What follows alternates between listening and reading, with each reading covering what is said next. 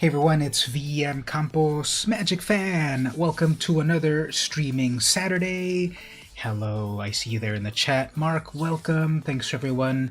Thanks to everyone for coming on another streaming Saturday to play some Magic and do some other things. Let me confirm all my stuff is good here. Settings over here look good. Settings over there look good. So I think everything's good. If things are good, then we're ready to go. How's everyone doing so far today? Having a good day, a good night, a good evening, a good summer, a good winter, whatever it may be. Just finished having a hot dog, not a hot dog, a corn dog, and it was very nice. Haven't had one in a while. And we've got some goals for today. So switching over to the main game right there. So I've got a brand new high-tech stuff. See that right below me right there? It's a schedule. I have the technology to write stuff on the screen. So we'll see how it goes. It'd be nice if there's also a little arrow pointing to it. I think I can do that too. But we're going to do first of all some gold digging. So that's going to be playing some random games to try to get the gold of the day. After that, we'll take we'll look at a couple of vintage cards. Vintage Magic cards. I don't have any card to crack a pack, so we'll look at some vintage cards that I've got from the collection. We will then do some draft. We've got various sets that we can draft. Spoiler alert, I'm going to be drafting Zendikar, but we'll see. After that, we'll do some drawing. I've got the drawing camera right over there. We'll do a little bit of drawing. Play a little bit on the ladder, perhaps. See how we can get on that. We've got like 1 or 2 days before the ladder ends, and I'm so close to getting to Diamond, so we'll try to do that. And comics. I want to talk a little bit about comics just for fun. So we might jump around on that schedule. It's not set in stone, but that's what I've got as an idea. And we may add to it. We may see how it goes and such. So once again, thanks everyone for coming to the stream. Let's try to get some gold. But first, let's see what's under the store. Store listing. Anything good? Come on. Oh, I know what was here. What was cool here the other day. They had, for our international viewers, we had Thanksgiving here in the U.S., which wasn't great because we're in the pandemic. But on Arena here, they had actually a commemorative sleeve for Thanksgiving, which I bought. And I'll show it to you, but I think it is one of the worst sleeves I've ever seen in my life. It is kind of horrific, and it was there for Thanksgiving, and maybe that's a metaphor for everything's a metaphor for 2020 nowadays, right? Everyone finds the dark lining of the silver cloud this year. So we'll see that sleeve in a moment, but it looks like there's something else here. What is this one? The Arcbound Ravager sleeve. Oh, this is for people that played Arcbound Ravager. I never played Arcbound Ravager. For some reason I thought it looked like something else, and I don't know if there's different arts for it, which makes me want to do a detour over here. Did you ever play with Arcbound Ravager over there, Mark, or anyone else in the chat? Let's go over here for a moment.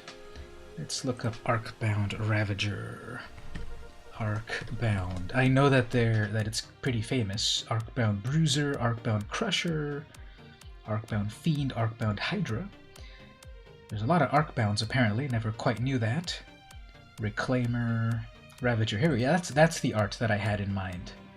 That's why I didn't recognize this one. It looks more like Godzilla. Mecha Godzilla, I guess.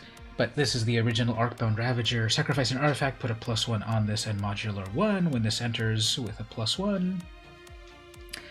So to my knowledge, this was a very amazing card. I wasn't playing during Mirrodin block, so I don't quite know how good it is, but if people that were playing during that time can tell me all about it, that'd be nice. But what other ones do we have? Oh, there's that art. I remember that art as well. World Championship, the Kaladesh Invention, the Pro Tour. Every printing has a different art.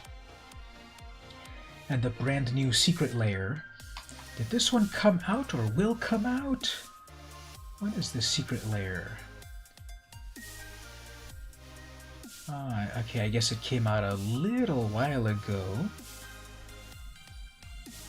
trying to find it. Ooh, in which secret lair drop was that? Can you feel the heart of steel? Okay, I remember this. The walking ballista transformer style. I remember that one. You do have a bit, you hardly use it. Was it good? Did people like it and win tournaments with it? Dark Steel Colossus, the 1111, and then like this dinosaur kind of version of it. You had the Dark Steel one. So if we go back over here, yeah, the original one right there. So if you still have it, it's about $11 or so. And of course, beating your opponent with it is priceless. So hey, Stevie, welcome. We're just looking at the Arcbound Ravager card, which is for sale on Arena at the moment. Thinking of getting it, but do I need so many sleeves? Let's go back to the game. Maybe I should say, there it is there. It's kind of cool, but I don't know. Maybe I won't really get it. I have plenty of other sleeves. Plus, I have to show you all the Thanksgiving sleeve. This is the one that's going to make you think, is this a real Magic card? Well, I don't know if it's a real card. I know it's a sleeve. And I bought it. I haven't used it yet. And it's a Thanksgiving sleeve. So, let's take a look at this brand new sleeve that they had for Thanksgiving. Decks. Let's go to decks. If you want to look at your sleeves, you have to first go into a deck. Then you go over to, actually, where do you go for those? Packs, store, profile, where do you go look at all your sleeves? Emotes, pets, I know that you look at that when you're editing the deck, but I thought there was a place as well where I could see the sleeves. Right here, sleeves. These are the ones to buy. Alright, so I know it's this way at least. If you go over here and go choose a sleeve, here it is right here. Look at this, but we can't zoom into it. It's so user-friendly. That was the Thanksgiving sleeve on sale during Thanksgiving. From a distance, it looks like a feast to enjoy. But if you look carefully, there's some sort of, yeah, it's not quite visible perhaps on how small you're looking at it. How can I show this big? Because it is actually, the part that looks like the meat is actually some sort of mouth with teeth, and the thing that's sticking out like a turkey leg or whatever is like a scorpion's stinger. So it's like a ball of meat with teeth and a scorpion tail. That's the main part. And then around it, yeah, there's apples and grapes and stuff. But then, if you look down at the bottom, there's a little demon hand. And on the back, there's also demons dancing. So it's a pretty scary card. So, sleeve. So I'm gonna put it in my deck actually and play a little bit so we can see it larger. Cast 20 white or black spells. Okay, let's just play the sort of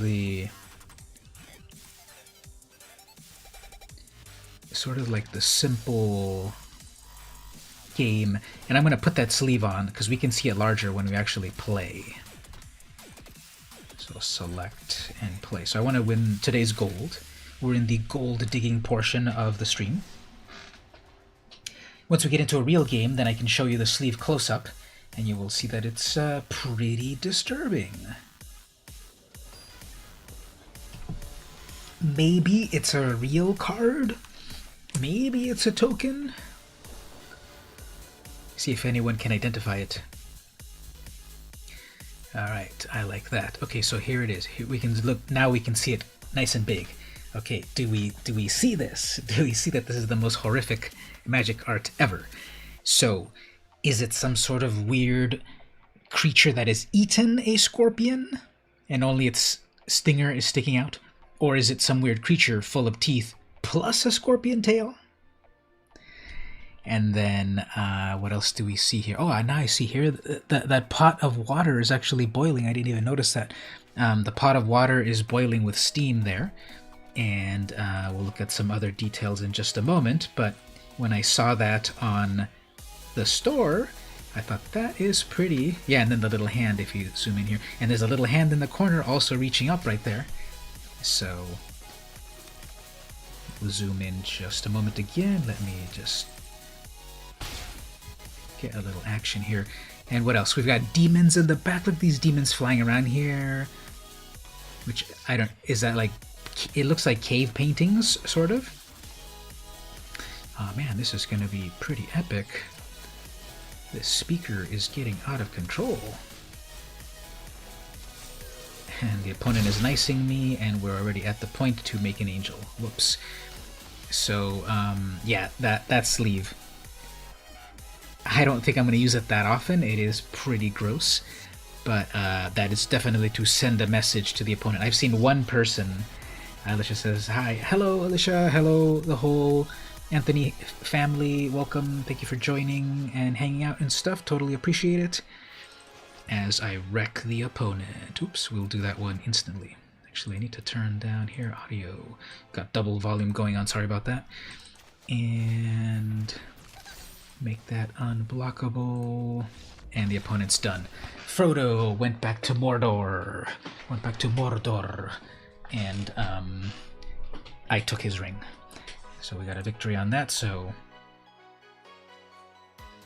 Yeah, that turn 1 priest, and then enchantments on it, and so much life.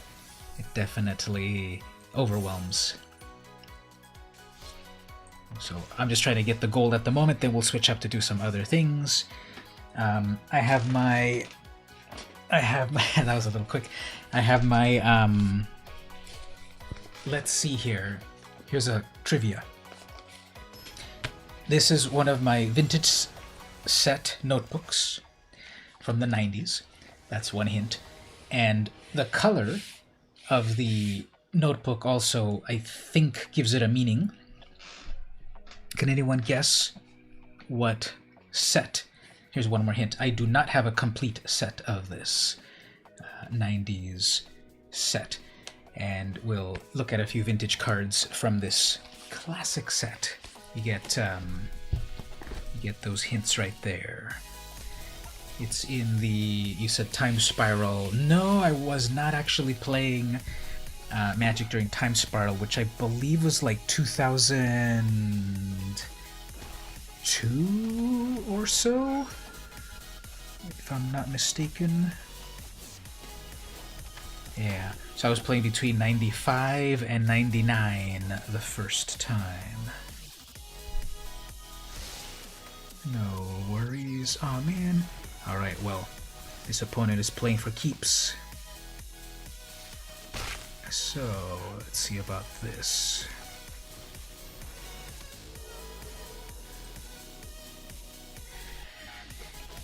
So, in the original time that I played this set, it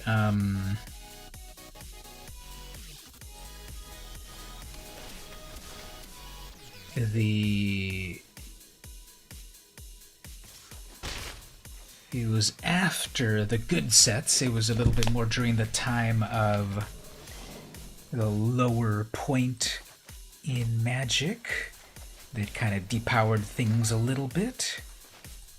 Don't know if that's any hint.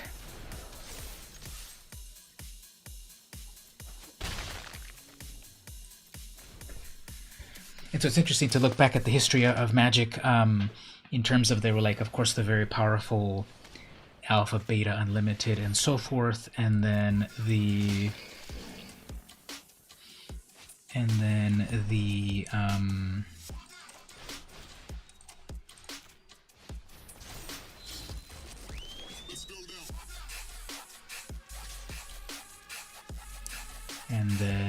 it got low powered and then came back to life.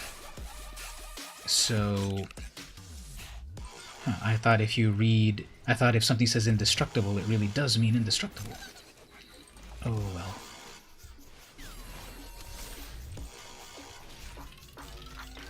Okay, so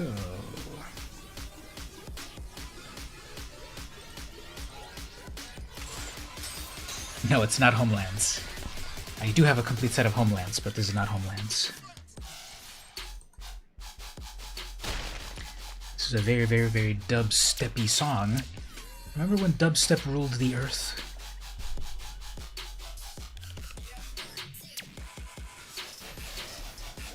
Alright, they really are really playing that deck very, very well. It's kind of a little bit too CEDH-y for the casual ladder, but okay. Portal, that one was worse. Yeah, because they changed the names of things. Instead of blocking, it was called intercept. That's kind of weird. Why would you try to make a why would you try to make such a simple game? I mean, why would you make a complex game, but a simple, a simplified version of it, with like changing the mechanics? There was intercept instead of block.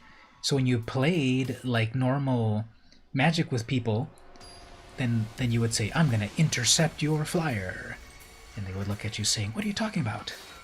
You mean block my flyer?" Yeah, some of these... I might have to change my music station, not loving this one either.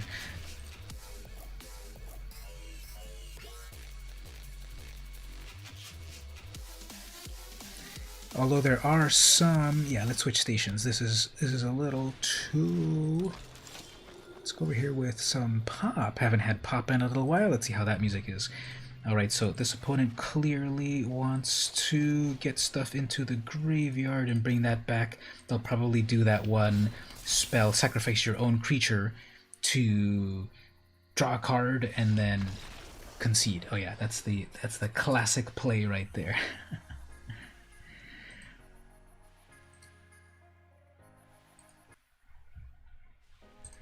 Okay.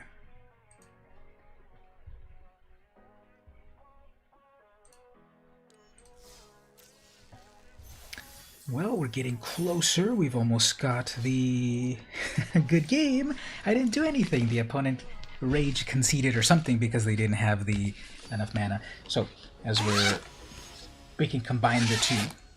I'll take out one. Necronomicon is the opponent. I'll take out one card over here. Actually, maybe. Well, do we have any final guesses to see what this set is?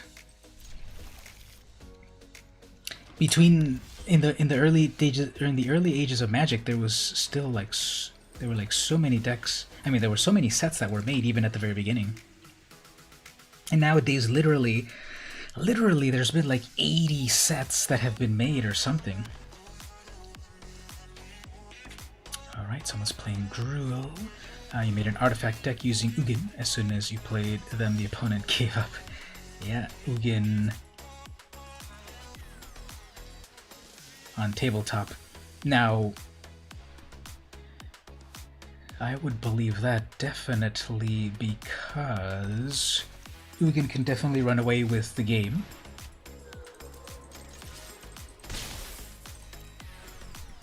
And the writing on the wall is very, very writ large when that happens. So,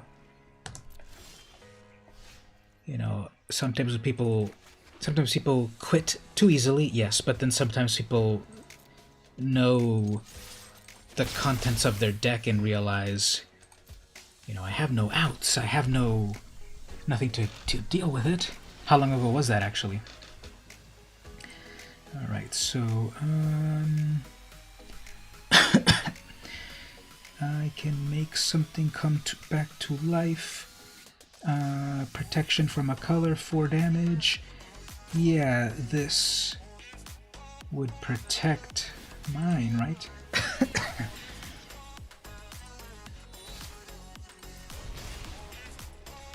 Yeah.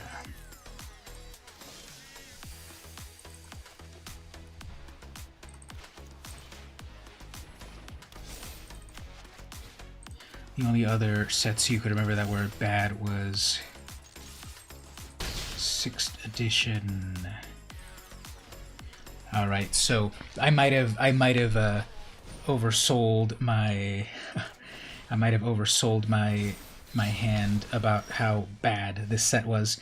I meant it in terms of the It was like the Dark Ages of Magic. But the set is... Let's see if this will spark memories. That is the card right there. Afterlife. If it ever focuses. That is Afterlife. Destroy a creature and it becomes a 1/1. It's like short Swords to Plowshares, but they get a simple flyer instead of a other things. So just one moment. Let me do a little something here. I was gonna say, how did my land get in there? But I remember now. Mirage, yeah, exactly.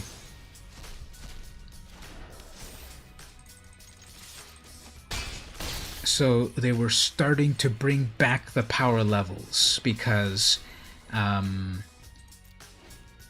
we had, of course, Alpha, Beta, Unlimited, etc. Then that was extremely powerful. So then they, I never quite thought about it this way, but I was listening to a podcast and then they were saying that the Dark was like the first set that things were a little depowered. Oh, look at that! It's a 28-27.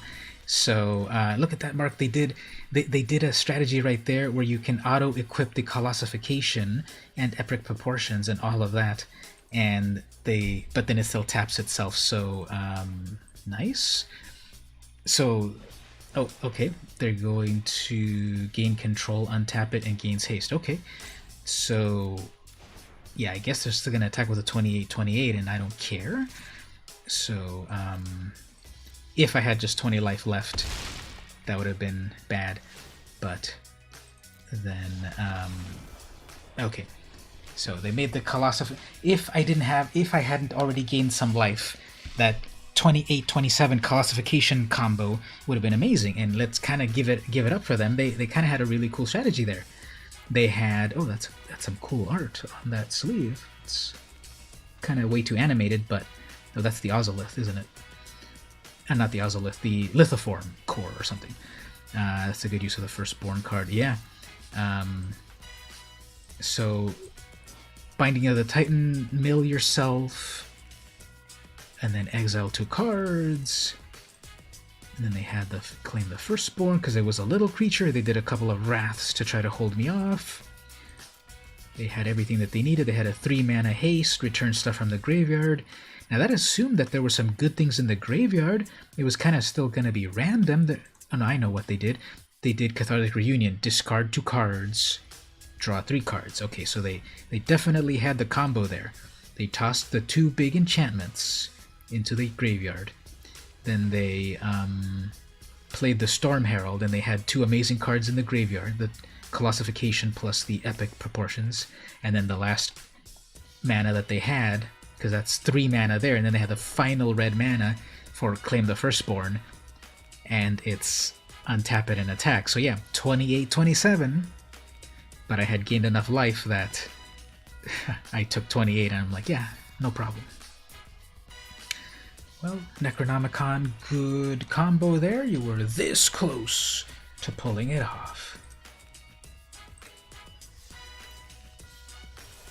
I'm also close to the gold. Okay, we're almost there, so let's keep playing a little bit more as that loads up. Yeah, so check out this classic vintage card.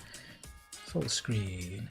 So, I remember Mirage, had great flavor, like the Sub-Sahara vibe to it. 3 mana instant, right? It's an instant. Bury target creature and put an essence token into play under the creature's controller. Treat this as a 1/1 white creature with flying. 3 mana instant, destroy any creature, turn it into a 1/1. So bury, of course, means cannot regenerate. So this reminds me, I might make this as part of my, so I'm doing my Magic Monday Minute again. And it actually is a minute long now because of the shorts. So that kind of reminds me that this card, I'm gonna probably try to go back to a lot of the older cards and see what's good to bring back. And I have the one for this Monday recorded already. And,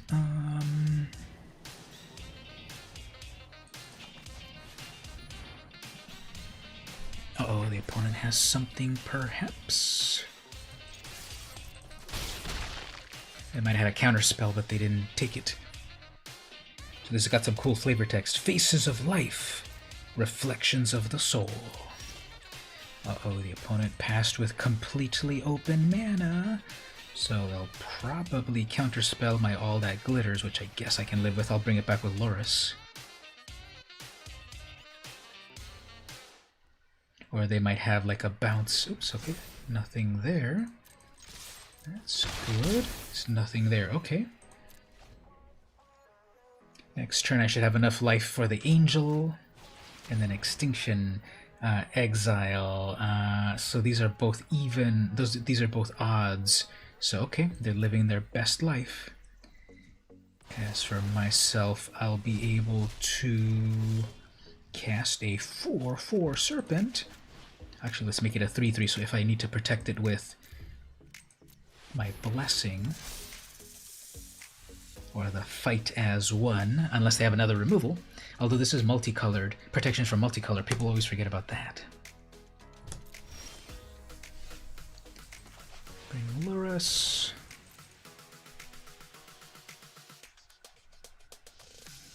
They're looking at it.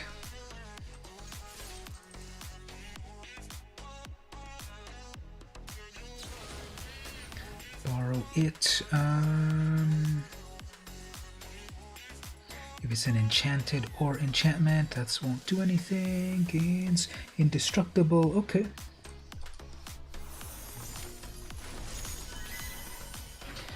Try to wait for it next turn, but they're gonna pass with all the open mana necessary. And yeah, they're gonna pass with all the mana. So I have counter spells here, but I guess we'll bring this one out.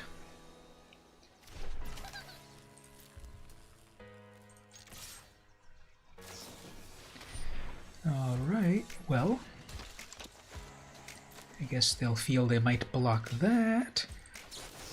There's a combat trick here. And they probably, yeah, they're looking at what possible card was that?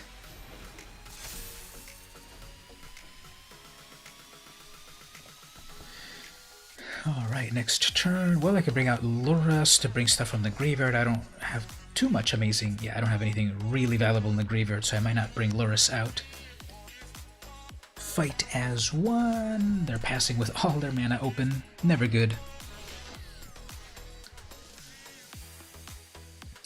So they're playing Dimir with completely open mana. Thrixis. Okay, that's a good one.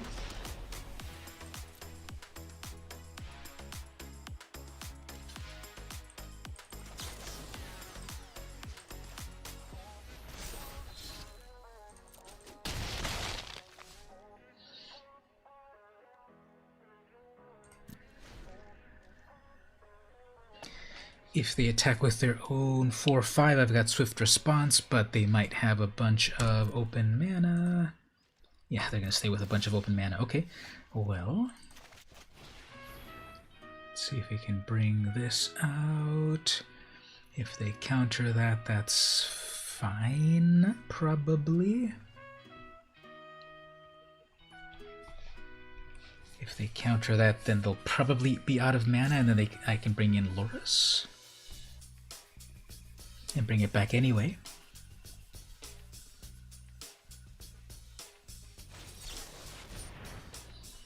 So counter a spell, return a non-land, and draw a card. Okay, sure. People think that's a pretty... Oh yeah, and it also does the copy, so pretty epic.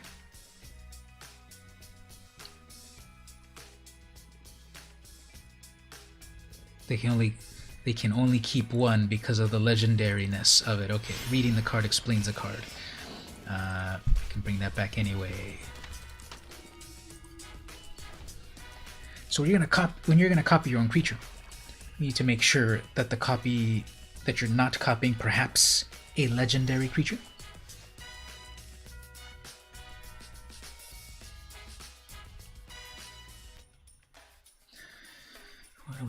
do here?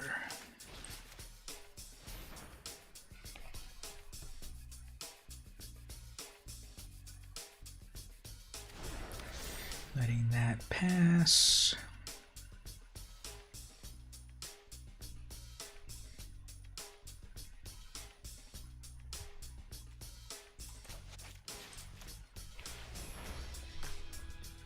They have a ton of mana. I know I'm walking into something, but it's just the plain old play ladder, right? It's not for all the marbles. Okay, so what I'm gonna try here is, yeah, I'm gonna attack with Loris, and they probably have some trick, which is fine. As long as I get that 6 damage, I guess I'll live with that, because then, okay, we got one of those, sure. Do not care. They can double block. I can live with that.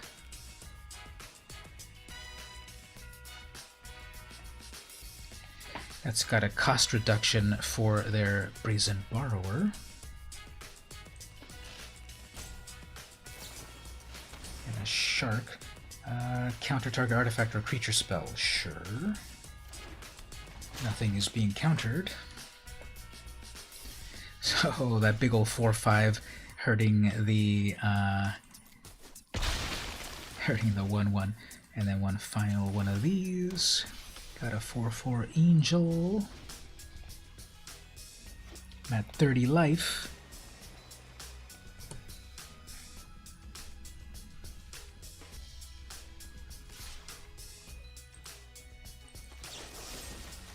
Will they counter that? They could have another one of those sharks.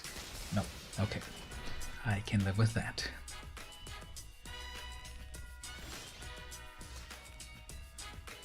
So I'll just go ahead and make an angel, and if they do something to it, that's to my speaker, that's fine. I've already got 2 angels out of this deal.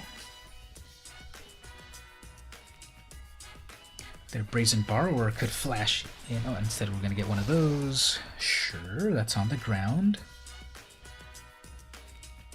But I think that's a good one. So they're playing a flash deck. Props to them for that. And right here, if they use up their mana on this, that's fine. If they counterspell my 5/5 Serpent. So, yep. Kudos on that. They still, though, got 2 flyers. I've got 30 life.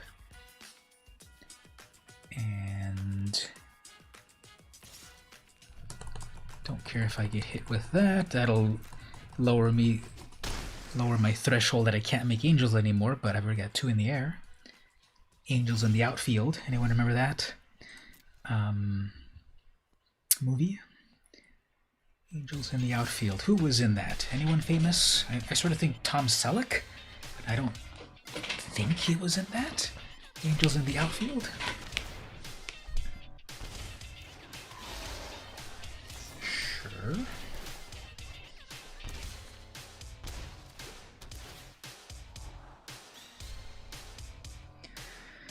So the opponent is playing a pretty cool flash deck, and I guess they have one more thing to flash.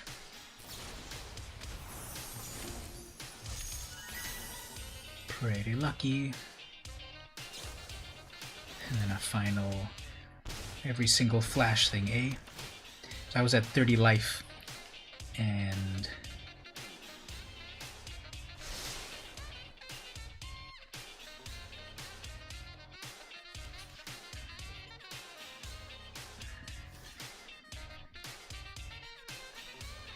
there's no real need to double block, but I guess they're scared that I'm going to have a trick, which I didn't. And let's bring out a big ol' 6/6. One more Serpent. They have a pretty open. They have a pretty full hand, a lot of mana, and they have 2 flash creatures, so they're going to get a lot of value out of those slither wisps. Plus, they have also their castle and then their seas. So a lot could happen here.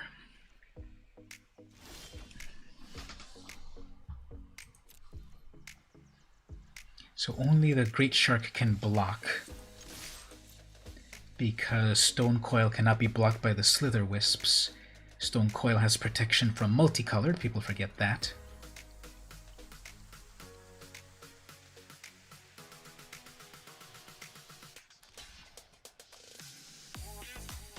I could have also tried to attach this Sentinel eyes. They would have just flashed that in there. Yeah, their deck is very, very well tuned. Congratulations to the opponent. They forgot that they can't block, so they oopsed there. Yeah, I forgot that those things can't block either, but not Arena. So Brazen Power can only block creatures with flying. They did it out of order. They did it out of order. They went to they brought those in. They brought those in after blockers were declared. Hey Gabe, how are you doing? Welcome. The opponent the opponent was losing, then winning, and then lost because they summoned these blockers after the time to block. They needed to do it before. And then the final damage was trample damage. Yeah, that was a big oops from them, but that's what happens. And I think we got our gold. Do we get our gold? Gold? We got the gold. Okay, so that's today's rewards. Right on time. You're the good luck charm there, Gabe. Right after you showed up, I got my rewards. So, as we can see here on our schedule, let's look at some vintage cards. We're gonna switch over to the card cam over here, and I was showing a moment ago one of the cards over here was this card Afterlife. Let me fix my exposure. Let's see. Auto exposure doesn't always work great on this one. There we go. Pretty good right there. Okay, so hey there, Ashley. How's the week been? Very good, actually. Missed on the last week. No problem. You probably had stuff going on. But thanks this time. We're taking a break from some gameplay. We're going to look at some vintage cards. Then we'll get back to more gameplay. So I have here Afterlife. I remember opening this card back in the 90s, and I loved it. It would bury target creature, and then create an essence token. So it's, however, if they're coming at me with their Craw Giant, or Craw Worm, or Scaled Worm, I would hit it with 3 mana, instant in white, and turn it into a 1/1 flyer. Pretty amazing. I think this card still works pretty good nowadays. It's Avicen's Madness, so easy points. Don't forget to grab some coalition points on Puzzle Quest. So I think this card is still pretty valuable nowadays if people are playing white. So probably still only worth like 5 cents nowadays. And like I said, I don't have a complete set of Mirage, but here's a cool one. Classic card, but with new art. Disenchant. So it's still being printed nowadays. And here we have a mage just like blowing away the evilness from a crystal ball or something. Really cool art. I think she's in a cave. I just kind of noticed that she's in a cave because you can see on the top over here, you know, the walls of a cave, and then the outside glyphs and stuff, or megaliths. Destroy target artifact or enchantment. There are harsher ways to learn the meaning of the word no, and that's Rashida Scalebane. She had her own card as well. Send you an updated list and see what you can find. Cool, thank you on that. So I like that art. Who's the artist on that? Charles Gillespie. So I remember when this set was out, I think this art was one of the ones that I started to kind of see like yeah, they're kind of going into a realistic sort of style. There's still like more realism to come, but compared to some of the more cartoony stuff, I think this is starting to go towards more realism. Although look, those spirits flying out are kind of cartoony. If you look at some of these, they look pretty funny. Look at them. I never noticed how many different expressions they all had. I just noticed the big one with the two eyes looking at us, but there's a bunch of other ones. There's the one in profile, and there's one like hollow, and then this one right here. I never noticed this one right here. That's the cutest one right there. So classic. I'll look at a couple more. Let's go to blue. What are some fun cards in blue? Oh, this one's cool. This one's a reprint, but new art. Boomerang. Double blue, instant. Return target permanent to its owner's hand. So not just bounce back a creature, bounce back their land, their artifact, their planeswalker, whatever. A lie always returns. Be careful how you catch it. And of course, epic, beautiful art by Richard Kane Ferguson, one of my favorites artists of all time. Such painterly, evocative art. Sometimes it's a little hard to tell what's going on, but you get a great sense and you get a great feeling and such. Now right here, if we look at it kind of carefully, let me zoom in a little bit more here. I guess what we see going on here are two warriors or something, and they're on top of some sort of monument. Oh, and I just see a creature down there. I think for the first time I noticed some sort of panther. Yeah, it's like a jaguar or a panther or whatever running down there. I've never noticed that. Had this card for a long time and I never really noticed it. You just kind of see the two warriors up there. And there's some other stuff on the top left corner. And I just noticed there is some sort of like cat down here. Galloping away from all of the magic. So Boomerang. Back when you would be able to bounce any permanent, not just a creature.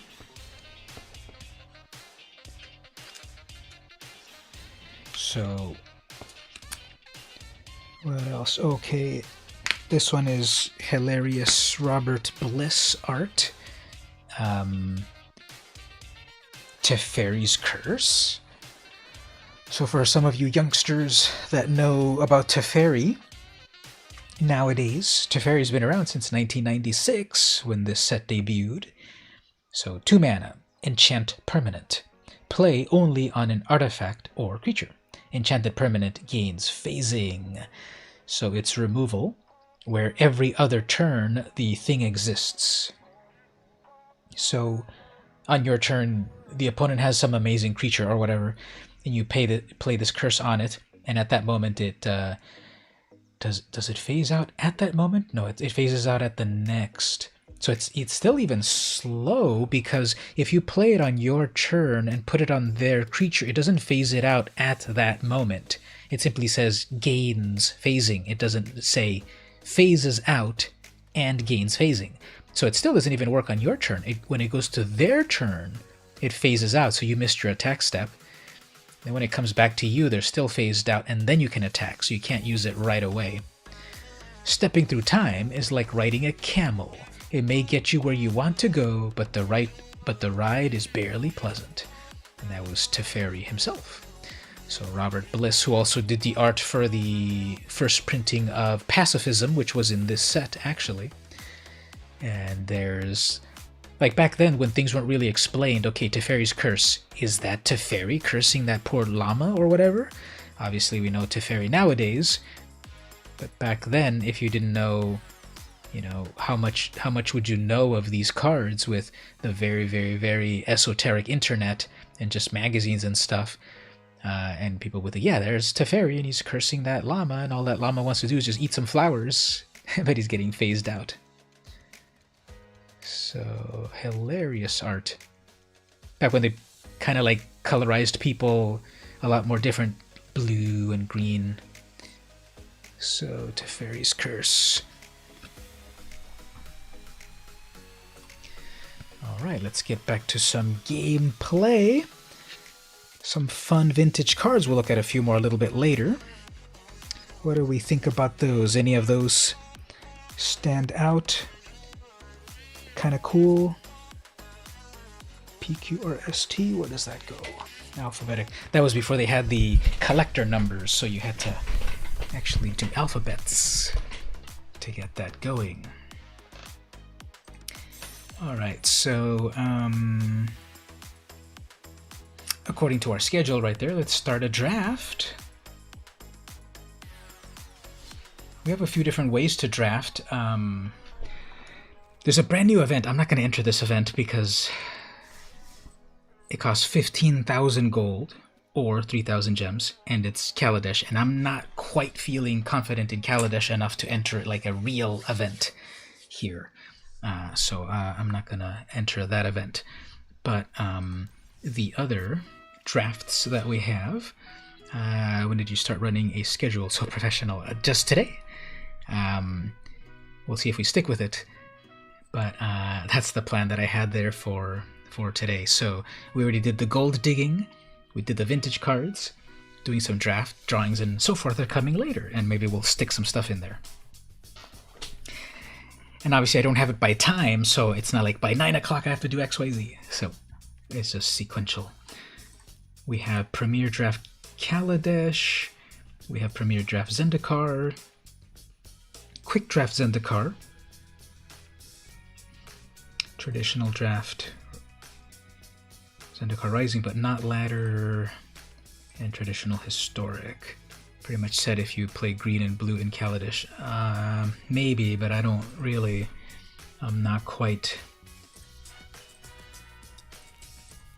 versed enough in the cards. Remember, it's Kaladesh Remastered, so it throws in there as well Kaladesh and Aether Revolt. It's not just Kaladesh, it's Aether Revolt as well. I'm going to do Zendikar. We've been doing Zendikar a few times now, so I think that's coming together in my mind enough. And I was thinking,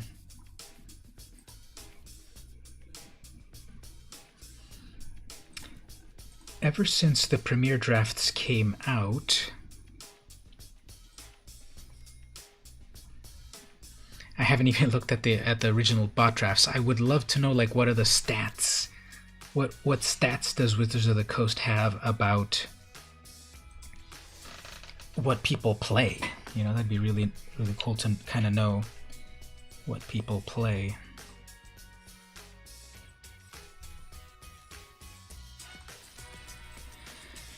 All right, let's see if we get a pod over here. So I was playing some Commander earlier. I'm not sure if the Commander guys came into the stream. If you did, thanks for coming to hang out. We were playing some Commander earlier, and through Untap. And how many games did we play? I think we played 3 games, because 2 of them ended kind of fast. One of them ended very fast when an accidental infinite combo happened. One of the players got infinite mana without realizing it, and then it was, oh, okay, I win. That was the last game we played. And then I think the first game, there was also some other thing that, there was some like wacky stuff that happened on the first game. But the game in the middle then went for a good amount of time with some good things going on. So I was playing my Dimir deck, I was playing Etrata, and I was putting hit counters. I was putting hit counters on everything and using Etrata to scare the opponent. The one that someone had 2 counters and the other ones had 1 counter.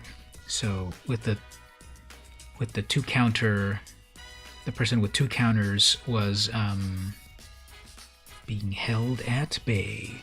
All right, so Prowling Felidar got some landfall there. We'll see about maybe some green-white landfall.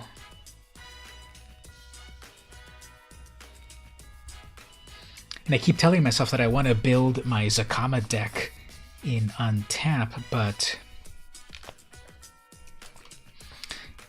I haven't found the time for it.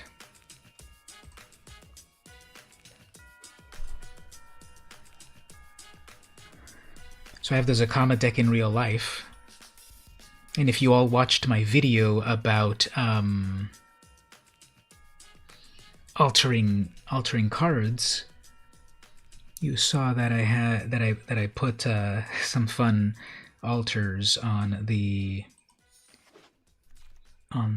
some of these decks. Okay, so I'm getting some kind of cool white landfall. I got 2 white landfall cards so far. So we'll be able to look out for some white, definitely white, and maybe red or maybe green cards.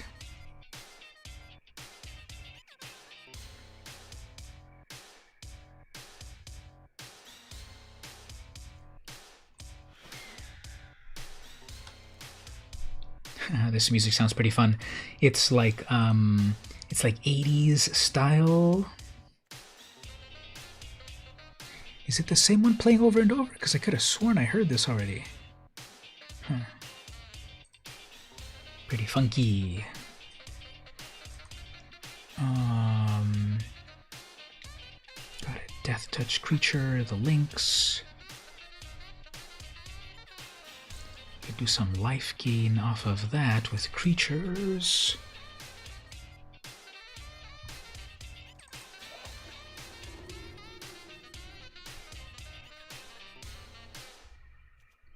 Fastwood Fortification, put counters, Death Touch.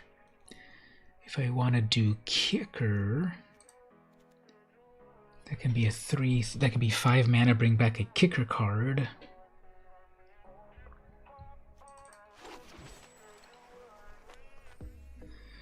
This Visionary draws a card. There's the Scale the Heights with counter stuff, plus play a land.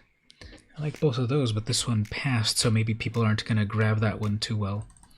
Let's see that Scale. Put counters, draw a card, play a land. So what do we have here? Haluz, Volek, Nick Rubino, Richard, Pro Jared. Is that the Pro Jared? Is that the guy that kind of was cancelled because of what he did? Oh, MG, is that really him?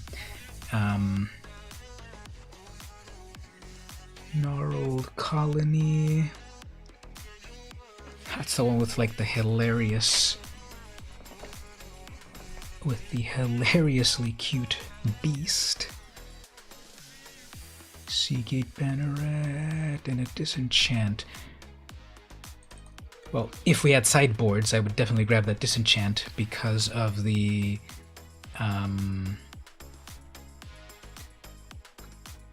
there's equipment in this set, so that's always useful to disenchant it.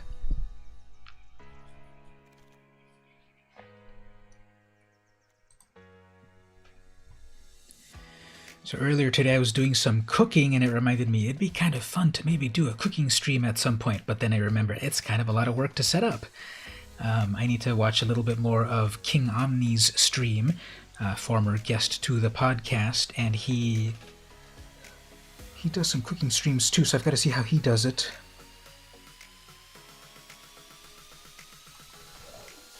But earlier I cooked, I did just these like,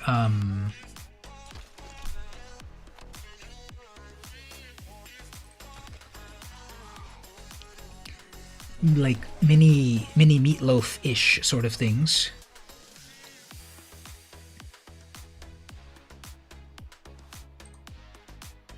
And with a bunch of cool spices and some onion and various flavors, and then I made a gravy from the leavings, and it was very good.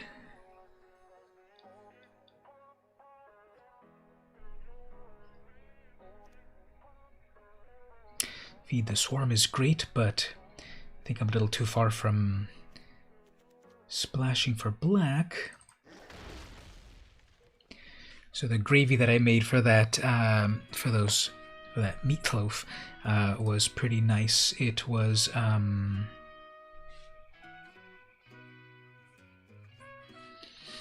you know, it was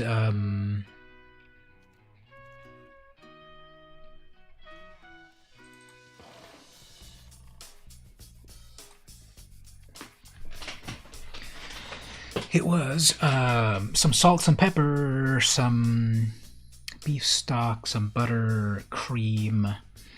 What else did I put in? I think that might have been it. Pretty straightforward. And of course the flavorings from the pan where I cooked the ground beef. It was very nice.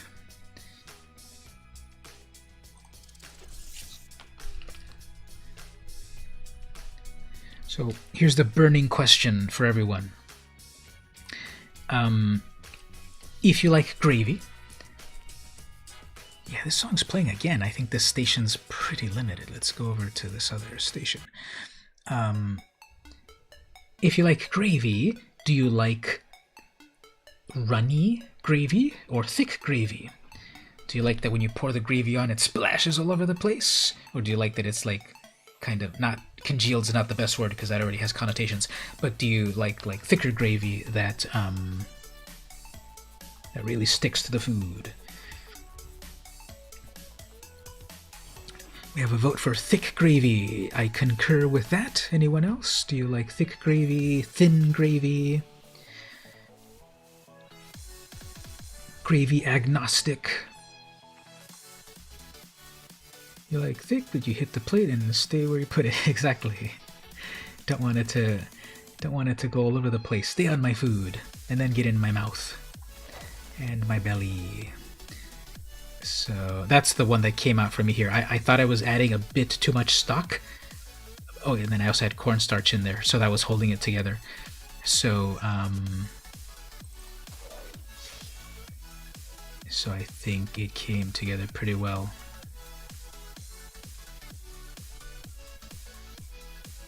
No response, no gravy preference.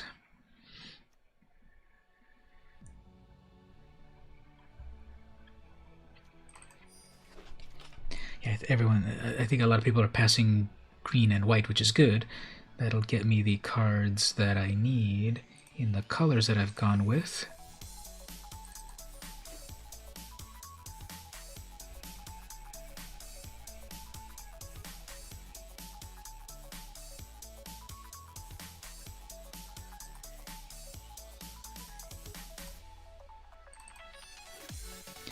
Alright then, here's another gravy question. When you put gravy onto your food... Hey there, Rick. You resubscribed. Thank you so much for that. It's so amazed that I didn't see what card I picked, but thank you so much for that. And thanks for the resub on that. Totally appreciate it. You're right on time for the draft. And very important to talk about gravy.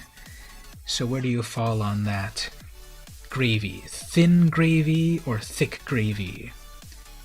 We've already had people voting on gravy. Do you like gravy that splashes all over the place and covers everything? Or do you like gravy that you put it in its place and it stays on the place? How many people put a gravy all over their Thanksgiving meal, not the turkey potatoes? If it's good gravy, I like to put it on everything. Yeah, if it, pretty much. No one took this one. People love this card. This one gets so big so fast. So I'll take it. Working on Brawl with your 6-year-old. You'll be back. Sure, we'll be here.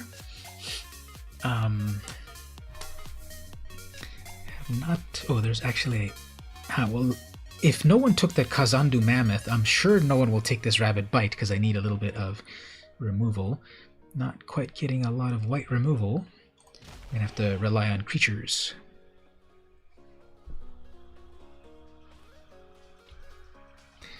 Alright, here's another gravy question. What about oh, there's that Rabbit Bite. There's a lot of things that I like here. Yeah, people are passing a lot of green, so I'll probably get these again. Territorial Scythe Cat is cool. There's that Rabbit Bite. Let's see if we can grab those.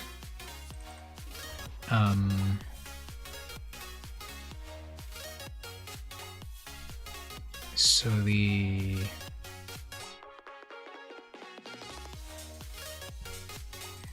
gravy. How peppery, How much pepper do people like in their gravy on a scale of 1, like no pepper or minimal pepper, to 5, lots of pepper? Any thoughts on that? Peppery gravy or not?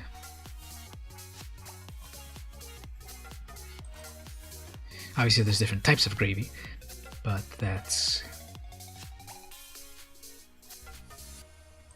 an important question to know. How much pepper do you like in your gravy? Not a fan of spicy, you'll go with 0. That is a perfectly good response. There's many levels of spice, freshly ground and super peppery. I definitely go with I definitely go with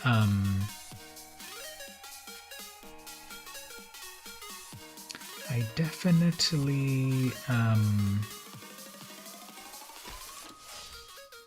definitely will go for the freshly ground, but I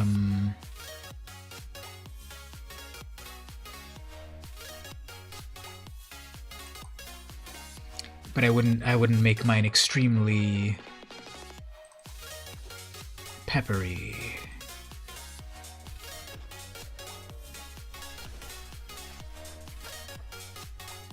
Alright, so I think I'm going to take my first break in one quick moment, but what I want to do first is I want to choose sleeves, and then I'll take a quick break. So, gonna go with this wolf. It's the Wolf of Magic. Alright, so I'm gonna take a quick break. Here are my pulls so far. If people want to look that over, we'll see what strategy we can put together. I like what I got so far. So we'll take a little break. I'll leave that visible like that, and then we'll continue in just a bit. Thanks everyone for coming to hang out so far. Be right back.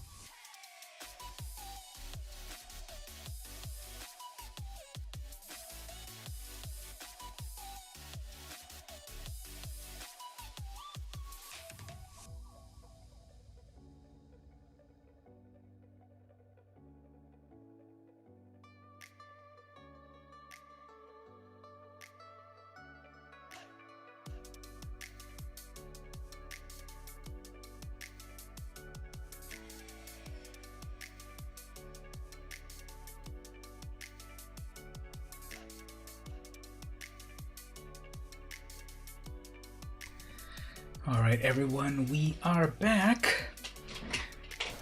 So, good old Watch Wolf. That was the very first. Was it a 2-mana 3/3, as I recall, or was it a 1-mana 2/2? Something like that, right? That it was like very overpowered, so much over the curve in original Ravnica.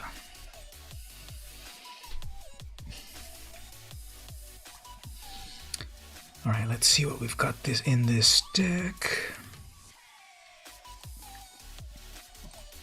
22 creatures.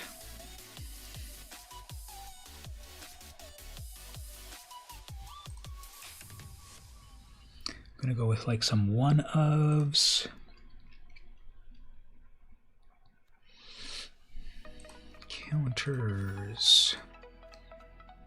I only managed to get one Rabid Bite.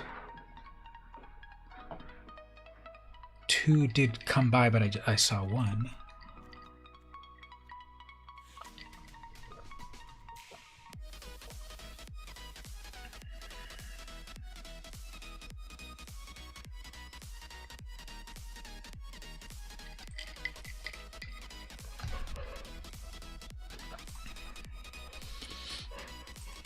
I hear the cat playing with the cat toy. Isn't it always that,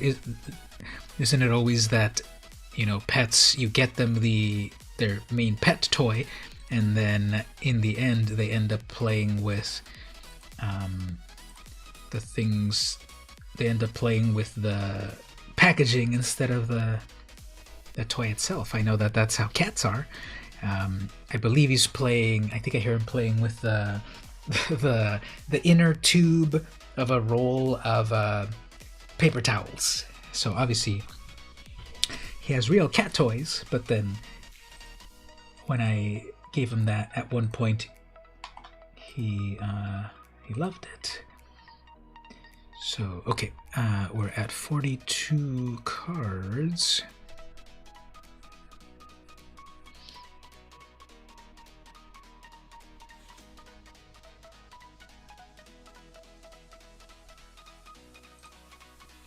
$41 cards.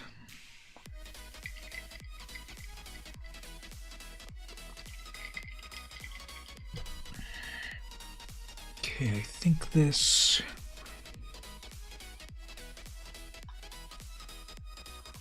Is a good starting point here. Yeah, speaking of the cat, when I was playing a few hours ago, when I was playing some Commander with the Untap crew, it was getting close to the cat's dinner time, and I was here playing, of course, and the door into my office here started to slowly open, exactly like in a horror movie. And when I looked, and there was no one standing there, exactly like in a horror movie, until I looked over my desk over here, and then the cat was there. So the cat had pushed open the door. And it was a different kind of horror movie, because then he was like, meow, give me food. Alright, so we've got someone in red. Silky is the opponent's name.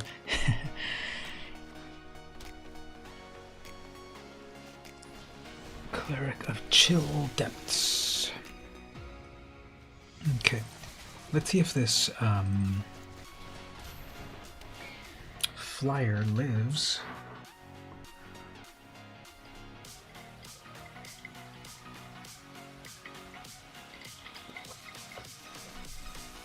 Best case scenario here, I do the landfall, it makes it big, then I do the scale the heights to make it bigger. One thing about the pets is that they are smart and learning their feeding times. Yeah, what they're not smart about then is knowing also of the time changes, because definitely I feed them at a certain time, and then the time zones have changed, right? And then the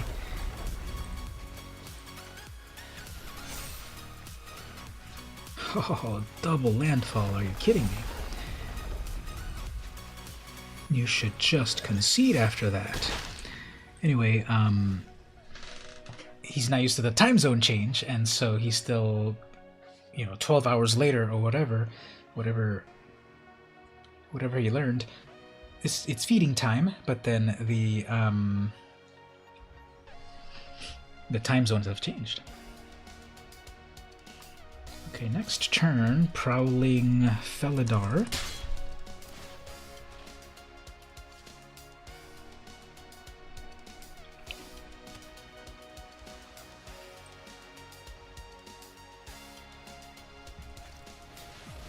Spitfire Lagak, I think, is pretty good.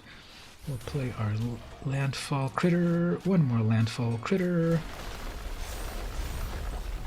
Attack with 5 in the air. Landfall deals 1 damage to each opponent. Okay, not so bad. Well, they got it working.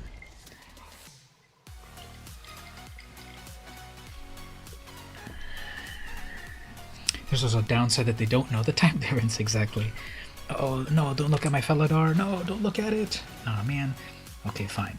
It's going to be a lot of damage, but they won't be able to sacrifice it or anything, so we'll be fine. That's a 1-2, I guess. We can block this one over here. Draw a discard. This is Zendikar set. Is this game over? All creatures get +1. I'm at... Okay, this might be game over now, because landfall for double, and then the plus right here, and math is for blockers, and they have no blockers, so there we go. Chat paused due to scroll. What does that mean?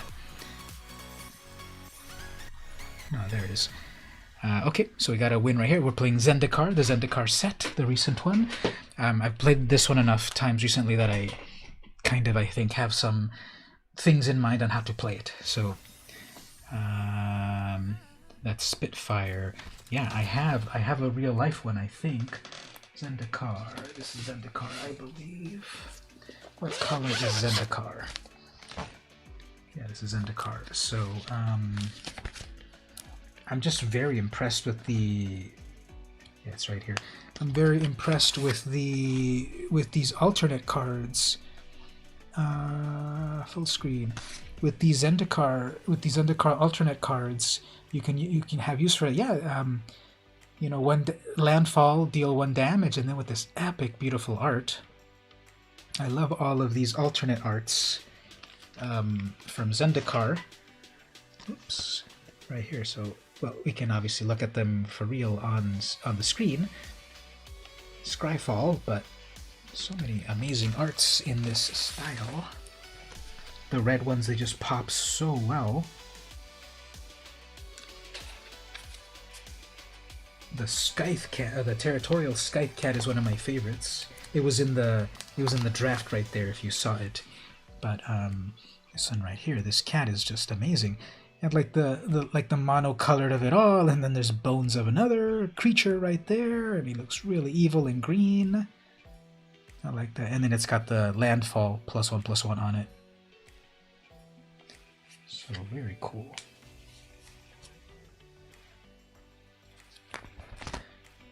I like a lot which I got one in my deck actually, the Canyon Jerboa, this little 1/1 mouse that with landfall gives all of your creatures +1 until end of turn.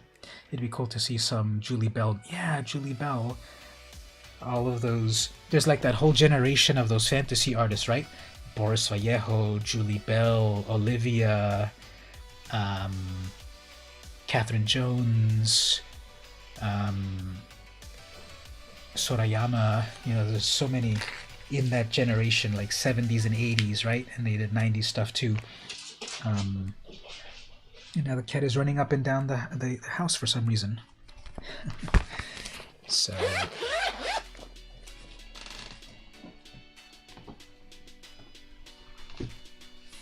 maybe they'll do that for the secret layer drops. Maybe they will do a because they put in a lot of interesting art on these secret layer drops. So maybe they will do like high fantasy art style, and they'll get Julie Bell and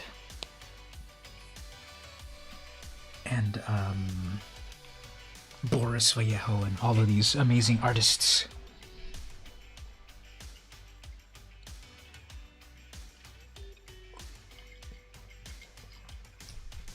if you all remember a while ago, like 6 months ago or more, remember when I opened up all of these random cards from, maybe it was last year. Time has no meaning. Remember I was opening up these trading cards from just like some random sets. I still have them stacked over here somewhere. What can I reach over to grab over here? Well, not exactly the same thing, but I had these Animaniacs cards. Remember I opened up like a bunch of random cards like last year or something? We were just seeing what cards we had, and I had some of those fantasy artists in there at that time. So, yeah, they have Bob Ross cards, so might as well have these other ones. I was gonna say, you know, Julie Bell, blah blah blah blah blah, Frank Frazetta, but I'm like, no, Frank Frazetta's passed away. But so has Bob Ross. But they picked his art as well.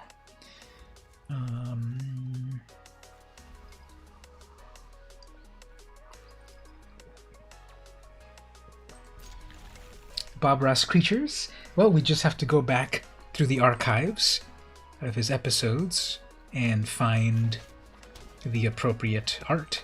That's what they did with someone that has passed on. They went to see what was already made and see what would fit. Okay, they have a single green and they're passing slowly. Okay, as for myself, I could do the Kenyan Jerboa. Probably the Core Celebrant would be better, because then I'll have a blocker there. Had some happy trees to everything. Yeah. You can't go wrong with happy trees. Okay, next turn I could bring that raptor. Alright, that'll be annoying. Actually, I can smite it, yes. Well, that's only until end of turn, so I have to do it instantly. Okay, so I have to wait for their turn. They're gonna rabbit bite me. Or one of those, I guess. Okay, fine. So, most likely... Oh, it's permanent. Okay, well... Oh no, it's not permanent, never mind. So, we have to assume that they're going to landfall here. He plays on TV over here every day at 1:30 p.m. Oh, really? That's cool. I can also Broken Wings that, right? That destroys an enchantment or an artifact. Should I Broken Wing it or is Monstrous? Yeah, I guess I have to Broken Wing it.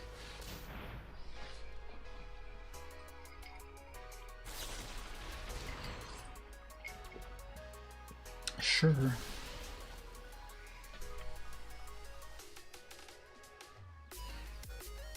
So they're going to get double landfall off of that, which would have been pretty amazing. But I'm still going to destroy the artifact, so it just goes back to... Oh, it's permanent. Okay. Well, interesting. Okay, anyway, let's bring back this, and they probably won't have any other good stuff. They've been wrecking me with one creature, but they might have already missed their luck.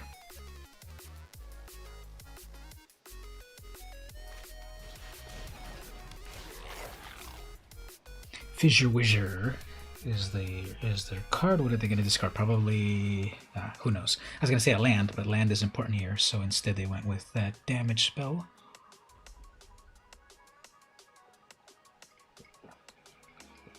Well, looks like they got their rabbit bite.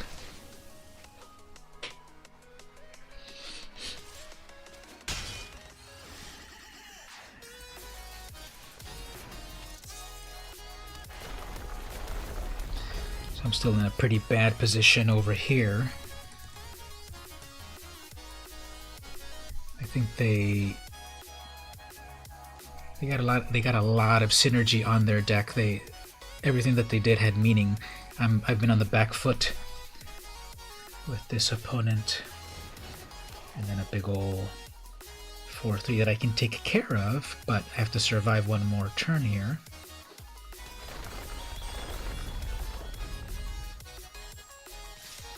I guess we need to trade this just because can do that. Okay, so do I have enough mana for this? I need 3, 4. I need 8 mana in total, which I don't have. So I'm gonna have to get rid of that and hold 1 turn. Next turn, Felidar, drop the forest, play the scale, maybe live. Well, that would have been great with my destroy artifact. And don't really think there's any way around this.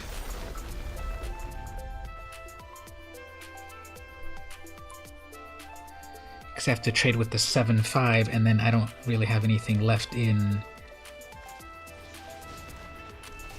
And that Hellion doesn't do anything.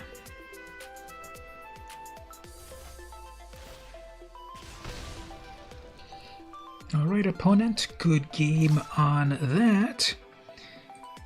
They had everything that they... Very synergistic deck. It, like I said, everything that they did had a meaning. So...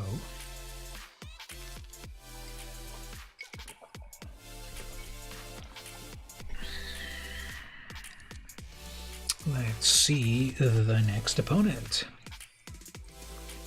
While that loads up, I've got this over here. So, I have here we have Epic Illustrated. This is a comic book magazine published in 1980, like January 1980, from Marvel Comics. And Marvel Comics and most comic companies, especially the big ones, DC and Marvel, you really think about them as, you know, yes, there's a full range of like all ages to mature material. But in the 70s, especially, Marvel and other companies were kind of experimenting with like mature comics. So the way they did that was magazines are technically classified differently than comic books. So on comic books for decades, there was the Comics Code seal of approval, which debuted in 1955, I believe, or 56, after Senate investigations into how comic books were causing juvenile delinquency. At the time, the government had nothing better to do than look for communists and pick on comic books. And so that was real. The Comics Code Authority was then put in effect to protect the kids. And the protections included many things, such as you may never depict a police officer in a bad light, you may never show drug use, you may never show the villain getting away with it. That was the original Comics Code Authority. It was very detailed. You may not show depictions of the living dead, etc. So magazines, though, were magazines. They were not comic books. So the Comics Code Authority had no authority over magazines. So in the 70s, late 70s, right here, Marvel put out this very epic magazine, yes, to, to get around all that censorship. And I haven't finished reading it. I browsed through it, but it's full of very epic black and white art, swords and sorcery, somewhat bits of nudity, like warrior princesses without all of their accessories, swords and dragons and blood. And so I got this a few weeks ago. Let me go over here, full screen. So I got this, and yes, it looks very epic. It's this classic like 70s style of black and white. Oh man, I got bubble snared. So this classic premiere issue, a new experience in adult fantasy and science fiction adventure. Now, of course, adult back then meant different than what adult means now, but this is like the mature type of comics that eventually would be more prevalent. But that was their first entry into that. Oh wait, actually I can Broken Wings. I can Broken Wings that artifact. But first, let's bring out A Felidar. So that was a little side detour on comics. This copy that I got, it was the cover was actually detaching a bit. Unfortunately, the person that sold it to me off of eBay didn't really notice it because they sold it in the bag. And when I got it and I opened it, as soon as I started to open it, the cover was kind of detaching from the staples. I messaged them on eBay and I said, hey, you know, thank you, I got the item, but it's kind of beat up. Can you do anything about that? They said, oh yes, no problem, I'll give you a little bit of a refund, and also I'll give you a little bit of a refund. Actually, did they give me the full? Now that I think about it, they might have given me a full refund. This was just like, you know, $7 or $8, but they gave me a full refund on it. And then, so that was really nice of them. Very nice seller. They said, you know, please enjoy it as a reader copy.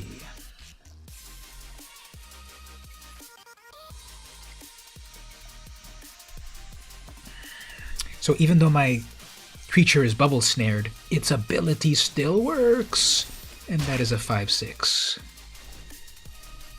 Cornelius 004 is the opponent. They've only got one card in hand. What else can they do? One card in hand with, how much is that? 5, 6, 7, 7 mana? Not good. Okay, my Cragplate Baloth, 5, 6, 7. I'm finally at 7 mana. Hexproof and haste. Okay, so let's see what we get with that. This has got hexproof, haste, and kicker. I don't have enough to kick it. 5, 6, 7, 8, 9, 10. That's 10 to kick it. I don't have 10 to kick it. And here they might have one final combat trick.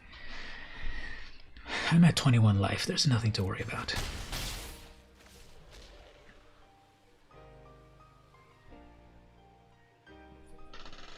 They kept one blocker back. Drawn a silencer. Okay, good. That would have done a minus on... oh man, okay, fine. They're like, yes, I got rid of your big creature enabler. Okay, sure. How about this other big creature?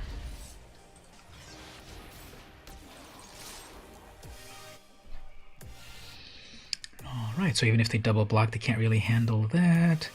Does not have trample, but then they're out of cards. They're going to take 11.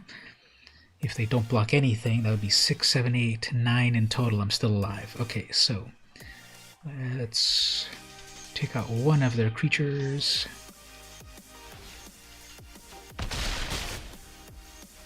Yeah, it doesn't untap. Oh well. Okay, so what is the one card they pulled? Now they're going to hold back their Expedition Skulker because it's got life. It's got life. It's got Death Touch. Okay, so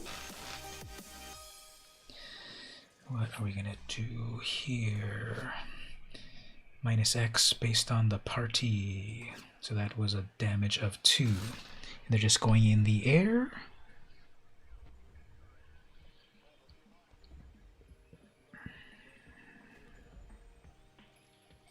Broken Wings can take care of that flyer.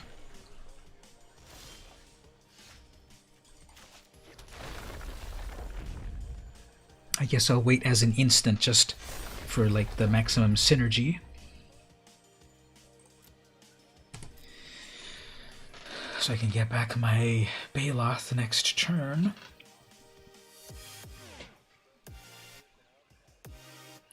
The opponent has something. Okay, another flyer. Oh man, they've got 2 flyers. Okay, that's annoying. So I'm gonna take one out. They still have one left. Let them attack with both so they have one less blocker.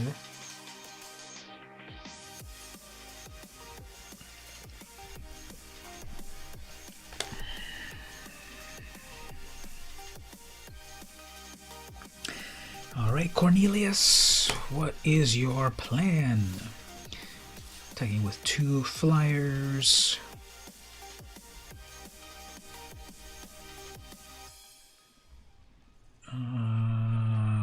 looking at their other things. Okay, they have one less blocker. I'm gonna get back my 6/6. They have a bat. I'm just whiffing on lands. Okay, well, we gotta go for it. So they're obviously gonna block with the. I was gonna block the 6/6 with the Death Touch. I don't think they'll double block. That won't do anything. Okay, so they'll do that. That's fine. They have to block one more. Maybe with their flyer, that'll give them back some life. Okay, they're double. No, single blocking. Okay, so now.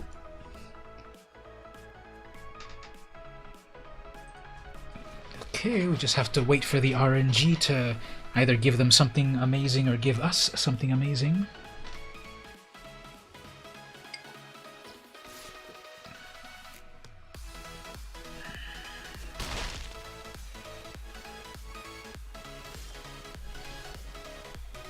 Alright, let's see if this does anything useful. Fledgling.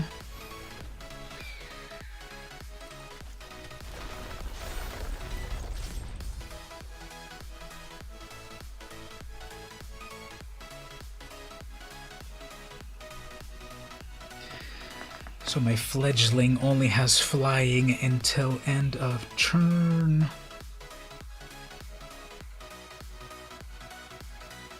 But I might as well play the land this turn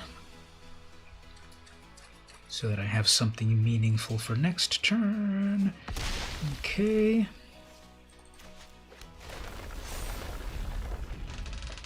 Okay, so what do we have there? They kept one thing in their hand. That might have just been a land, which was just, they just kept it in their hand to bluff.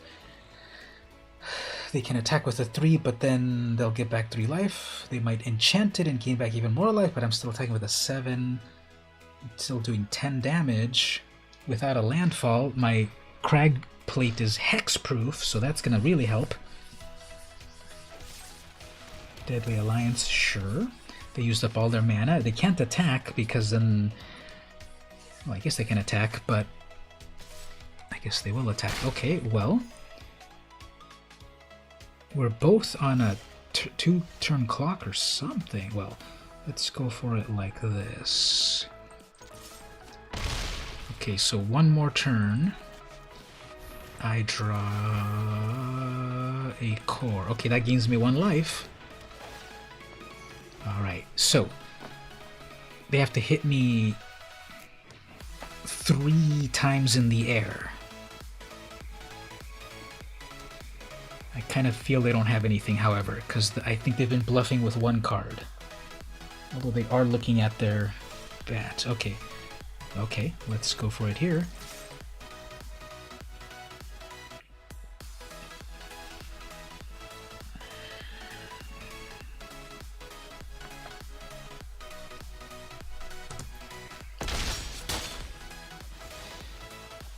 Okay. I guess this is their final turn, unless they have Wrath of God in Dimir colors. I don't think there's any sweeper in Zendikar, so we might get it. Come on, everyone. Clap 3 times if you want me to win, if you think I can win this. Blood Priest. Okay, that'll gain them 1 life and get them 1 more turn. So, sure. We're both at 7. We're both at 7. Well, I'm hitting my whole mana vein, but what are they going to do here? Are they going to give Death Touch to themselves? Thanks for the claps. And okay, here's their final, here's the final turn, I guess. They're going to play Bantu's Last Reckoning, destroy all creatures. That one's in count. That was in Amonkhet, actually.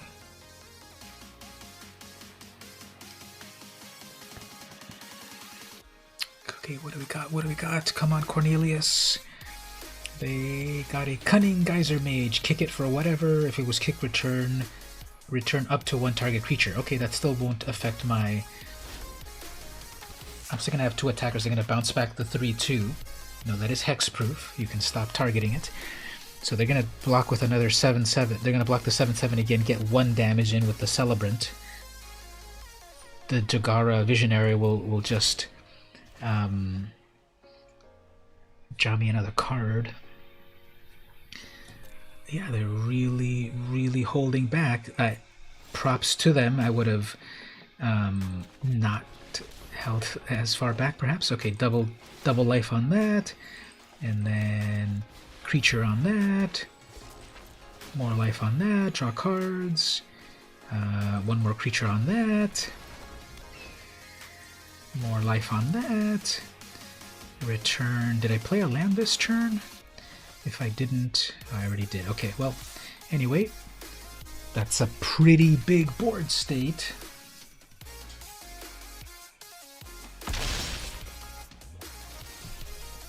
I guess let's give a round of applause to Cornelius that is holding out this long.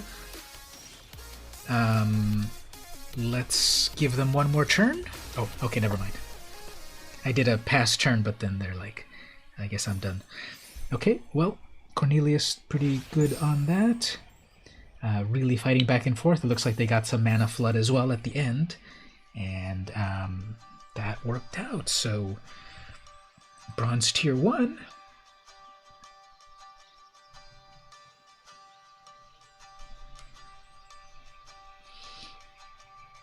Bronze Tier 1. 2 wins so far, 250 gems in 2 packs. Pretty cool. Let's look at a few more cards and we'll get back to the gameplay. So, I think this deck had some good stuff. Let's go back to some Mirage cards right over here. Let's see what other cool cards. So good, so far so good. We left off on black. Okay, here's one of my favorite cards. I loved this card so much back in the day. Bone Harvest. I think mostly, well, I guess I also like the ability, although it's not that amazing. Although it is an instant, so it still has some value. 3 mana, instant. Put any number of target creature cards from your graveyard on top of your library. Draw a card at the beginning of the next turn's upkeep. So if you've got dead things in the graveyard, and at the end of the opponent's turn, you put some creatures from your graveyard back to the top of your library, you're going to grab that Sandbar Crocodile over here somewhere. Where do we see it? Yeah, Sandbar Crocodile right here, yeah.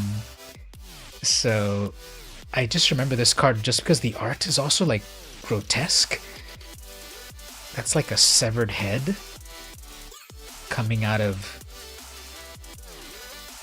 a spinal column with other bones, and then just a million bones back there, and then a dead tree, and like these, it's monochromatic now that I kind of notice it. And we've got, that's Greg Simonson. Only fools believe they will face my armies but once, and that's Karvek, who was printed recently in a Commander set or something. So yeah, Bone Harvest, I remember that one. And speaking of which, let's look at Sandbar Crocodile. So, 5 mana for 6/5, what's the downside? Well, phasing. So, back then you had to read the little book that came with your starter deck to know what phasing meant. Because imagine opening up a booster pack and this says phasing. So for those of you that have never played with phasing, there might be a few of you there. For those of you that have never played with phasing, what do you think phasing does? Any thoughts? I know some of us do. I know Mark knows. I don't know if Ashley knows what phasing is. Gabe, I don't know if you know what phasing. Stevie, I don't think you know. You know, you're just about to turn 18, so like I don't think you know what this does. And anyone else hanging out in the chat, anyone know what phasing does without looking it up? I think Rick is playing with his 6-year-old, so Cricky, it's a croc. Crikey, it's a croc. Yeah. You have a phasing deck somewhere. Oh, nice. That must have been a lot of shenanigans. And keeping track of the board state, right? With so many phasing things going on. So that was before your time, yeah. What is the flavor text here?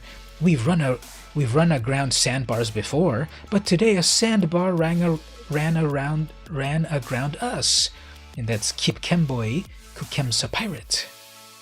Does phasing control a player's card? You can't attack or block. Phasing can apply to any of your creatures or permanents, or their permanents, actually. This particular one has its phasing attached to itself, but we saw with Teferi's Protection over here, it can be applied to an opponent's permanent. You would guess it would mean going out of play for one turn and coming back at the next. Yeah, that's pretty much it. So phasing is that something ceases to exist with everything attached to it. So it never leaves the battlefield. It does not have enter the battlefield triggers. It just exists or not. So no ETBs or exit the battlefield happen. And anything attached to it, any counters, any equipment, any auras and whatever, stay with it. And it actually happens before the beginning of the turn.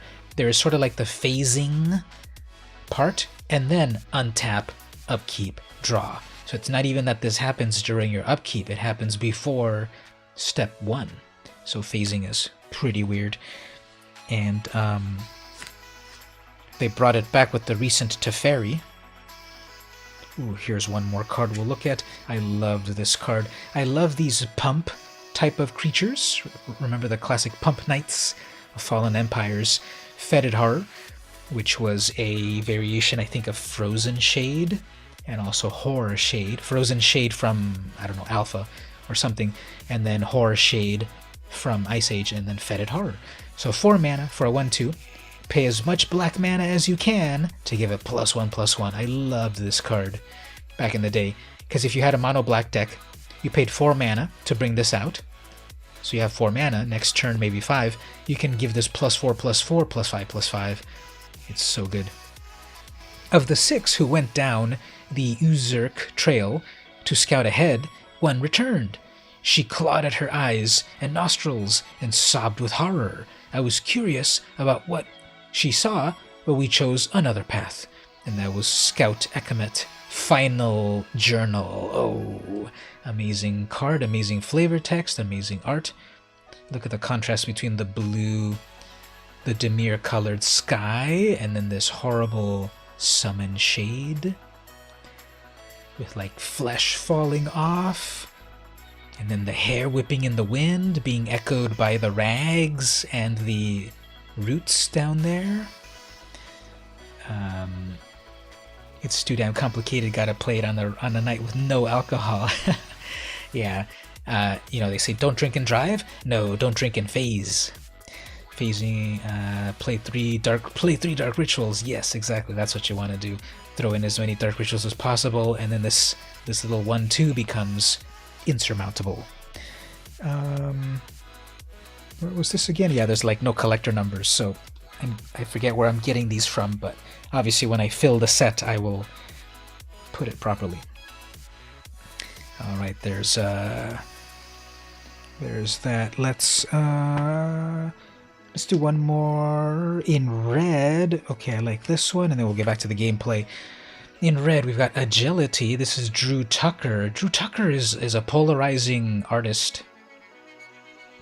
Some of the early Drew Tucker art is way more abstract. This one you can actually tell there's people, well, at least one guy.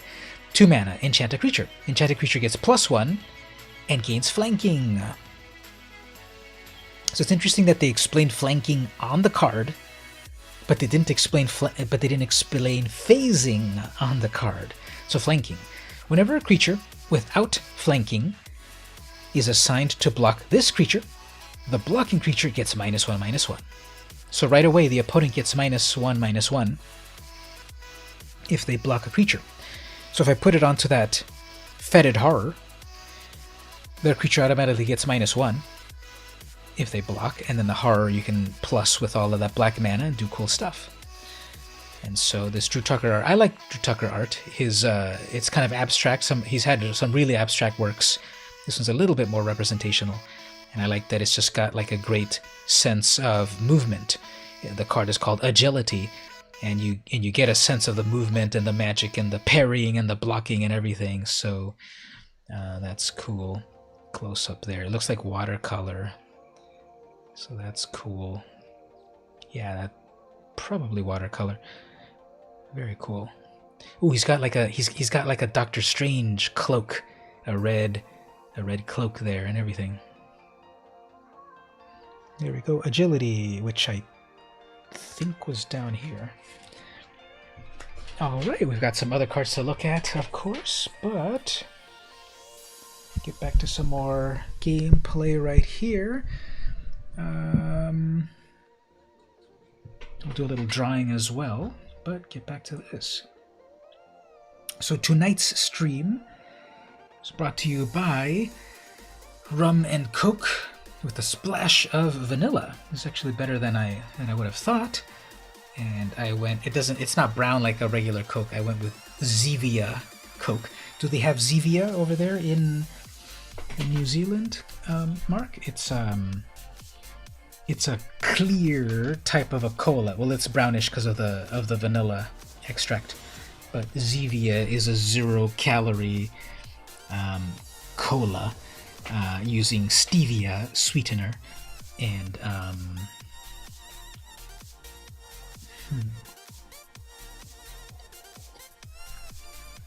all I need is 1 green mana and I'm in business. Everything is green here. Yeah, rum and Coke and vanilla. It's pretty good, but you can't drink it yet. Remember, you have to be 21, Stevie. You can't touch this stuff yet. You still have a little bit more growing up to do. Now, I say that out of friendship, of course. I'm not putting you down. I'm saying you look so young. You know, if you guys don't know how Stevie looks, he's like totally young. He's like, you know, he's very young looking. Let's keep this. Let's see how it goes. Rum and tonic. Kind of tastes like creamsicle. Interesting. You know, now that you're telling me that, you're starting to make me think this is creamsicle flavored as well. Come on, green mana. We know you're there. Well, close enough. Decline. What does this little squid do again? Landfall. Enters the battlefield under your control. Squid can attack. Oh, it's got Defender. Okay. They have completely untapped mana. We'll be fine. Yeah, they had a combat trick because it paused for them. 21. It's over 18 here. Yeah, exactly. Up in Canada, our neighbors to the north, it is 18, and I think in Mexico, our neighbors to the south, I think it's also 18. That's one of the things that people say. In the US, you're old enough to go into the army and die at 18, but you're not old enough to have a drink. So, make of it as you will. There's my green. Okay, so bring that out there. Bring out the Felidar. And might as well get some hits in. So you were saying you like to torture our citizens over here. So that can attack. They'll probably still have some sort of combat trick, so no need to try to block that. Alright, let's get this visionary out here. Maybe that'll pull us off a land drop.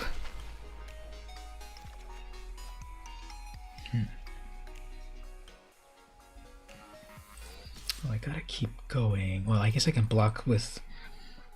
it's pausing for them. You thought you changed it to 18 a while back. No, they changed the voting age. The voting age also used to be, I believe, at 21. They changed that to 18 voting, yes. But, see, that's the funny thing. You can go to war for us at 18. You can vote at 18, but you can't drink at 18. You can run for the House of Representatives at 25. You can run for the Senate at 30. And you can run for the presidency at 35. We went the other way. Tobacco went up to 21. Well, that's fine. You know, what'll kill you more, tobacco or booze? Anyway, okay, they kicked to that Gnarlid, so... Oh, well, I have a Death Touch creature. Okay, here's the play. We bring out the 1/1 to gain back a little life. And we bring the Death Touch to get that Gnarlid and gain a little bit more life. Alright, let's see if we can stabilize with this. Missing some land drops. But we probably will be okay.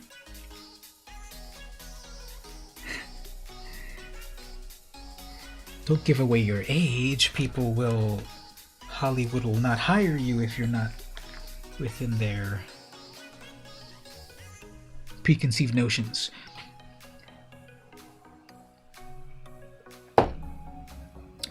Okay, so they are going with the Gnarlid. Let's Death Touch that. They might still have a pump spell. Does a little damage, but we get rid of it.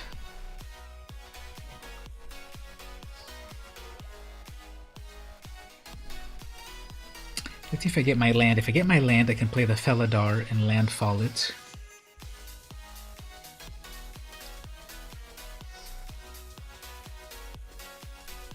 And the next Felidar possibly, or the Celebrant. Bringing back a kicked spell, or any spell. Return any card. Okay, fine. So there's a Defender. Oh, I got Rabid Bite. Okay, can I Rabid Bite anything? Yes, but... that won't be a problem. So let's... don't be in a hurry to grow up. It's not much fun when your body starts slowing down. Yes. We can do... Okay, let's... Yeah, I'm sure we're going to get a land very soon. Very soon.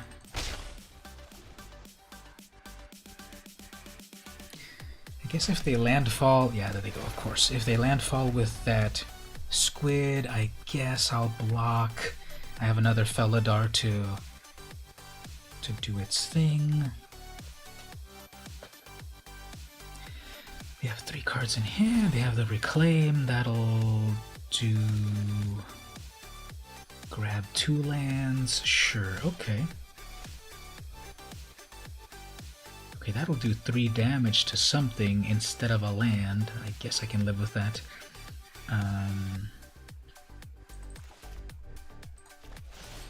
Let's get rid of that. Or try to.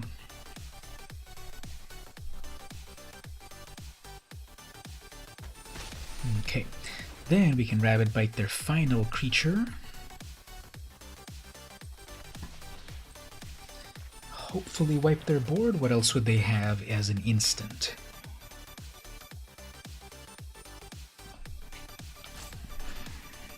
Could be a counter spell here, I guess. There's always those in every set. Okay. They might have that one Royal to bounce things back. That wouldn't be so bad. Or not. Okay, well. They have a lot of mana, so they might kick like a huge creature. No, just a gecko. Okay, but that does decrease the cost of kicks. The first spell you kick costs 1 less, so whenever you kick a spell, make this +1. So they're about to kick something, I'm sure. Yeah, they're gonna kick that. Okay, fine. Bounce that back, get a card off of that. So I kept a deck, and they kept 2 more. Okay, I kept a deck that if they counterspell, who cares? I've got 2. I kept a deck with I kept a hand with all green spells, but only white mana, and then I missed getting green mana. And then I'm doing okay. The opponent here, however, did put together... They got another one of those Royals. Okay, the opponent here did do a pretty good... Did create a pretty good...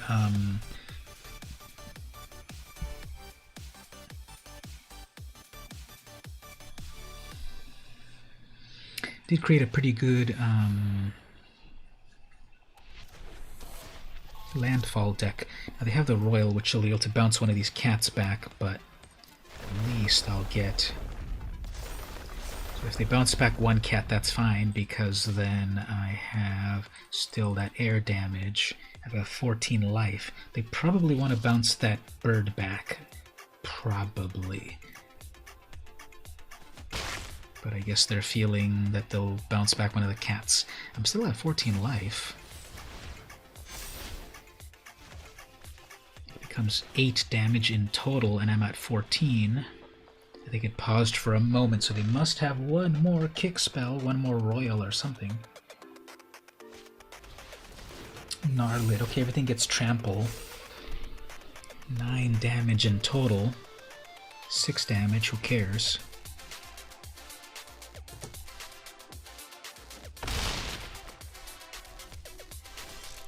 I have one less blocker. Okay, so I've got the smite to take care of one blocker. Okay, this possibly we might be able to do stuff here. You're never in a hurry. You're going to keep your brain active and learning. Okay, let's get rid of one blocker, hopefully. Nope, they shell it. Okay. Well, at least I did it before. Now we've got these blockers. So is this winnable? They are going to attack with a 7. I'm going to block that. 4 damage on that. 7. Yeah, we have to go for it, right? If I don't block, they're still going to attack, and I have to block, and it'll still hold me back. I can make it with 1 life. If I take that full 7...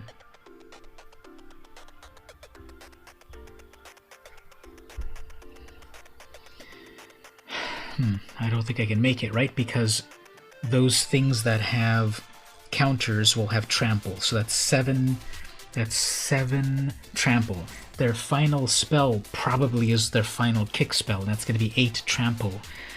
4, 5, 6, 7.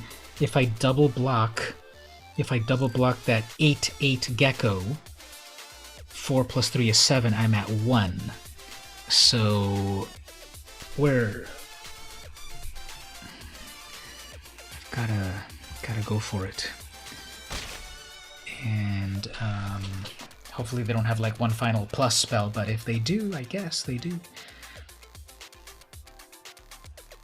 They have 1,000,000 mana, so they could play that one spell that gives all their creatures +1.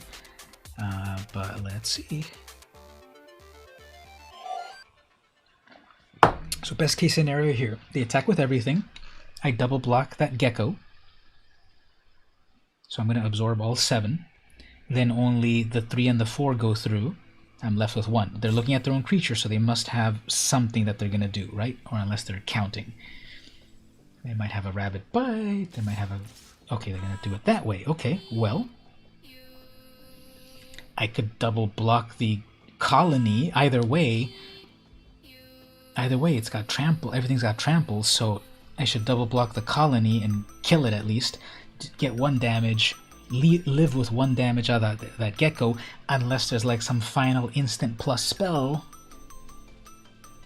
Because if I block each of them, 3 goes through...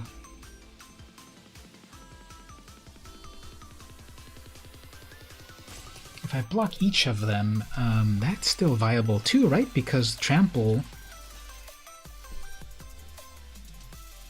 3 goes through with the Gnarlid, and then it doesn't matter which of the 2 that I do, even if they have their spell, like, I guess either way will work. Yeah, it's pausing, so what happens? Okay, unless they gain life, unless they can bounce back. No bounce back. Okay, well, I don't want to good game them, but yeah, it's still pausing for one more thing. What is that one more thing? One more royal? Well, there we go. So, final card in hand. I guess we're dead, right? There's no other way to win this. If I don't have enough...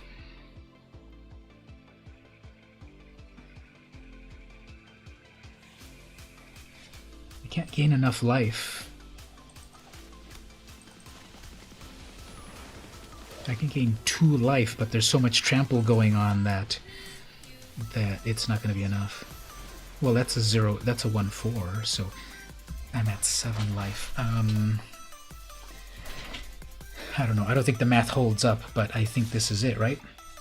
So I have to block this, and I have to block this.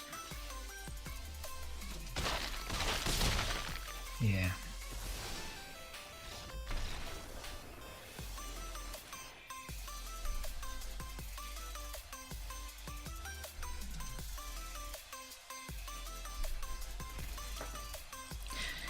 Alright, so that was that.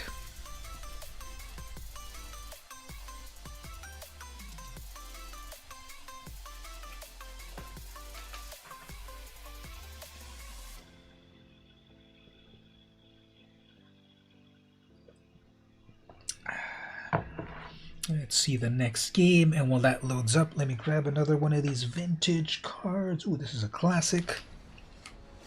Flare. So this was originally printed in Ice Age, I believe. What does this do again? 2 mana. 3 mana. 3 mana, instant, deal 1 damage to target creature or player, which I think probably nowadays it would count planeswalkers, and then draw a card at the beginning of the next turn's upkeep. So for 3 mana, you get to do 1 damage to a land or elf, and draw a card. So cool contrast between the red and the blue colors.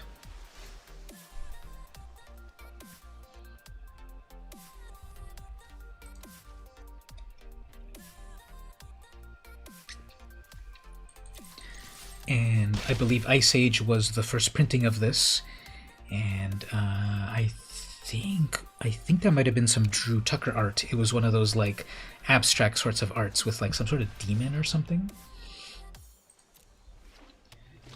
in red. And okay, so they probably won't block that because it's got that. And they probably won't attack, but if they do, I can Resolute Strike.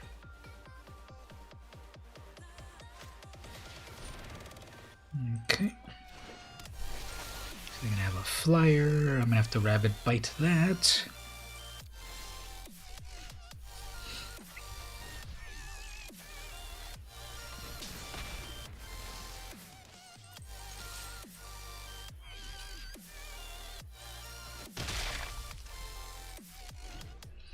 Alright, so hopefully we can get some land. There's probably like a 99% chance to gain land, so let's see.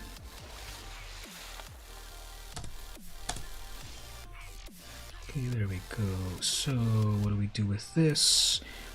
Guess let's try to draw some cards off of that. We can double block that. They already have 5 mana to make that unblockable. +1 and unblockable.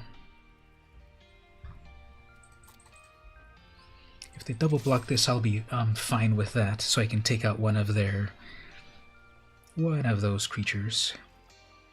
While we try. Okay, so they're not. All right, so they'll probably get to their 5th land to give this the +1 unblockable.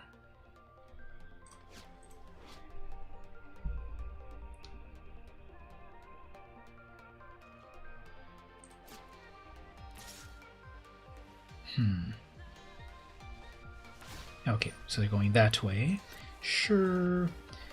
2 damage.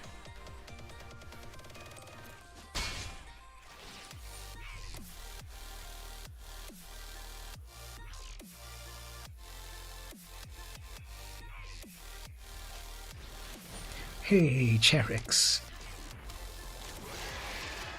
So I need to... My Smite the Monstrous is going to be necessary for that. And if they pay 3, it gets X big. So,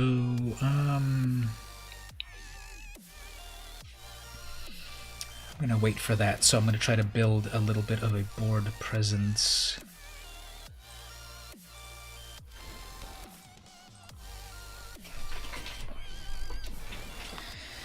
Charax can get a minus something, like a 5 or something.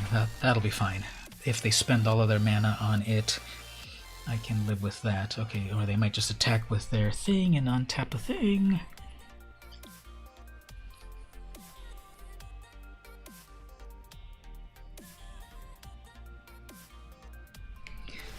So Charax is that one card that was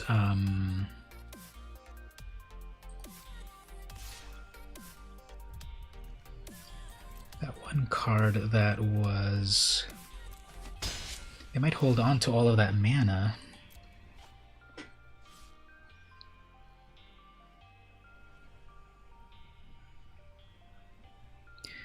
So I might need to goad them to turn Charax big if I attack with everything. And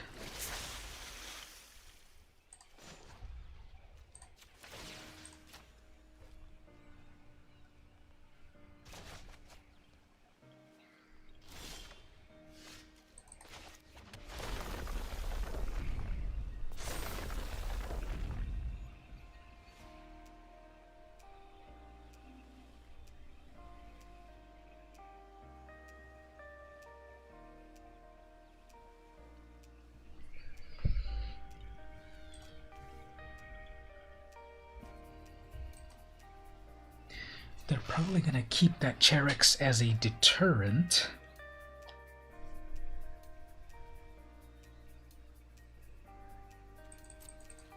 Both of these have vigilance, so I might as well go for it. Because if they block with one...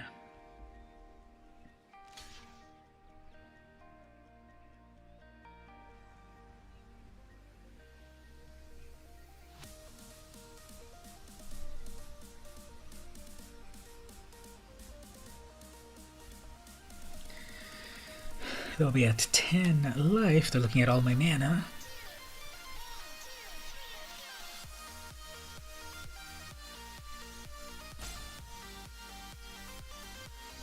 I just saw my opponent's name. My opponent's name is Houses Are Big.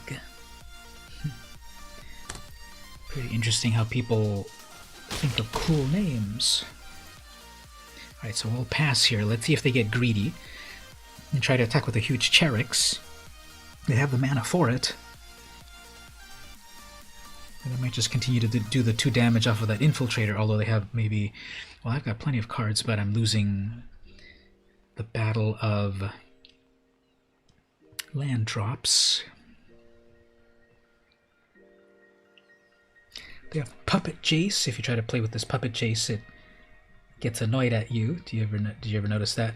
It was like a limited edition card, limited edition pet at one point.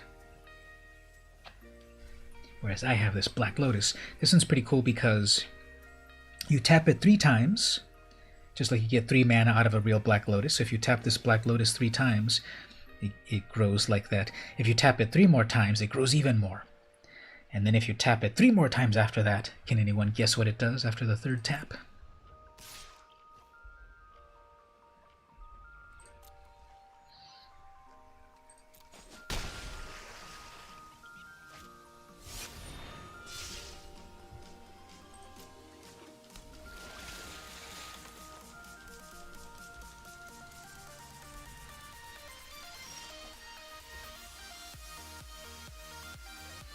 So I can do 2 damage to something if I play this as a land.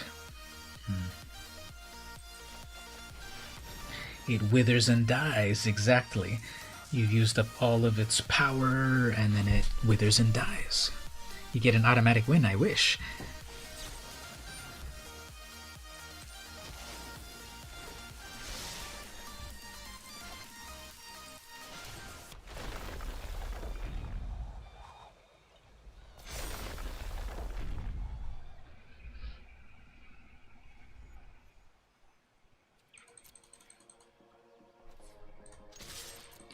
It's like a countdown clock.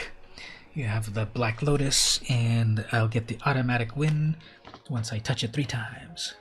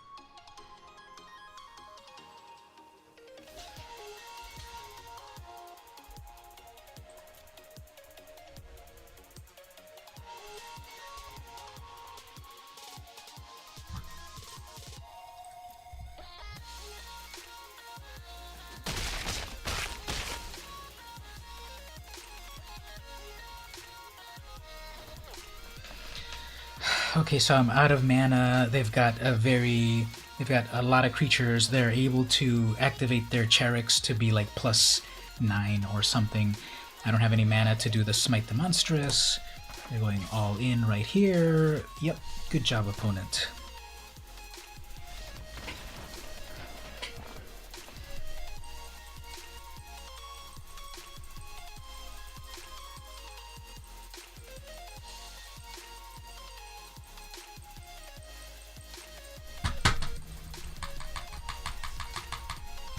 Alright, let's claim this prize. We got 2 booster packs, 250 gems.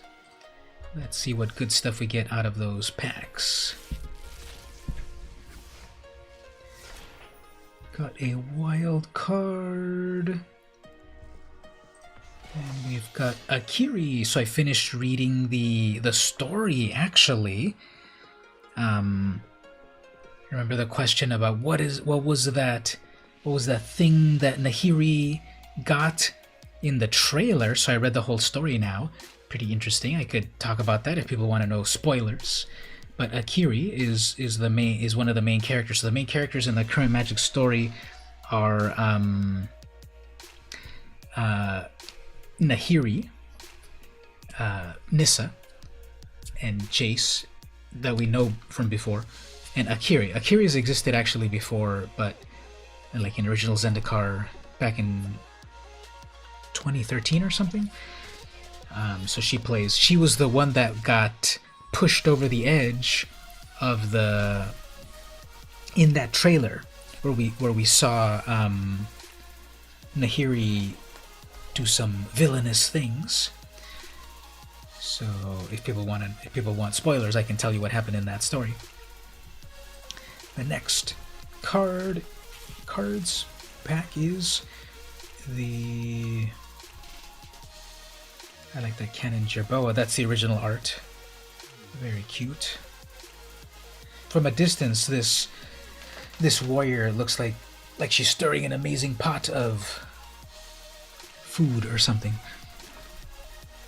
Blood is the oldest currency.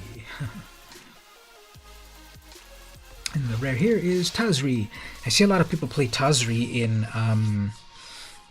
in Brawl, because she's all the colors, right? She's white in the main casting cost, and then she's got blue and black and red and green in the text box, so it's like every one of them. This art right here, compared to the alternate art, do you like this one better? This one's definitely cuter. The other one is more stylized. I like them both, but I think I like the alternate art a little better. Living Tempest. Alright, those are the booster packs right there. So I'm going to take one more little break. And then next up, I guess we'll do the drawing portion of things and play a little bit more and so forth. So, alright everyone, we'll take a little break at the moment. Be back in just a bit.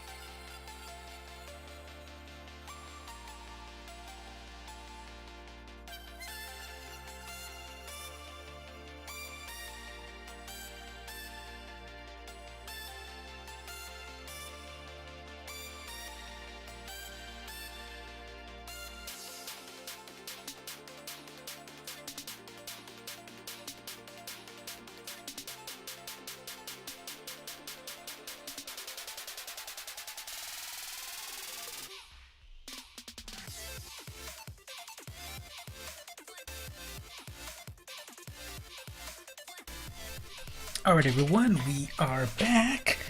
Let's do, as per the schedule that we cannot deviate from because the person that made the schedule is very mean and he won't let me. So let's do a little bit of drawing. Here's something very meta. So I've been doing the drawings, right? So I've been doing the drawing a day challenge. That every day I draw something, and sometimes on that day I draw it and upload it, but then sometimes I miss a day for whatever reason, and then I draw two at once or whatever. So I was looking at the numbers, and I number each one. This is one from a couple of days ago. Full screen right here. So this is the one I drew this a few days ago on day 330. Is what I drew a few days ago. It was a landscape sort of thing, inspired by. There's an Instagram account called Looney Tunes Backgrounds, and whoever owns that account or uses that account publishes a background from an episode of Looney Tunes, you know, the original Looney Tunes from the, the 40s and the 50s.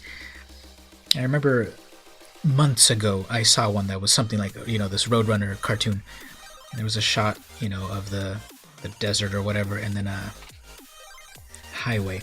So kind of off of memory, I did this a few days ago, day 330, which was on November 25th. So I did, thank you very much on that.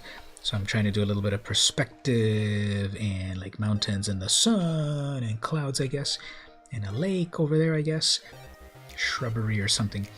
So it's got some hatching and cross-hatching in the brush, this sort of brush ink pen. So I thought that came out nice. And then I did this just off the top of my head, sort of like cartoon. Thank you on that. So just like cartoon, I don't know, is this a dingo? A coyote? A wallaby or something? Thank you on that as well. So I think this came out pretty good overall. I think the eyes are slightly off in that they're kind of... I like how that ear came out there a lot. And then the overall head is good. I think this other ear is off a little bit. And I think the expression is a little bit like he's hypnotized or something. But I like how the nose came out. So I didn't have any reference. I just did it off the top of my head. Just some sort of canine character, as I am wont to do with cartoons and stuff, because I kind of like the cartoony stuff a little bit more than the realistic stuff. There's been plenty of times that I've tried to draw like something realistic, and everyone always tells me, you draw the eyes too cute. I can't take it seriously because it's too cute. And that's fine, I'll take it. I don't know if I ever showed this one from a while ago. I don't know what this is. Some sort of demonic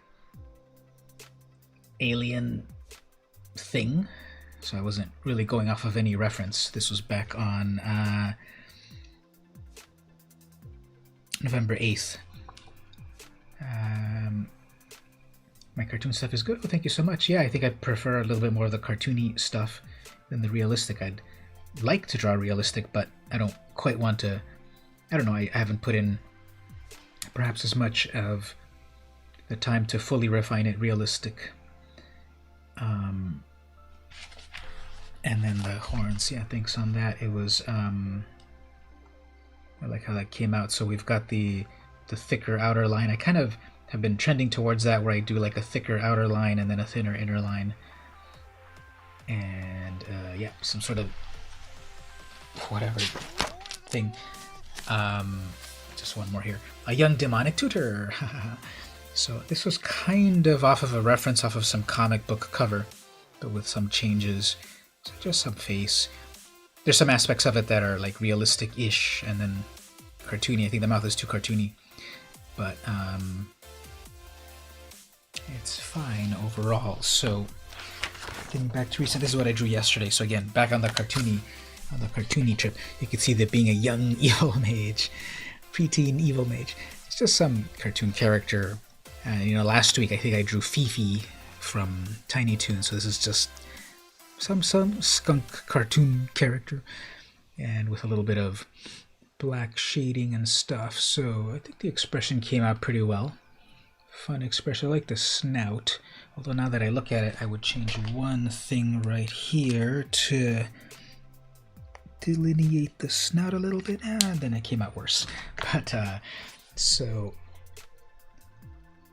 there is that really big hair for some reason. And she's missing her other ear. I missed the other ear. Throw that in there. Yeah. So, it's a sassy skunk. The demonic tutor also looks like a silver surfer. Never thought of that. So, an 80s skunk. So, yep. Okay, so all of that preamble is to get to today. I haven't drawn today yet. And what I'm getting at is, okay, counting the days. According to my counter here, which I'm 99% sure is accurate, today is day 333. I have in my mind that number 333, like literally for 30 years. Because when I was first into comics, my first wave of comics fandom was between 1987 and approximately 1990 or so. Or it's kind of hazy. Because I was reading Spider-Man comics from around 87 to like 1990, 91, something like that. And then I fell off a little bit. And then I went to my first Comic-Con in 93. Then I got back into comics. I kind of remember in 1993 thinking like, I'm kind of done with comics at the moment. But then my dad took me to San Diego Comic-Con. I'm like, I'm back into comics. And what I started to read in 93 was Lobo. So like the first age of my comic reading was Spider-Man. And then there's like some time in there that I don't quite remember what I was reading. And then from 93 for a few more years was Lobo. I just loved the over-the-top hilarious cartoon violence of it all, and it was just hilarious. So I was reading Lobo from like 93 to maybe like 95, 96 or so, and then I went to college. And between like 96 and 2000 or so, when I was in college, I didn't really pick up comics. So on my first age of comics, my last comic that I kind of always remember, which is not really accurate. I have my first comic right over there. My last comic was this one right here. Amazing Spider-Man number 333. It was the second return of Venom. And this comic and this number has stuck in my mind for 30 years, literally. Because this comic was published in 1990. This is 30 years old. This is my original comic from 1990. And this is where I sort of mark the end of my first age of comics. Because if I look at my comic collection, this is the last Amazing Spider-Man comic that I have. I was somewhere in there. I was also reading Darkhawk, but I think my middle brother got into it, and I kind of also read it. And somewhere in there, there's also the Archie Comics Teenage Mutant Ninja Turtles. Not the Mirage ones, which were dark and violent. I was reading the Archie ones. Somewhere in there. So there's like somewhere between 1990 and 1993. Not exactly sure what I was reading. I might have started with... I probably was doing Todd McFarlane's Spider-Man and maybe Image Comics a little bit. But I kind of feel like there's that period between 90 and 93 where I stopped comics. And then I got back into comics in 93 with Lobo. So, today is day 333 in the year 2020. And this is comic book Amazing Spider-Man number 333. So, in honor of that, I'm going to draw a little bit from it for today's drawing of the day. Now, we all know Venom, of course, and it's on the cover. But have any of you ever heard of the other villains over here? Sticks and Stone? Now this is Sticks, I think, and that's Stone, or vice versa. I haven't read it in a while, but here we have I'm pretty sure it's Sticks and Stone. So anyone know these characters? These are pretty forgotten, but they were invented like in 1989 or so by Todd McFarlane in his run. And it says, if Sticks and Stone don't break Spidey's bones, Venom will. And if that would focus, out of the way, losers, Spider-Man is mine. I believe here this is after Todd McFarlane left this title, and then Eric Larson took over in the art. So there they are, totally wailing on Spider-Man. Venom is jumping into the fray. And then at the top they would have America's favorite non-mutant superhero. I remember the shock when the Spider-Man comics I was buying for 75 cents went to $1. Now, I have a friend who is an old school comic fan. He actually also owned comic shops for like 30 years. When I told him about that, like, yeah, he said, I remember when they went from 10 cents to 12 cents. So, and then nowadays they're like between $2.99, $3.99, $4.99, and Marvel's publishing a lot of them that are $9.99 because there's so many anniversary issues. So comics are expensive. For a second there, you thought you were going to make a drawing using 333. I see what you did there. Sticks and stones break my bone. Exactly, the rest of the rhyme. Sticks and stones might break my bones, but words will never hurt. That's the original rhyme. But here we have, if Sticks and Stone don't break Spidey's bones, Venom will. Oh yeah, there it is. Eric Larson and McLaughlin? Who's that right there? Macklin? Now, also, this barcode here, the 06 right there is the month. So this barcode here, forget those digits there, but this one here means 06, which is June. So this is from June 1990, my last Spider-Man comic, for all intents and purposes. So I'm going to use that as a basis. If we go over here,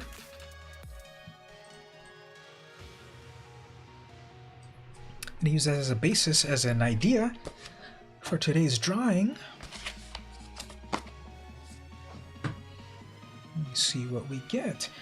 Now, I'm probably not going to really duplicate it line by line, but I just want to grab a little bit from it as an inspiration for today's drawing.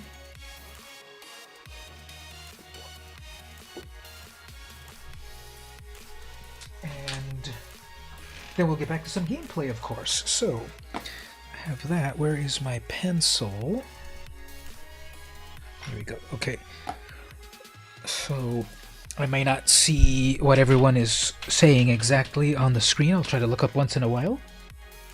We'll draw this for a bit, then get back to some gameplay. So, again, this might be, yeah, it's going to be overexposed on the paper. You're not going to be able to see the lines on the paper very well until I ink it. Or should I bring the contrast down? Let's see here. If I bring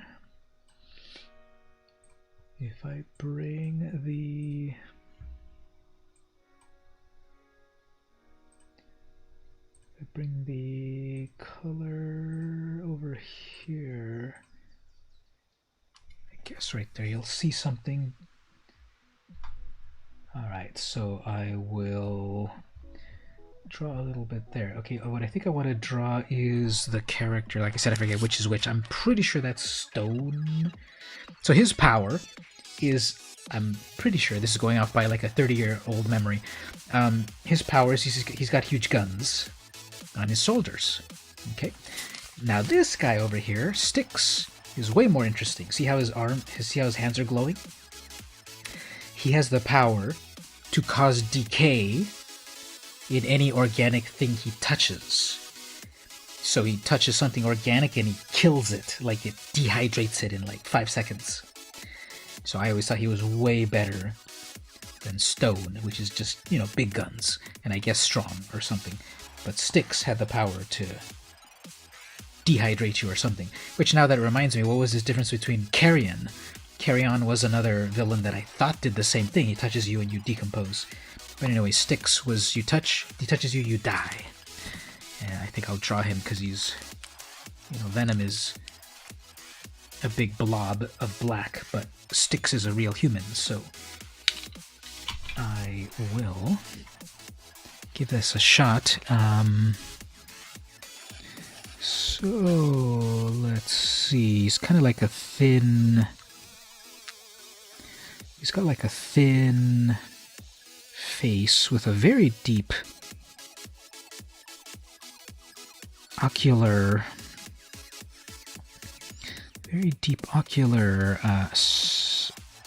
ridge or socket.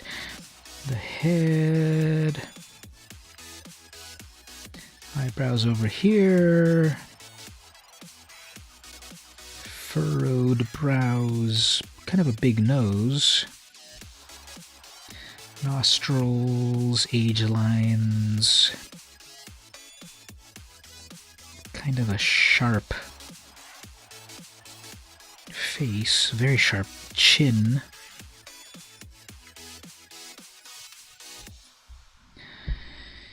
And he's totally getting punched up by Spider-Man, so he's got the mouth ajar, teeth.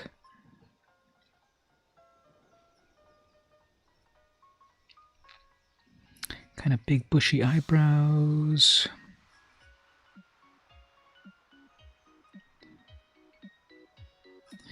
Yeah, they definitely draw him kind of gaunt. You can see his cheekbones over here. Ears. Standard type of ears. Oh, I see, he's kind of balding as well. Receding hairline, that is. Vaguely reminds me of the tall man from Phantasm. Any fans of the movie Phantasm? I actually bought the DVD like a year and a half ago or something, and I watched the movies, and there were definitely some good ones and some definitely bad ones. But I just have a lot in my memory, the Phantasm movies with those spheres. He's got this Undertaker sort of vibe going on, because yeah, he touches you and he kills you. Little purple bow tie. How many villains wear bow ties? I think the Penguin, but who else?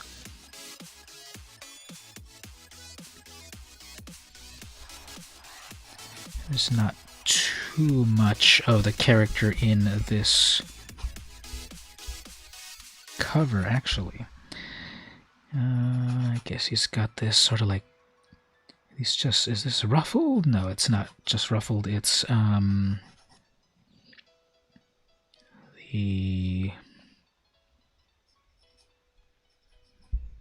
white shirt underneath.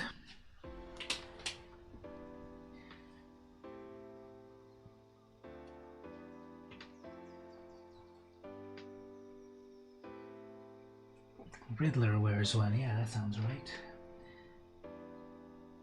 Who would make a good character to play Styx? Ooh, of course, my first choice is going to be Crispin Glover from Back to the Future, which was Marty's dad. That's who would be the perfect Styx. Crispin Glover. Okay, let's see here.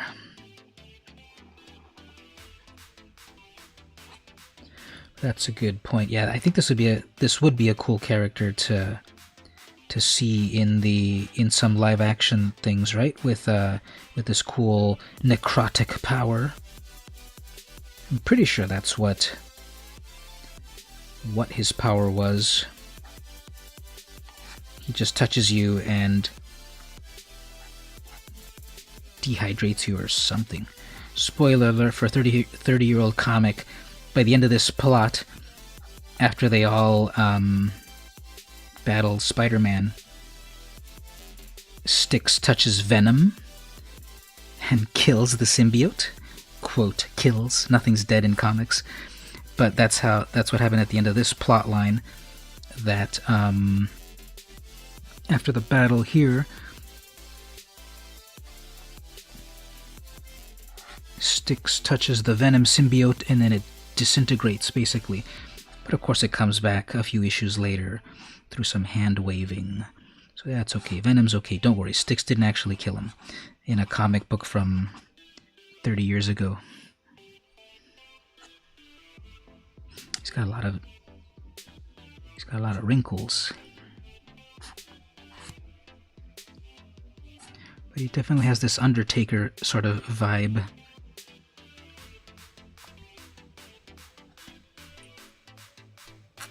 And then the bow tie. Every time I look at the bow tie, such a proper little bow tie. For such an improper villain.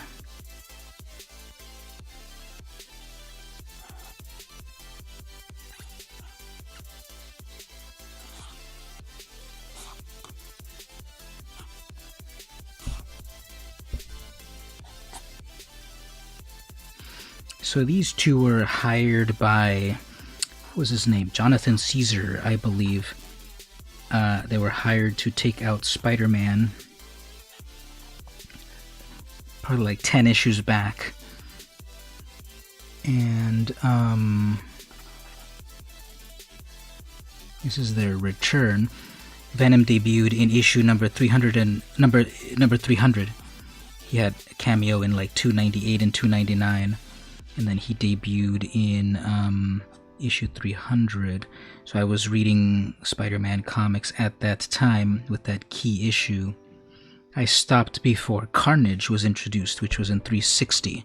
So 333 was, you know, quote, my final Spider-Man comic before Carnage came out. But yes, I do have the first appearance of Venom. And I've had that in my collection for 30 years. Last year, or early this year or something, I bought another copy of it because the one that I had from back then was pretty beat up. Sorry, I just realized I probably wasn't on frame. But yeah, Venom, I was there for the debut of Venom 30 years ago. Again, the perspective of things, of the camera, I need to get like a better perspective there. Drawing looks good, thank you so much. Sketchy-ish. It could be, of course, refined, but let's say for today, that's a good... sure. It's pretty good. It's alright. Maximum Carnage. Oh yeah, you were talking about the Maximum Carnage series that other time, right? You're missing one comic. Yeah, definitely check eBay. Did Uncle Ben ever come back? There's like only like 2 characters that never came back from the dead, because everyone comes back from the dead in comics, and the only 2 that never came back from the dead were Uncle Ben and Bucky. But Bucky did finally come back recently, of course, for the Winter Soldier. Now, Uncle Ben we've kind of had him in like hallucinations and such when Mysterio is tormenting Spider-Man, but he's never really come back. But almost everyone else has come back. You know, Gwen Stacy was killed by the Green Goblin. She came back as a clone, and then of course we have the Spider-Gwen version of things. So everyone comes back in comics, even if they get like disintegrated down to one molecule, because cloning or parallel timelines or whatever. If you're interested in getting into digital art, I highly recommend checking out OpenTunes. It's an open source software studio. Yeah, even Jason Todd, which, speaking of Jason Todd, Red Hood, I was at a thrift store, a secondhand shop here in San Diego a couple of years ago. I was looking through the comics that they were selling for $1, and I got the first appearance of Jason Todd Red Hood for $1, and that's worth like $60 or $70 or something, and it was in great condition. So people throw out comic books all the time, and then I'll gladly give them a home. So that's today's drawing of the day. It ties into Amazing Spider-Man number 333. my final issue, quote-unquote, of Spider-Man. And I just remember this, 30 years later. This came out in 1990, in June, as per the barcode. And it marks the end of my first comic collecting. I don't quite remember what happened between 1990 and 1993, but like I said, in 1993 I got into Lobo comics from DC after I went to my first San Diego Comic-Con, and then I was into Lobo for a while. Is Venom salivating over one of my pizzas? Venom is always salivating, and very recently it was explained that that's not really saliva. It is a little bit more like excrement. It depends on what color, though, because there's the white excretion and the green excretion, and I believe the green excretion is the alien symbiote excrement, not saliva. So, fun fact. This one seems to be... What color is this one?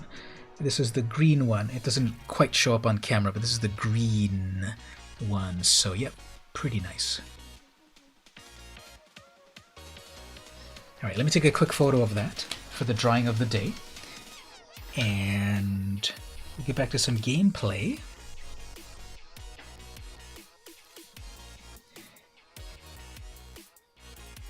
And other things. So, take a photo of that.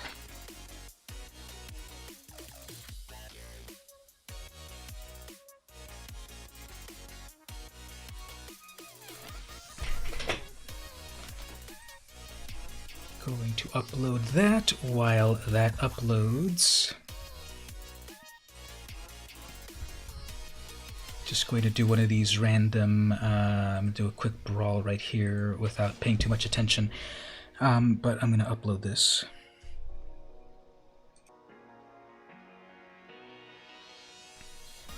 So I'm going to upload this. I have this, this brawl deck. I was playing with it earlier. It's all about warriors and equipment, Nahiri.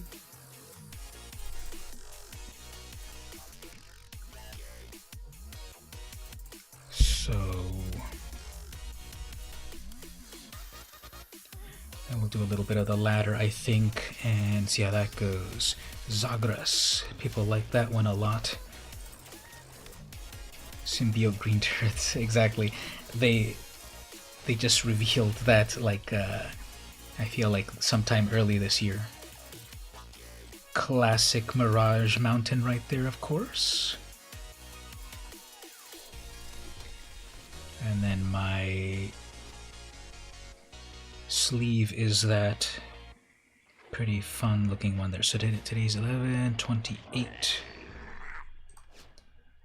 And it paused for 1 black mana. What are they going to do with 1 black mana? Well, 1 black mana. I guess I'll just hold off a bit here and see what we get. So today's 11/28. Put this over in my drawing of the day album. And hit upload. Oops, we get one of those. So, I guess this Angel Warrior is... Oh, that's actually 2 of them. Okay, touche. Angel Warrior plus, I guess, the Anthem. The Anthem is good, of course, but the goal of... The goal of this deck is then... Nahiri creating warriors and doing fun stuff.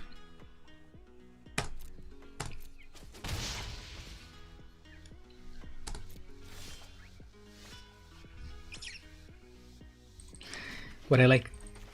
Okay, so the point of this deck is Nahiri the Planeswalker +1, she makes a warrior. You may then attach an equipment for free. I love this equipment here from Throne of Eldraine. It gives a creature +1/+1 for each counter on it. And every time a creature enters the battlefield, put another counter on it. So then we've got the... Oh, look at that. They did their number one tactic that they wanted. And I missed the land drop. Okay. So anyway, the mace, it gets a +1 counter for every time a creature on my side enters the battlefield, and it gives a creature vigilance. So you'd be able to make this bigger and bigger and bigger as the characters hold onto it, as the warriors hold onto it. They missed a land drop as well.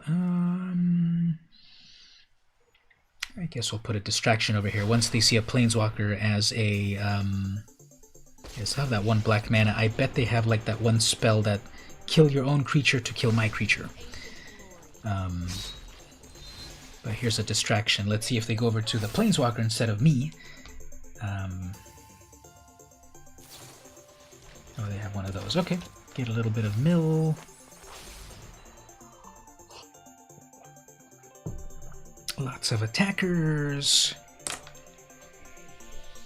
So tell me a little bit more about that OpenTunes software. How does it differ from other software? How do they have enough mana to summon that? How do they have enough mana to summon that? Did they hack the system or something? So everything gets death touch, okay. And they're like, we really want to kill that.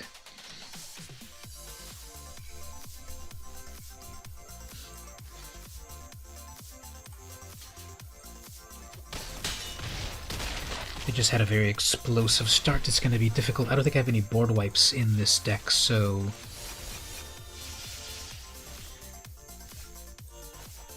I don't know how well we'll do here.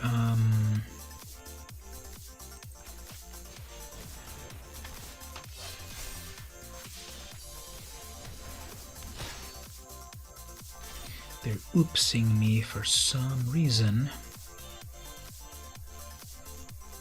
That's still a lot of damage. Well, everything's just a 1 power.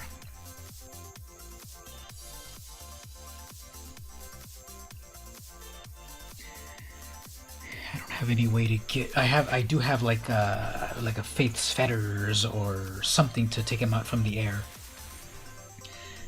Destroy a creature. Well, sure, but I can also do this for indestructibility.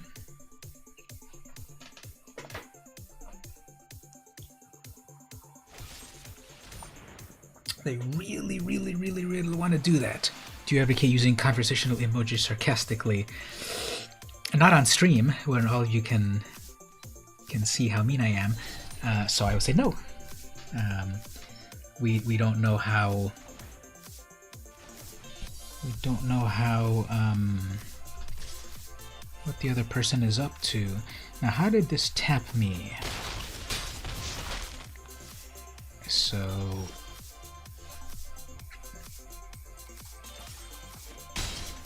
We'll do that little bit of damage there, and then we'll end. Yeah, this just didn't work out. They got really aggro on me. Alright, so only things could think of pros of using it. It's pretty simple to use, a really clean interface. Just recently started exploring it. So you said it's an open source drawing tool? Okay, so I was just playing Brawl for a moment because I was also with my other hand uploading the drawing of the day, so I've done that. What I want to do is, because here... Oh, actually I could do something else as well.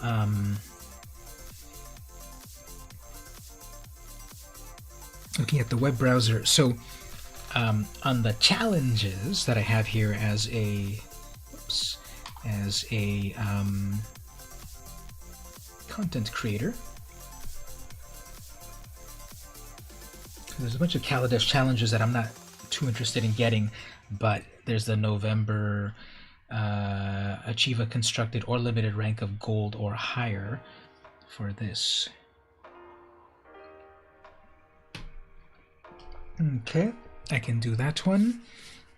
So I will go here. That'll give me 10 community codes. So my victory is your victory. It'll give me more codes for all of you there. So just out of curiosity if I put here top just to see what the numbers look like. So we have those bots, etc., etc.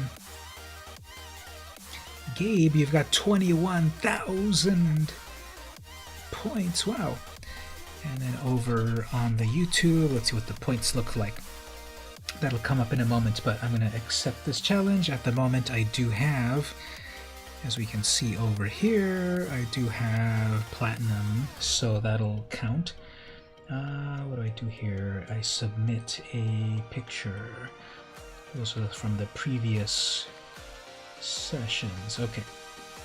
So upload. Let me take a screenshot of that. And then to upload.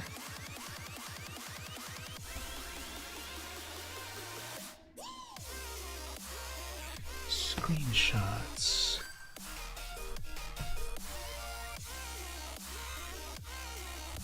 Okay, upload that.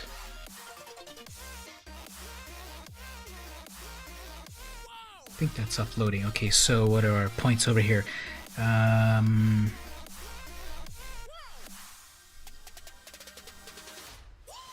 That's weird. It's not saying people's...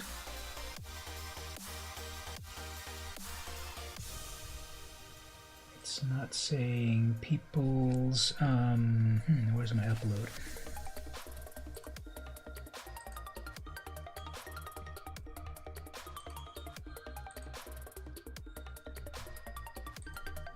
Sorry, just let me upload this. Click to upload. Yeah, so here we go. There's two buttons that say upload and I clicked the wrong one.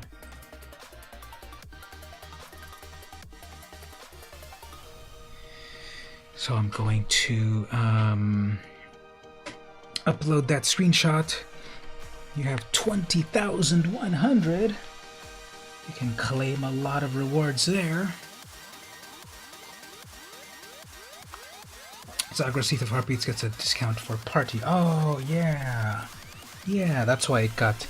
That's why I was able to be resummoned that fast.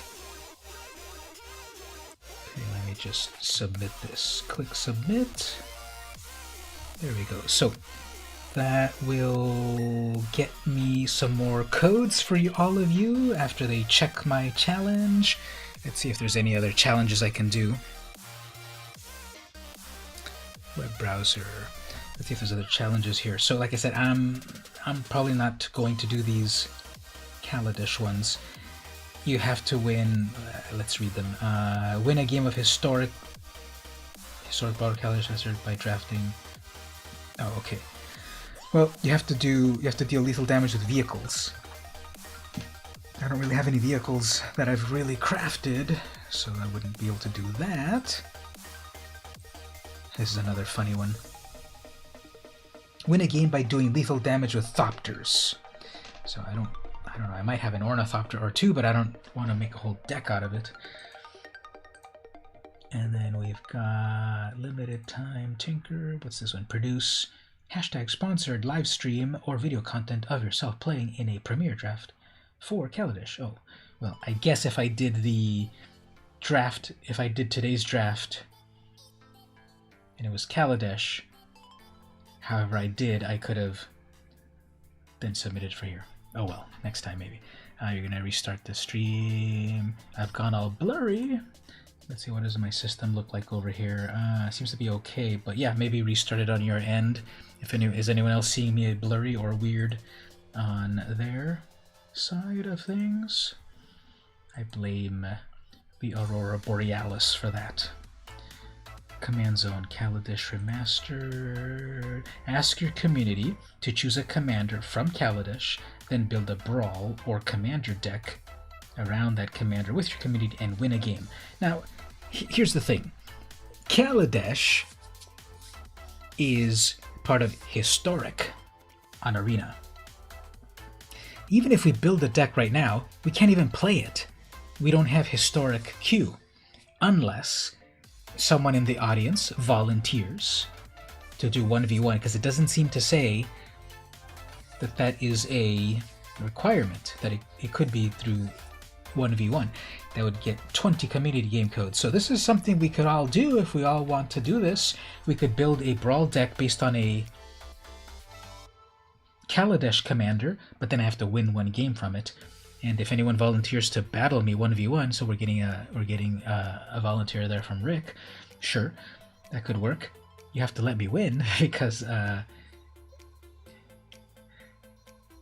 if I win, we get 20 community codes.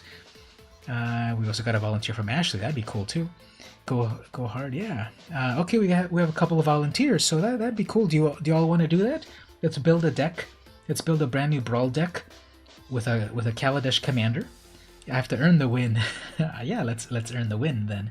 All right, let's do that. Let's build a deck. Ask your community to choose a commander, then build a brawl or commander. So I have to snip out the part. So apparently I have to snip out the part where we build the whole commander together, and then I have to then do the battle. So okay, I'm gonna do a little bit of a preamble before I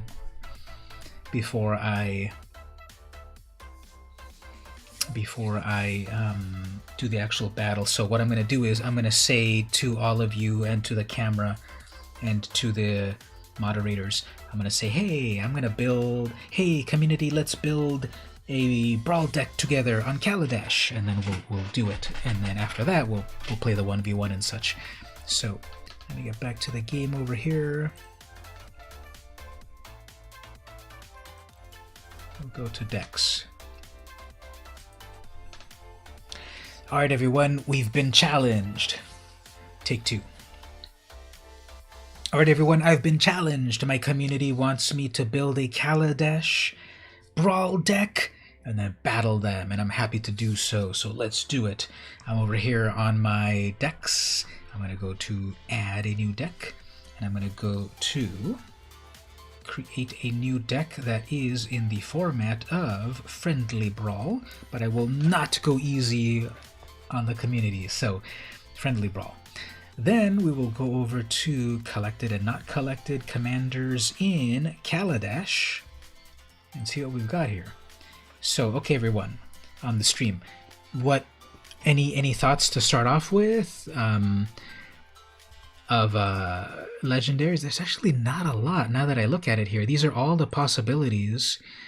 There's only one in white, there's a couple of blue. Now Baral, everyone says that's Baral. Everyone says that Baral is the worst Brawlmander, because it's too good.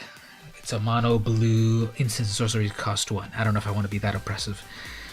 Padim artifacts have hexproof. Yaheni, it's a 2/2 haste. Whenever a creature an opponent controls dies, put a +1. Sacrifice indestructible. So mono black haste. Gonti. Okay, Gonti's amazing. Steal stuff from the opponent. Death touch.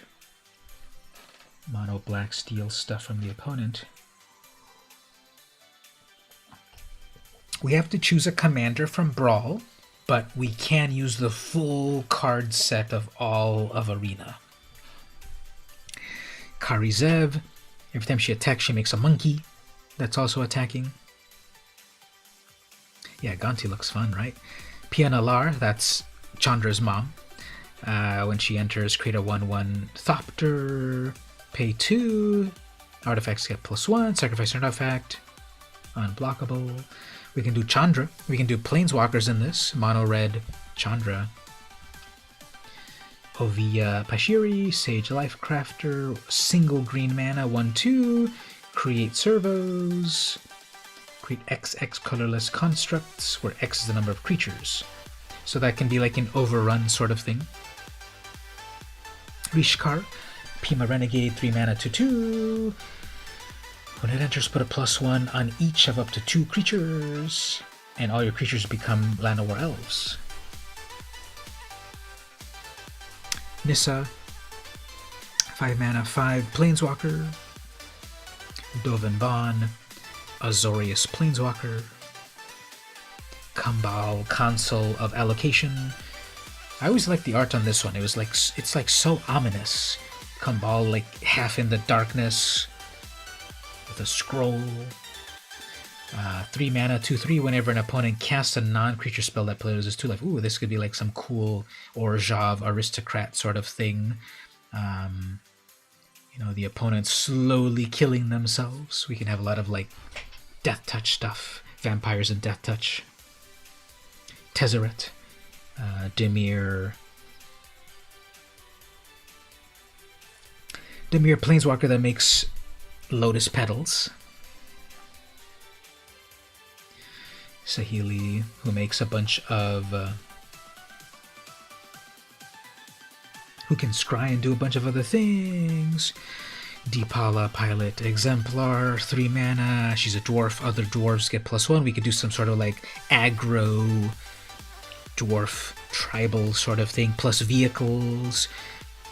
You know, dwarfs plus vehicles. Johnny, we could do a cat deck. 6 mana. +2. Exile creature. Rashmi, Eternity's Crafter in Simic 2/3. Whenever you cast your first spell, reveal it. You may cast it for free if it has a lesser CMC. It's sort of vaguely Cascade. Sort of. And that's not an acceptable... that is acceptable. Hope of Girapur, a 1 mana colorless 1/1 flyer. Sacrifice this until your next turn. Target player who was dealt combat damage by this cannot cast creature spells. That's pretty weird. You like the vehicle deck only because you've never seen that deck style of play. So that's Deepala vehicles. So what do we think? Votes on things. We've got a vote for Gonti. We've got a vote for Deepala. Any ideas of what sort of deck we might build out of these possible 10, 15, 19, these 19 possible commanders in Kaladesh? I am at your whim, and no hedging bets. You gotta choose, because that's the whole point. We have to make a deck together, and then we have to battle, and then I get the rewards, and then you get your points. So any thoughts? Oh, I forgot to also mention Shram. 2 mana, 2/2. Whenever you cast an aura, equipment, or vehicle, draw a card. So, you know, a Voltron style deck, I suppose, plus a lot of card draw. So a bunch of things to choose from. We have 2 thoughts so far. A vehicle deck with Deepala, or a mean Gonti deck. Anyone else? Anyone else? What else? Anyone else? What should we go with?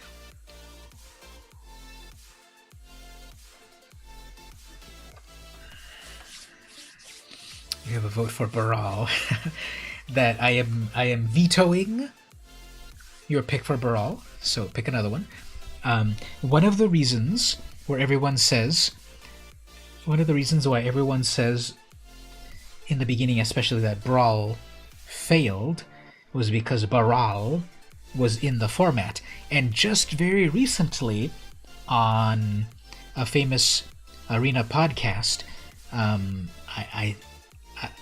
it was limited resources. Marshall Sutcliffe and Luis Scott Vargas were talking to, apologies, his name. He's so famous. What's his name?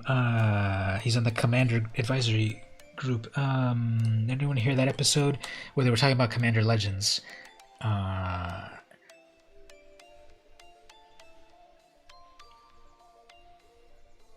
I'm so sorry, I'm forgetting his name. He's totally famous, but they were talking about Commander, and then they were talking about Brawl, and then they were all making fun of Brawl, unfortunately, because I played one game of Brawl, but I hated it because everyone was playing Baral. So they should pick up Brawl again, because there's more than just Baral. But anyway, Stevie, also I negate your choice of Baral. I'm not picking Baral. Anyone else? Daylight is burning. So any other serious votes for a, because you all have to pick it. Remember, that's what the contest says. It's not me, it's you.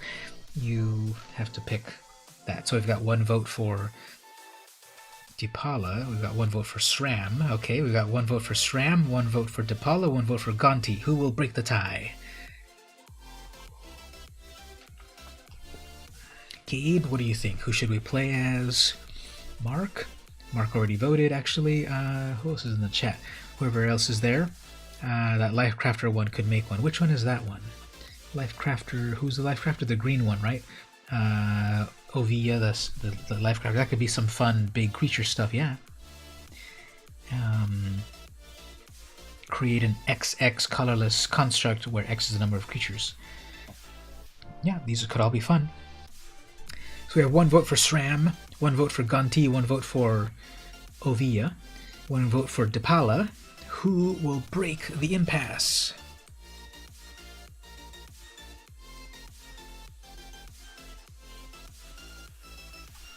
You got 250 gold from Arena? How? What did you do? Did you win some games, or was that like an event or something? How did you get that gold?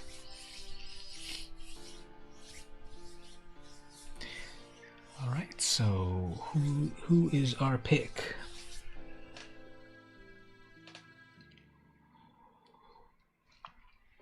Better than Shimano. Who is Shimano?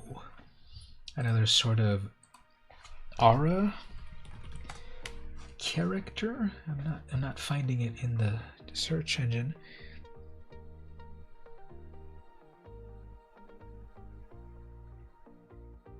Make a lot of little 1/1s and then the next one make a big one. Yeah, I like all of these, but there has not been a consensus. So when we get to that consensus, we'll pick it. Because I believe the rules of this challenge are you have to pick it, not me. SRAM and Shimano are manufacturers of gears and derailleurs of bicycles. Okay, that's why when I looked up what is this card Shimano in the database, it didn't appear because it's not a Magic card.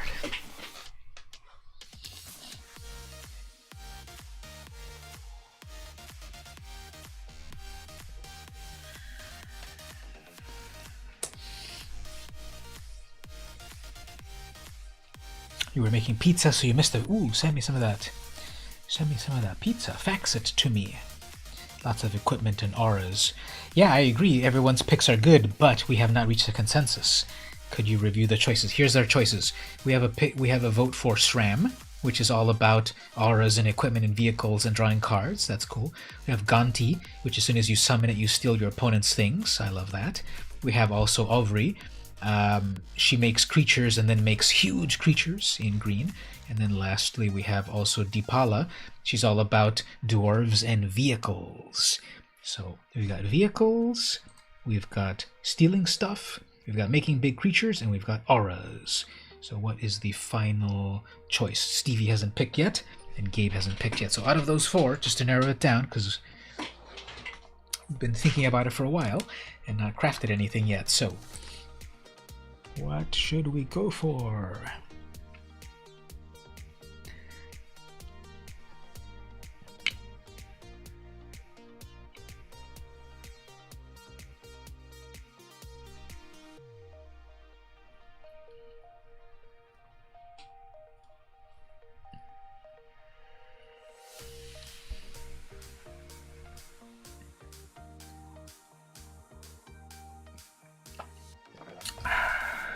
On the previous such challenge, I did submit one where, after there really wasn't much consensus, I picked one and they rejected it. So that's why I am waiting for all of you to pick one, because last time they rejected it when I picked it.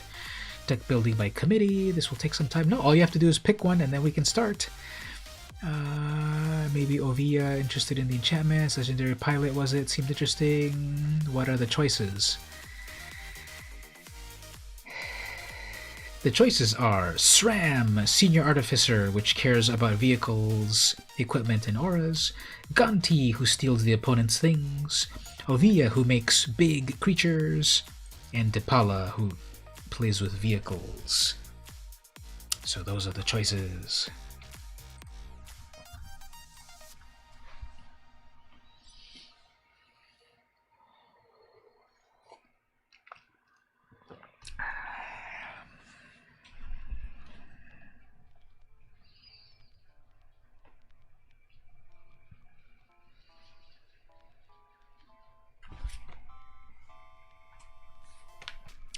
Vehicle. Okay, there we go. We got a consensus. 2. Depala is our commander, so I just need to claim her. There we go. All right, so here's the idea with this deck. So we've got Boros. We get a bonus if we work with dwarves, and we also get a bonus with vehicles, so that'll be pretty fun.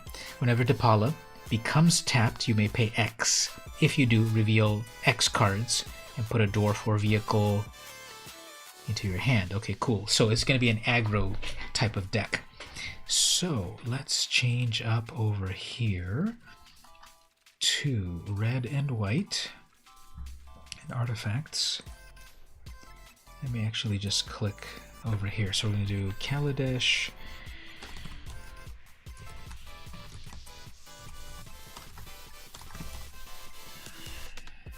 Let me just save it like this before proceeding. So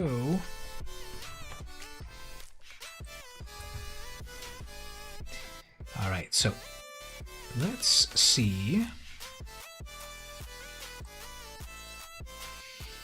all of the dwarf creatures first. Okay, got a pretty good amount of them. Cool.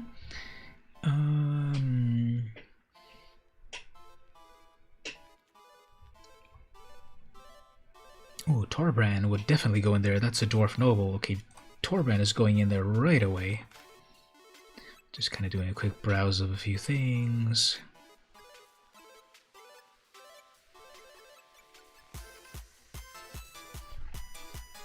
Let's look at the commons and uncommons. And just to have a mass of creatures. Yeah, just for the creature aspect of things, I want to put these various dwarves in here. You know, I could have 7 dwarves is a special case. I can have up to 7 of these. Grimrock Knight, pretty amazing. At the beginning of combat, target artifact gets a +2. Sure. I'm just kind of throwing in all of these creatures for the moment. And then we'll fine-tune the rest of things in a bit. Isn't it Kaladesh only? Let me double check the challenge. I don't think so, but let's go back to it right here. Web browser. So here's the official challenge. Ask your community to choose a commander from Kaladesh. Then build a brawl deck around the commander with your community. So according to this, it doesn't seem to limit us only to Kaladesh. It's just historic brawl.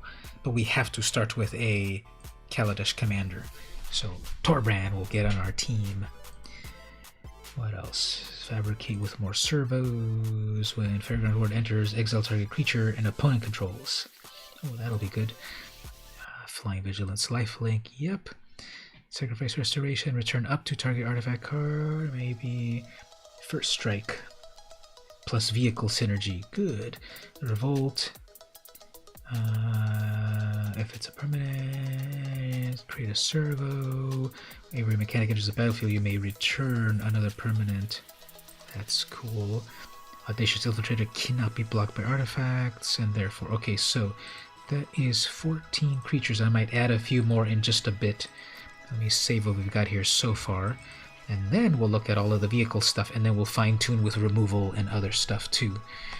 So, vehicles.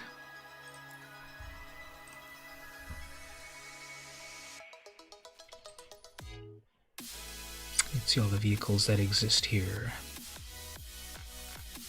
Demolition Stomper, it's a 10/7. Cannot be blocked with small creatures, but it's a crew 5. Sky Sovereign Flagship, it's a 6/5 flyer. When it enters, it deals 3 damage to something. And then target creature planeswalker controls. The Heart of Kiran, I'm probably doing Heart of Kiran, definitely. Enchanted Carriage, that accrues only for 2, that's cool. Plus it makes its own mice. That'll work. We can put the weather light in there. It's a 4/5 flyer. I don't remember where it happened exactly, but I believe I equipped Shadow Spear onto a weather light one time. I don't know if I did that in real life or on Arena or something, but that was fun, equipping Shadow Spear onto a weather light. Let me put Heart of Kiran right away, because that one's amazing. There we go. 4/4 Flying Vigilance Crew 3. Amazing. Besides that, 4/6 Vigilance Crew 2. I remember that one from Ixalan.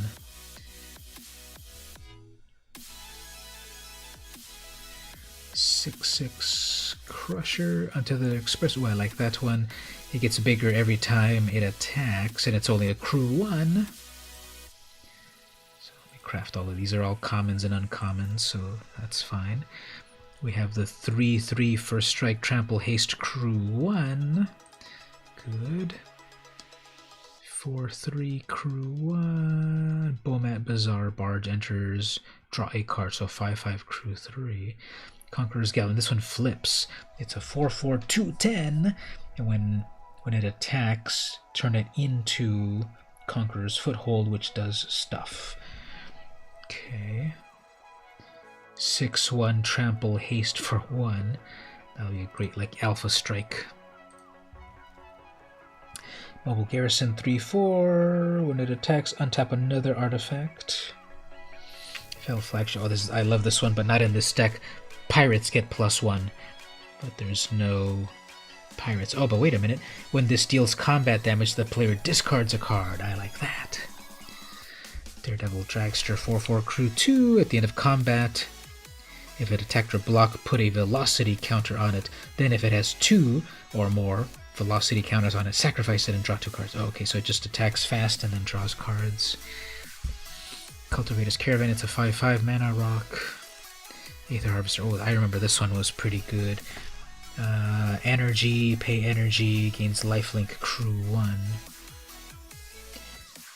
2/3 flyer crew 1, yes.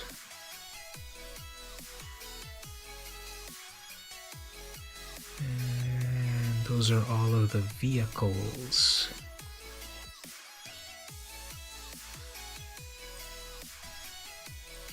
To be honest, I don't want to spend rare or mythic rare wildcards. I'll spend uncommon and commons because I've got plenty of those. But let's go with... what are the ones that we have here to work with? A 10/7, a 4/6. That's not so bad. Crew 2. Whenever Ballista Charger attacks, it deals 1 damage to any target. It's a 6/6 crew 3. I'm going with like low cost crews for a haste type of deck.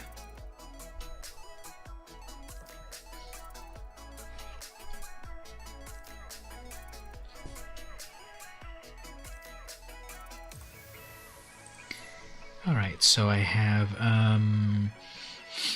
some cool things in there. Let's check out some planeswalkers. Chandra, what's the artifact type? Boost creatures that share a type. The artifact, I believe that's Metallic Mimic. There's a bunch of them that do that, I think, but let's see here. Metallic Mimic, I believe, is one.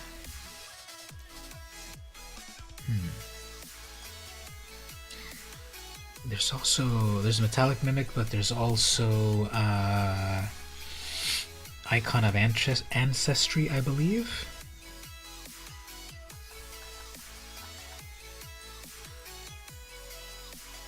Icon of Ancestry. As Icon enters, choose a creature. Creatures you control get +1. What about, is that the one you thought of or a different one? 3 mana to give all certain types a +1. So we could do that for the dwarves that we have, as well as the vehicles. That counts, right? Creature vehicle. Does that count? Fell flagship is an artifact vehicle, not a creature vehicle. When you crew 3, tap any number of creatures control with 12 power 3. That this vehicle becomes an artifact creature. Okay, so in theory, I think I can use the icon to give vehicle creatures the +1, or if I choose artifact, because it'll become an artifact creature. Yeah, that should work. Should we put in the icon of ancestry to give all of our vehicles a +1?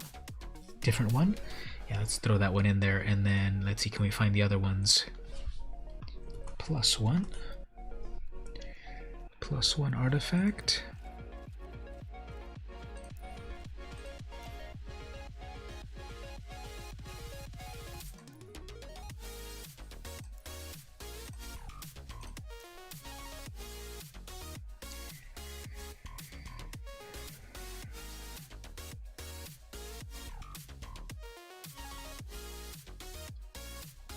From Ixalan. Well, I know we have the Immortal Sun automatically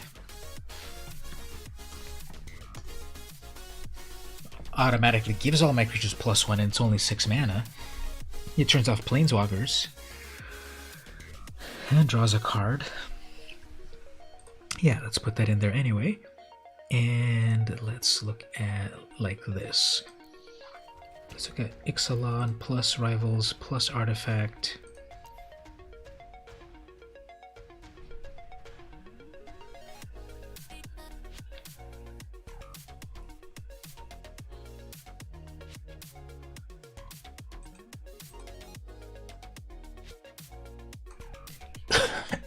There it is, Vanquisher's Banner.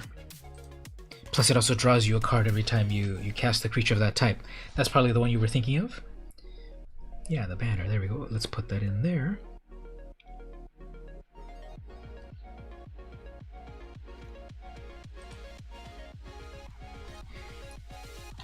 Okay, for some reason this never picked my mana base, which is very weird.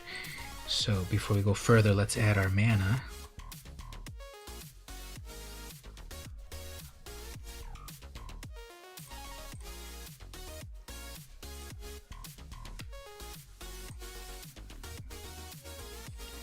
Alright, 26 lands. A bad case of the sometimers. That must be a regional idiom. Not familiar with it here, actually, in Southern California. What do you mean by a bad case of the sometimes? Like sometimes you remember it? Okay, 52 cards. Let's add some mana rocks. So of course we need in a Brawl deck we need these mana rocks to ramp into good stuff and to recast our things. So we'll do the 2 mana rocks. So of course Arcane Signet, Guardian Idol, Mind Stone. Okay, that's 3. Need 1 more. Heraldic Banner, Mana Geode. Oh, Chromatic Lantern, actually. There we go. Sometimes I remember, sometimes I don't. That makes sense. Okay, so we got 4 slots left. That's got to be some removal. So in white, removal, some of the best ones is of course Swift End. What else? We have, just in case the opponent is getting too out of hand, we have a Wrath of God. 2 more removals. What else? What about an Exile? Instance. Settle the Wreckage. Blade Banish.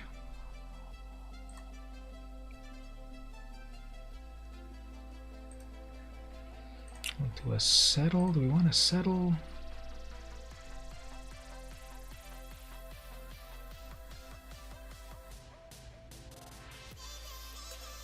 Cool looking WOG. WOG. Wrath. Oh yeah, Wrath of God. Where is it at? Over here.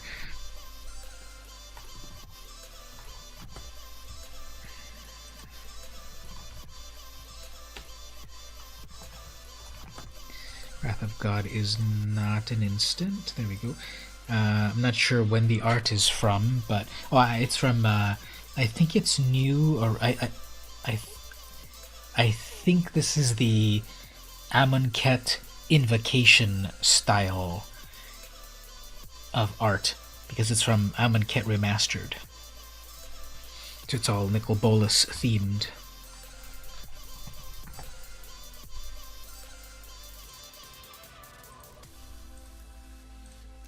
Okay, so one more exile card.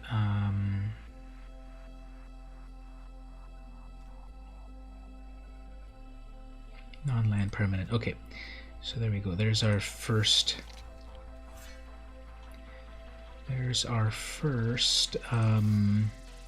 Pass at this deck. We have creatures, we have vehicles. Oops, I removed the commander. I misclicked and removed the commander. There we go. Let me just save what I've got so far. This deck must have a commander. Yes, of course. That's funny. Okay, so commander. Alright, so that's our first version of the deck here. Now, 11, 12, 1, 2, it's probably 2:30 in the morning for Ashley. If you're still there, do you want to be the first versus here, then? If you are available. So, okay, we've got a deck. It can be tuned, of course, but we built a deck. We picked a commander from Kaladesh. We built a dwarf and vehicle focused deck. We've got some mana rocks, we've got some removal, got some fun stuff that we could do. So that'll be version 1 of our deck.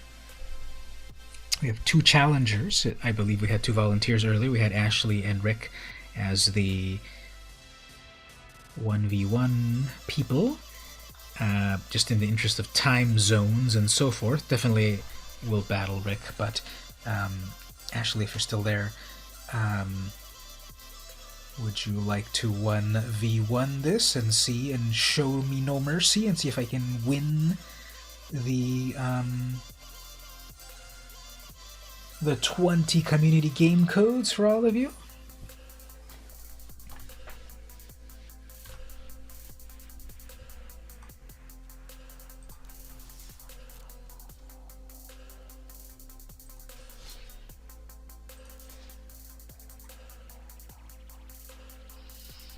If you're not quite available at the moment, I'm getting a challenge over here. So, okay, let's do the challenge here. And then if you're still there to do the challenge, Ashley, we'll do that. Because I know your time zone is 3 hours ahead of me. Right now it's 11:37 p.m., aka 23:37. And we'll see. Okay, so we've got a Yahani or Yavani. What's his name? Yavani, something like that. Yahani. Yahani. Okay, so we're gonna beat Rick so badly. Don't tell him, everyone. We've got some great stuff in our deck over here. So okay, let's keep that. So we got a few plays, a few turns. Got our commander. We've both got 3 mana commanders, so that'll be interesting. Let's see how it goes. So we will do our cordial message to our opponent. Every day, every dawn is a new adventure. We're getting the sad Hedron. I want that. Uh-oh, turn 1 Thoughtseize. Oh, okay, Scorpion. Scorpion's not so bad. And then, ooh, turn 2 Mana Rock. After that, what do we want to do? So, alright, so I've got a plan over here. So we've got, so the deck's all about vehicles and stuff. And, ooh, Universal Solvent. That'll destroy anything, including a land. So we are playing for keeps.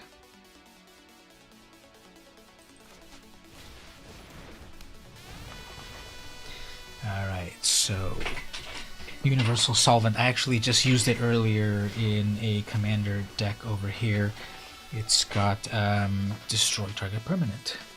What does Yohani do again? Whenever a creature an opponent dies, put a +1, sacrifice another, this gets indestructible. Okay, that is a possibility. As for me over here, I've got my commander, and then I can crew. Power 3. Whenever this enters, play X. If you do, reveal the top X cards, put all dwarf and vehicles into my hand. Yeah, I've got 2 mana to pay for that. So we will take action for 2 mana. Let's reveal 2 cards. And both of them come to the hand. Amazing. And then we attack with a 4/4. And then that 4/4 also causes a discard. Don't look at your Universal Solvent, you're way too far away from using it. And then we do a little tap with that, and whoops, when it deals damage, target player discards a card. So that's one of my favorite things to do.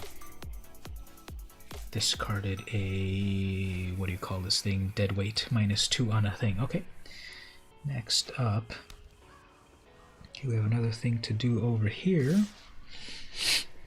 Going all in, they have the Field of Ruin that can destroy one of my lands. Passing with all lands. Okay, so how about this?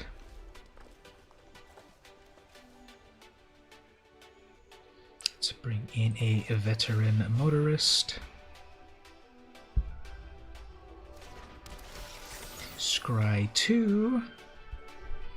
That's a 4/2 because of Depala.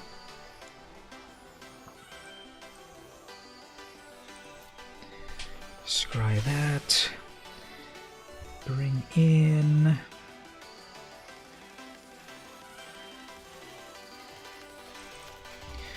another vehicle.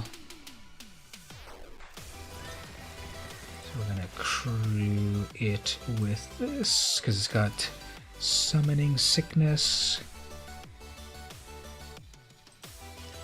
And then we'll crew this one to protect our commander because it'll just still do the 3 damage. No mana to do that. Attacking with 5/5 and a 4/4.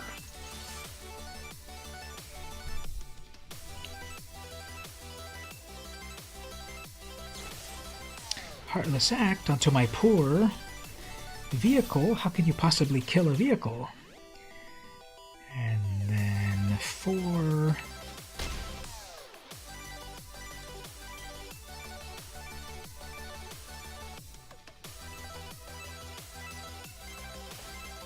Sacrifice the Scorpion to make Yohani even larger.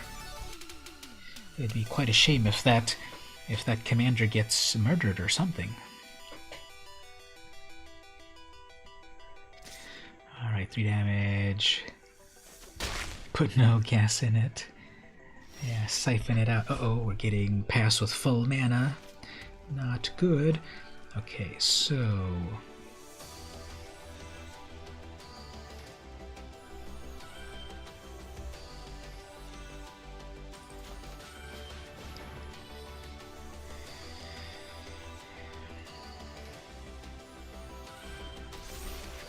we're totally aggro with this deck.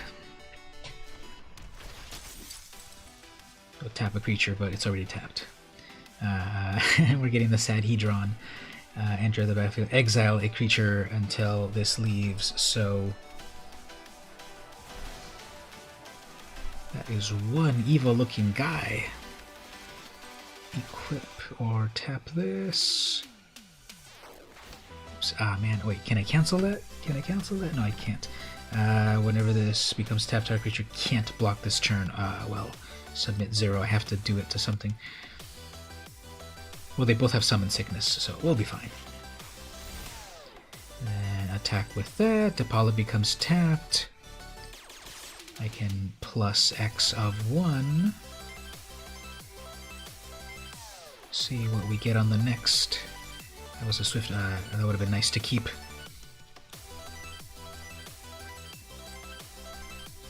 But we're attacking with a 4-2, a 4-4, a 3-3, and we got a murderous rider. No! What else can I do here? It just gets wrecked. Okay, that's fine.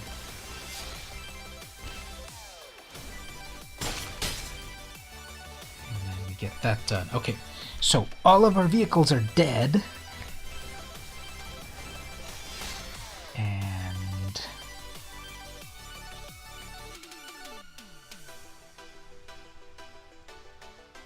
we have a bunch of attackers. I'm getting one more dead. Sure. Let's bring out this carriage, which crews itself. And then attack with these over here. And I could tap that out. Amazing. Decline for that for the moment.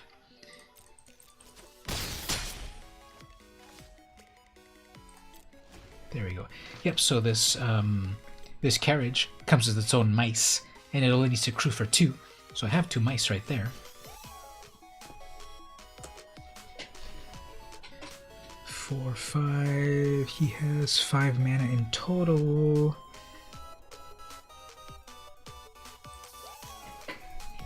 $13-3. 3 cards in hand.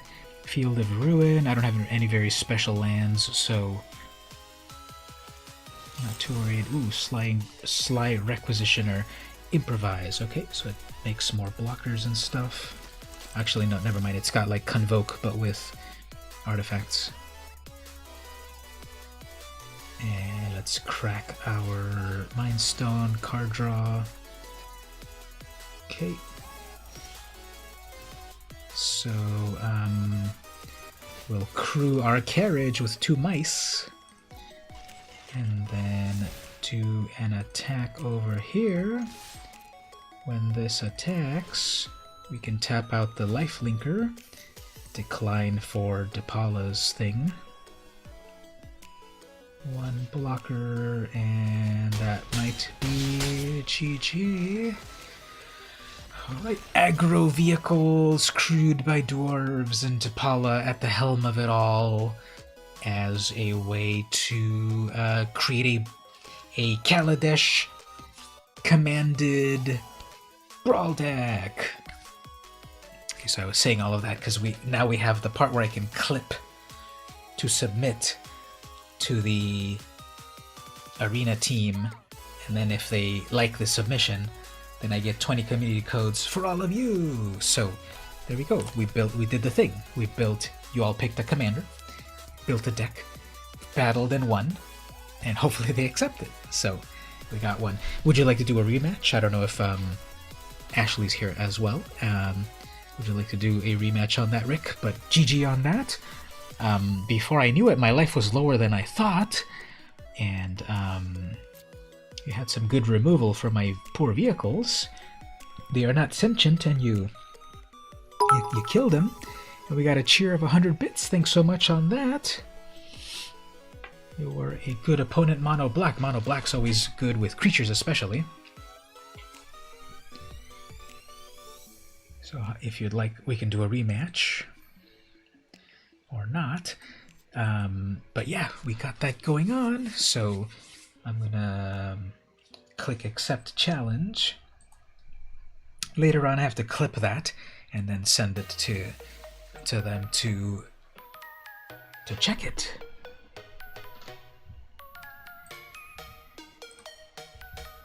So thanks for being the guinea pig on that deck and everyone helping to build that.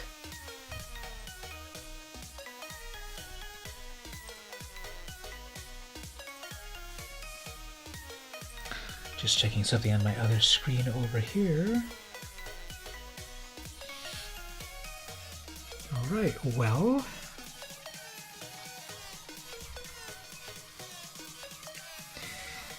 I was showing earlier that so I'm at Platinum 1.3, So all I need to do is win 3 games, and I go to Diamond. I'm going to play a little bit of the ladder at this point. See if we can do that. It was a pretty awesome deck. Yeah, the only problem is, unfortunately, they don't have a... that was a historic deck, so there's no historic brawl.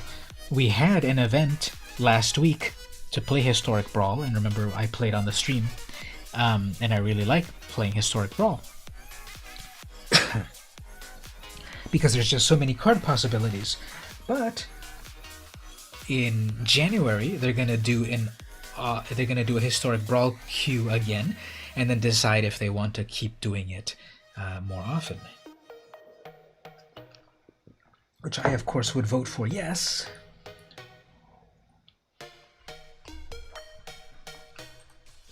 And in the meantime, you have to 1v1 to get some historic brawl action. Alright, so I'm going to play the ladder a little bit. I'm going to play this Ulamog deck.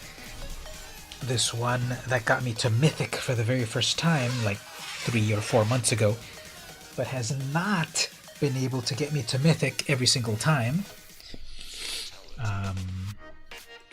So would you. Yeah, exactly. I wish that was there. They go first.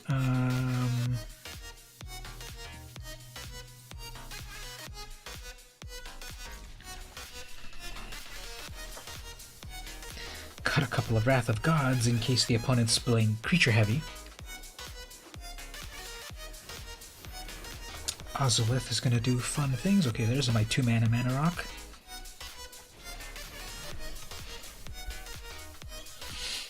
Next turn, Mirror. Okay, we got that Angel, which is annoying, so actually let's get rid of it right away.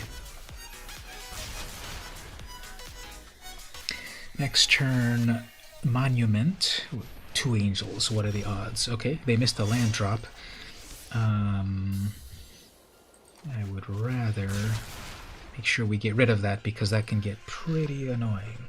There's our 4th land. There's their 3rd Angel. Okay, well, what are the odds of that, right? So let's give it a shot over here instead.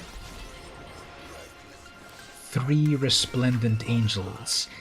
Well, who's complaining? I had 3 Wraths of Gods. And Pride Mate, okay. Sure. And Speaker, okay. And another Speaker. I hate to ruin this person's life, but clearly I had to.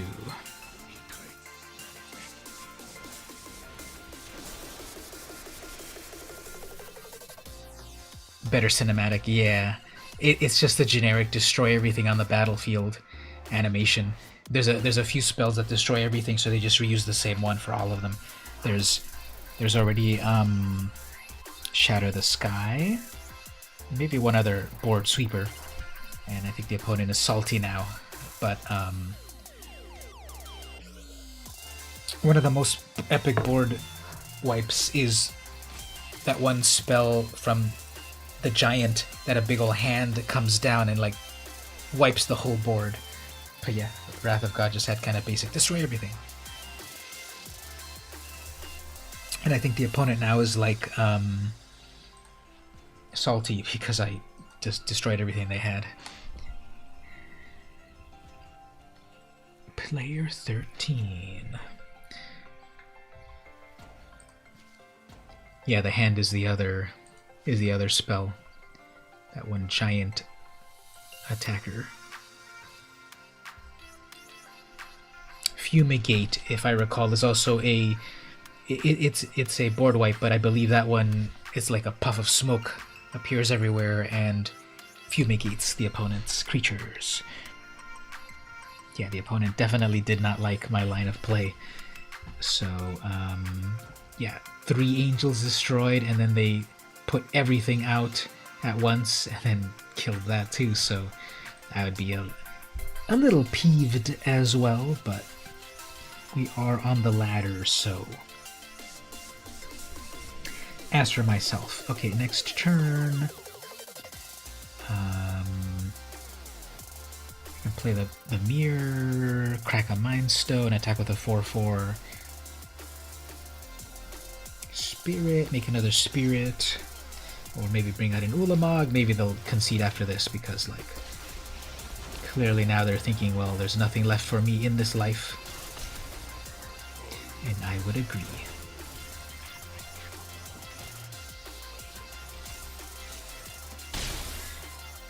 Although if they get their 4th land and they do a Wrath of God, well, that's fine, because I get the stuff off of my spirits, and then I can still do the 3 damage from Big Ugin, and then I still make little spirit tokens off of there. Okay, yeah, so we're going to assume the opponent is very angry of what I did. So let us look at more of these vintage cards. Ooh, look at this one that I just got off of the notebook. This is the...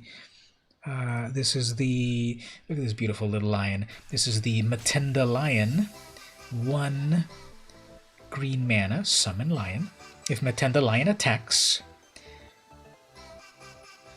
defending player may pay 1 blue to have it deal no combat damage.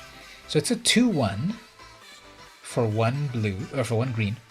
And if the opponent is playing green, or blue, they can pay a blue to stop this dealing damage.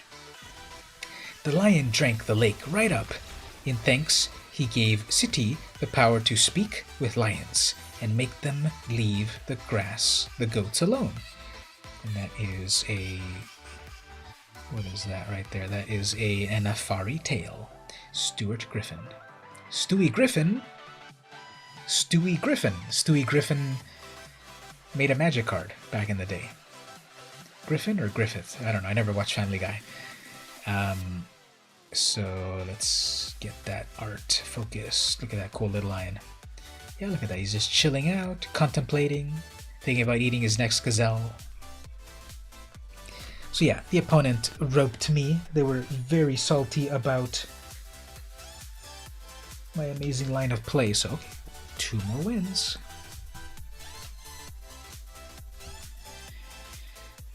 Let's see if we get some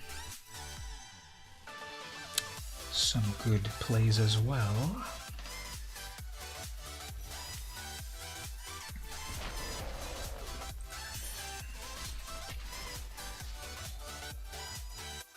Two more wins. So remember back in the good old days, 2 or 3 months ago, when I played this deck with all of you in the chat, and I went on an amazing run that like took 2 hours, and I was like almost undefeated, going all the way to Mythic. Well, I have not been able to recreate that run since then. I don't know, bad luck, the algorithm, whatever. I have not been able to, at all points, at all times, get that amazing result, but let's see what we get here. So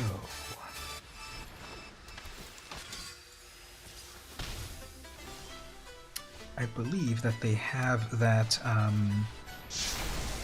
Soul Sister there as a big idea for their deck, so we should remove it right away. Vampire, missed the land drop. Okay. As for myself, build up some mana. We've got 3, 4, 5, 6. That's 6 mana for Little Ugin. And okay, there's their land drop on that. Another vampire, sure. Next turn, Little Ugin, make a blocker, and then Big Ugin. Missed the land drop. Okay, it's pausing for them. They might have that one, sacrifice your creature to kill my creature, or sacrifice your creature to draw cards. If I can make it to next turn... Oh, okay, so they become a 4/4. Okay, that's fine.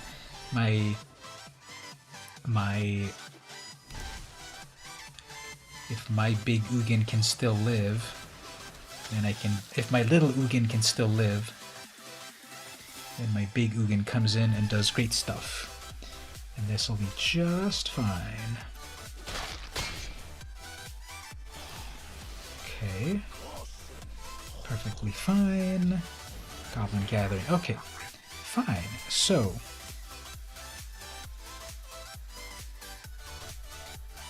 Big Ugin...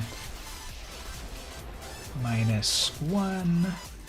Wipe their board. Make a blocker. They have 1 card in hand. Have 2 planeswalkers. Bunch of removal. GG. Nivmiz 3-it. They missed a land drop, so not fun for them, but okay. Everyone is in on my tricks, possibly. If we can fly under the radar for 1 more win, we get to Diamond, and then we'll see. I'll at least have gotten back to Diamond. I've gotten Mythic twice, 2 or 3 months ago, whatever that was, and then last month, I think it was last month, and then this month, haven't gotten out of Platinum. Thank you. So, okay, I go first, and a bunch of ramp. So, to a lot of degree, it is luck of the draw on these best of ones. I don't know how much I've played best of 1 versus best of 3 with this deck. Turn 1 Thoughtseize? No. Okay, so sometimes when the opponent... So I was about to exactly talk about mill right now. Sometimes when the opponent mills, they think like, well, I'm really, really getting them. But I already have enough stuff in the hand to kind of do good stuff. So I can already... Obviously they want to do a lot of mill with a couple of mill creatures, but I already got enough stuff in the hand to kind of stop that plan. Now in Dimir, of course, they could have plenty of hand disruption. Double blue for counter spells, and they pass. Okay, so they could have a counter spell, or simply a flash creature. But again, you gotta go for it. So let's see what they do here.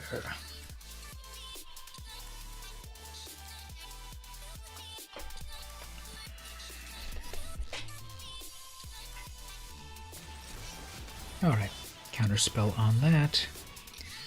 Next turn, if I get my land, I could Forsaken Monument, a Sprite, passing. Okay, so that probably means a flash creature. Let's see if we can get this through. 1 more counter. Okay, fine. Down to 2 cards, plenty of counter spells. They're looking at my library. Trying to figure out this deck, possibly. This is not a meta deck. Ooh, Curious Obsession, that's nice. Okay. So they get to Surveil plus draw a card. 3. Did they keep it on top? I didn't even notice. Did they keep it on top or not? So, draw a card off of that. Pausing.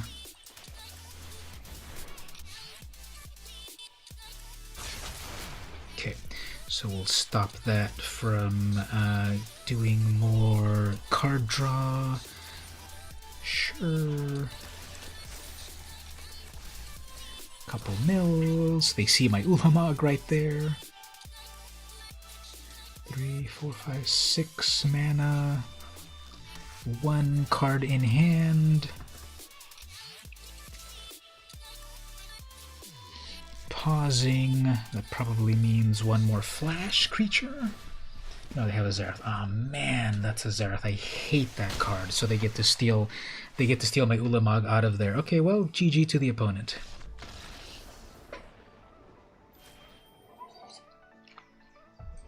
Alright, next game. So they got down to the perfect 1 unblockable creature and then the Zerath Sand. I will not bother trying to climb out of that hole of my own amazing creature, so let's move on. AJ Nixie is the opponent. I just noticed how cool Sahili's outfit looks. Very luminous.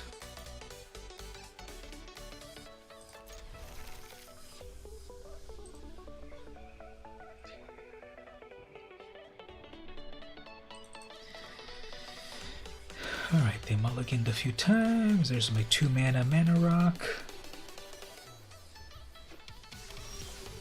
Going with tapped lands. Palladium Mirror. You're also doing mana ramp.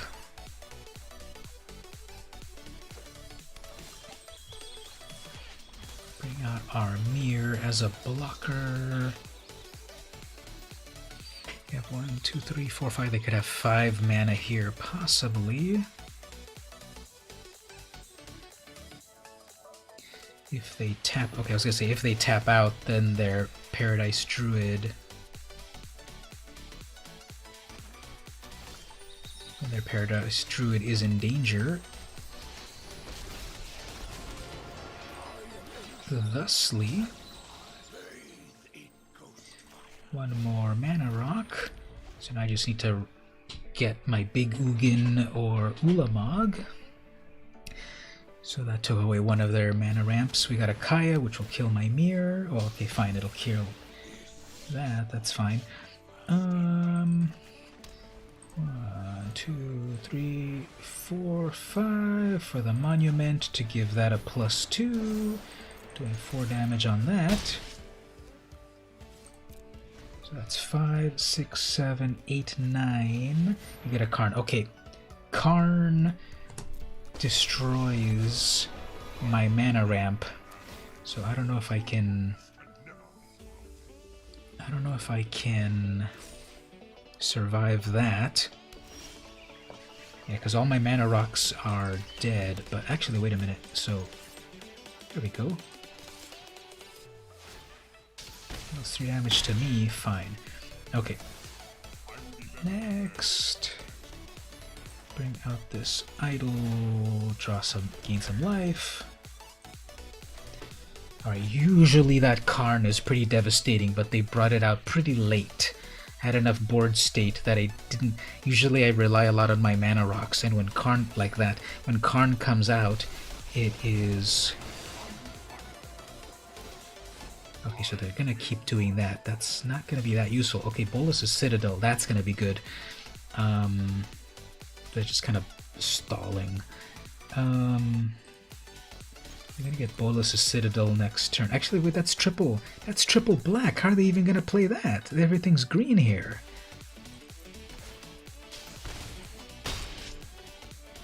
Yeah, everything's green. Triple black Bolus's Citadel, unless there's a way to cheat it into play. Oh yeah, Chromatic Lantern, of course. Of course, that's how you cheat it. But not this turn.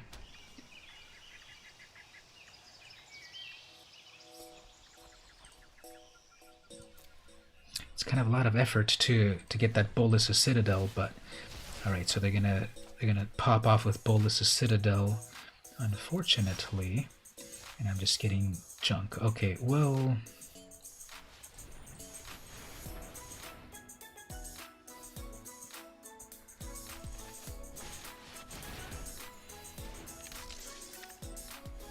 Guess we'll go for an all-out attack over here. That's 8 damage. And we'll see how much they spend in life from Bolus's Citadel. I just used that card the other day in Commander, and it worked very, very well. I was about to ask if they had any lanterns. Yeah, that's exactly there. So let's see how much life they eat. Sure. Back to 20 life. A revenge, double the life total. Okay, sure. And then another goose.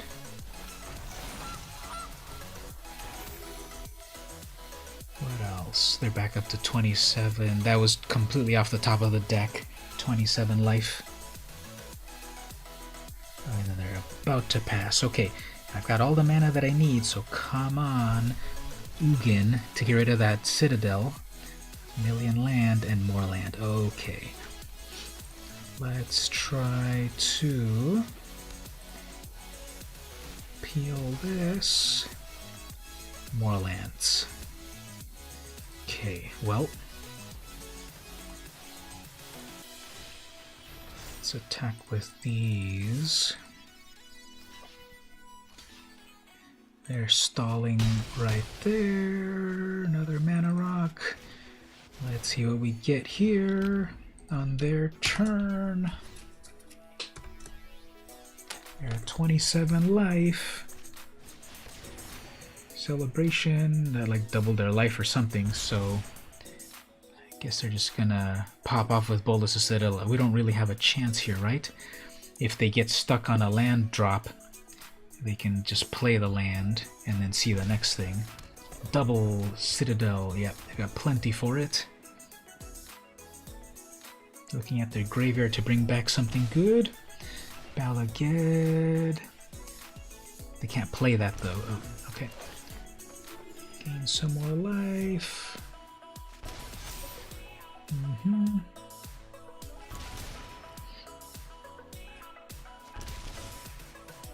Sure.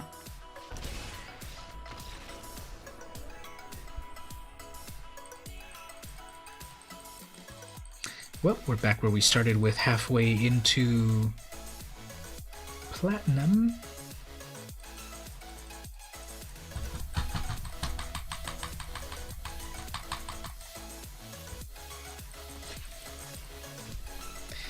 The next card that we have over here, Unyaro Bee Sting. This card over here, Unyaro Bee Sting. Look at those huge bees coming at the opponent, the person. 4 mana, deals 2 damage to target creature or player. So, direct damage in green?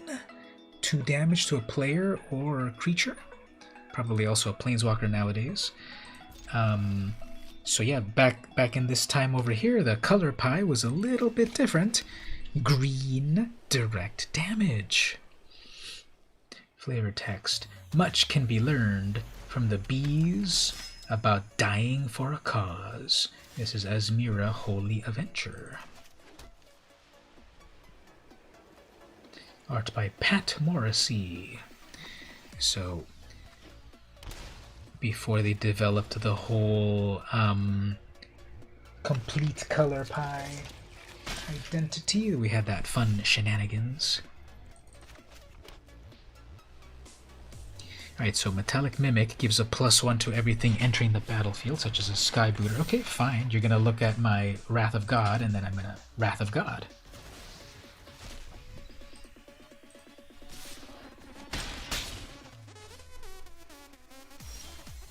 But actually, I think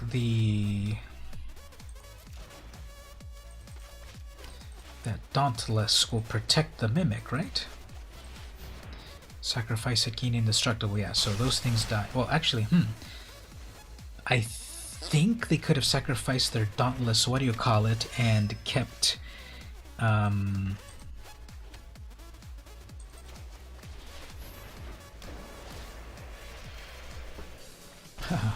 they could have sacrificed their Dauntless bodyguard to protect their Mimic.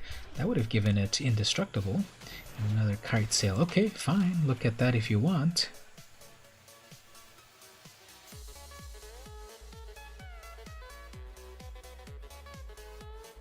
Doesn't quite matter what they take. I've got answers for both.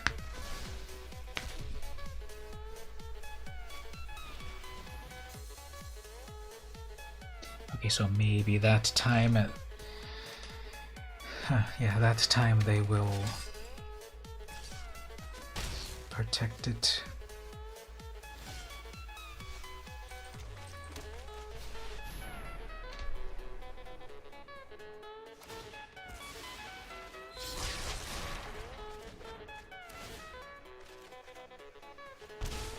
Okay. So I got 4, 5, 6 in total. Judith. 7 life. Double damage from Judith. Or I guess just 1 damage. Okay. Oh, double. Yeah, there we go. Then I can gain some life off of this Mind Stone. So that's 6, 7, 8 in total. I can get my Ugin out after that. They have Demir colors. Guild Mage draws them some life. Fine.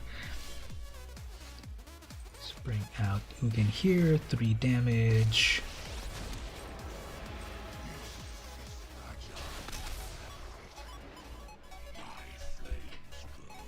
Next turn, Little Ugin. Uh-oh, they shock land, double black. That might be for the Murderous Rider. I'm looking at my Forsaken Monument. Deputy, okay. Sure. Take that Ugin. And then a Crusader. Alright.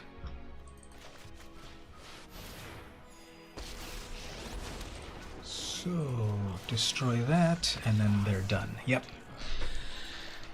Okay. So we're back on that.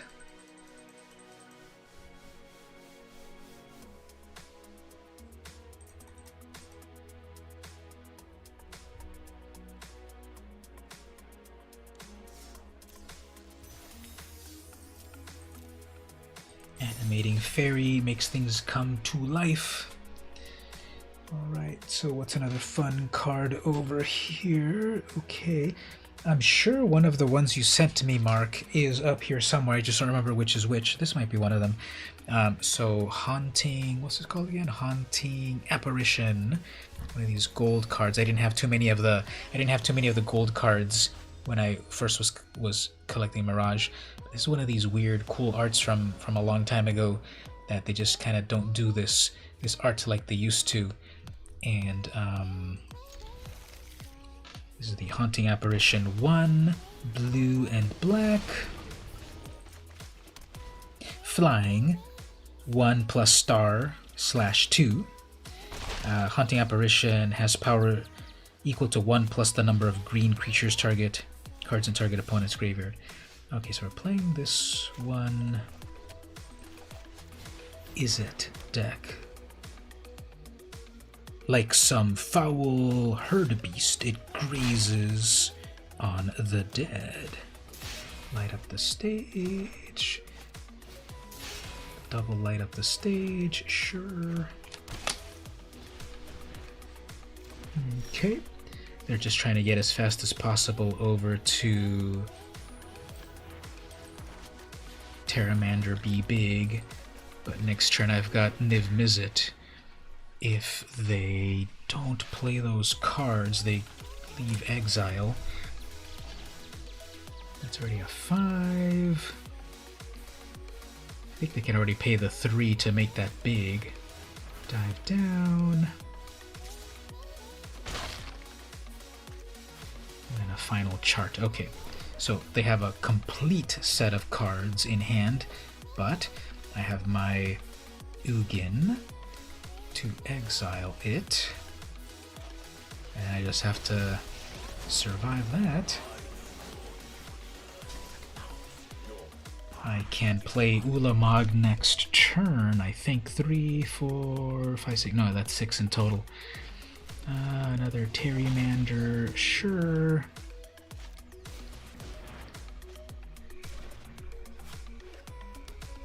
Single red, one more Crash Through, I guess, or something. Oh, they have the little My Pony sleeves. That's cool. Cute. Okay, there we go. Big Ugin. Get rid of that. Blocker. So they went with the My Little Pony sleeves. That was magic, what do they call it? Magic the Klompening or something? Magic the Friendshipping or something? lots of damage to the Planeswalker, sure. And a shock, okay. Completely wiped everything, sure. That's a possibility. And then an opt. Okay, so let's do that again.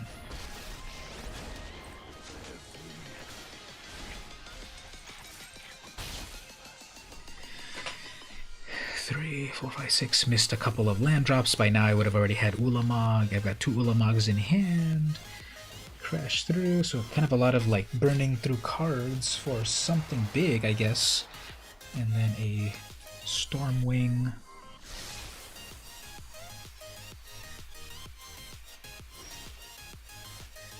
Do a Shatter right here.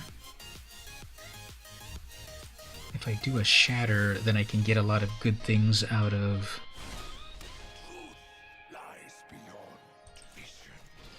my own creatures. Maybe I should have attacked. Then I would have lost 1. 13 damage on something. Sure. I guess the one final... Get a bunch of stuff there. Bunch of lands. Okay, I might have to hard cast. Well, I have enough now for Ulamog, unless they counter that. Okay, so I've got enough for Ulamog. Even if they counter it, I can. Its trigger will still happen. Although they might be pumping up for some like huge spell, because their graveyard is 20. Are they gonna do some sort of huge laser? 15.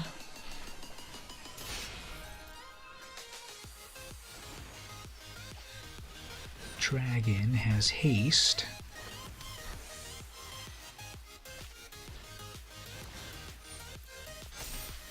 Yeah, I have a feeling they're trying to fill up their graveyard for some big thing that will, like, one-shot me, I bet.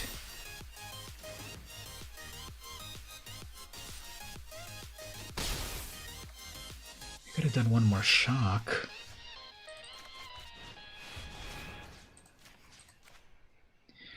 They have that one more shock damage, sure. Down to 10. I have an Ulamog land drop, and that's it. Okay, well, let's not. Oh, I was gonna say let's not get our hopes up that I'm sure they're trying to like build some sort of strategy, huge graveyard to do one final death ray blast. But I guess. Okay, here we go. Here we are back again to one more win. Back to Diamond. Let's see what we get.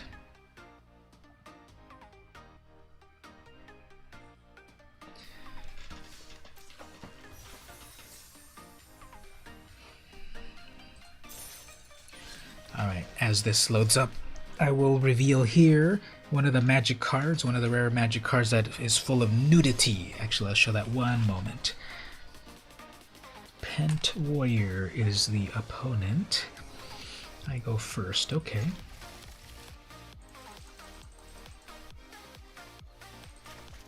So I got a couple of Guardian Idols. They did hello to us. I usually do a hello as well. They're playing some sort of Selesnya thing.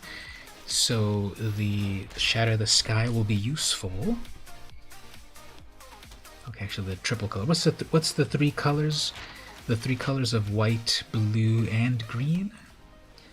I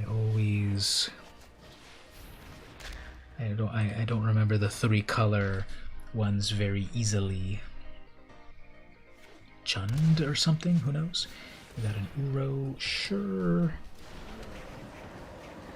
And 1, 2, 3, 4, 5, 6. I have 6 mana in total. If I can get Little Ugin, that'd be nice. I'll just have to keep ramping.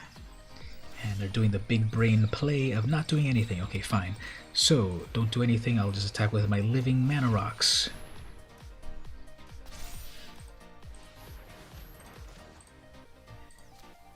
While you turtle around, I'm attacking with a couple of living artifacts.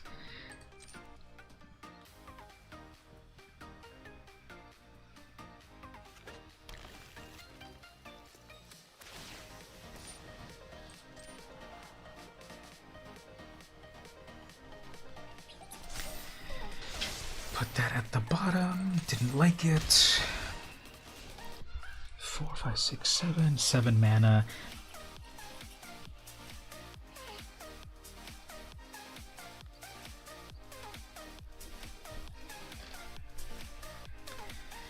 Have the blue mana for some counter spells. Migration Path, okay, they were missing some land drops, I guess, so they're gonna go get 2. Yeah, they were missing a land drop. Okay, here we go. So we've got the little Ugin, which will then next turn get me to the big Ugin. Possibly. And right here they're doing the pause on the upkeep so they can see, so they can scry into something good. They know what they're doing. Bottom it. Nissa, okay. Not so bad. They'll attack towards my Ugin, but I'll block it and get my land off of that spirit.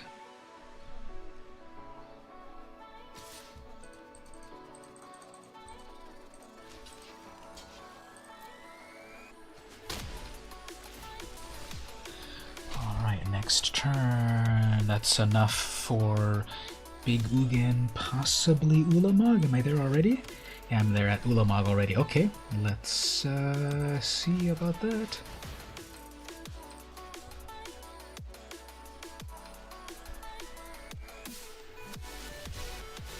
Cycle, sure.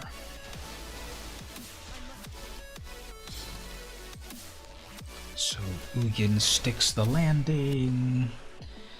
You're gonna try to scry into something.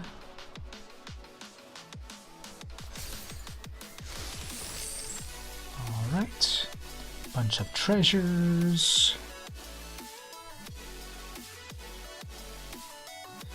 If they bring out their Uro, Ugin can take care of it. Approach. Ah, man, next turn they have an approach. They're good gaming me, so they have their second approach of the sun. I'm not gonna be able to win this. They stuck around long enough to do their... They have a second approach and I have no counter spell, so... Actually, wait a minute. Ugin does... No, well, never mind. Yeah, I lost because they have their second approach in their hand, so they'll just cast it. So I was going to say I'm going to exile whatever's in their hand. I mean, their library, but they have a second one to cast, so... GG opponent. So watch this. They're going to cast their second approach, and there it is. So, yep, they dirtled enough to get it. Alright, well... Once again, we were like that close to the diamond. Let's see. Playing a little bit more. I guess I've been already playing 4.5 hours. I'm gonna play again, and if I lose this one, I'm gonna wrap it up because we're just kind of going back and forth. We're standing in place. If I win, then I'll go for one more to see if I win it, and I guess if I lose that, I'll also finish because it's just really, really back and forth, isn't it? So...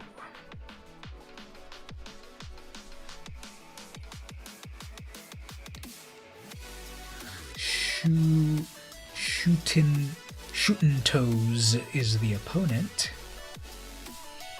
As we wait for them... What do we have over here? Okay, so... Moss Diamond, that was reprinted recently in the brand new Commander, whatever the last Commander that was just published right now, Commander Legends.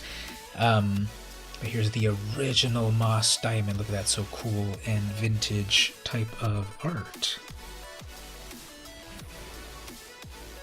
So Moss Diamond, 2 mana, gives you 1 green mana, and then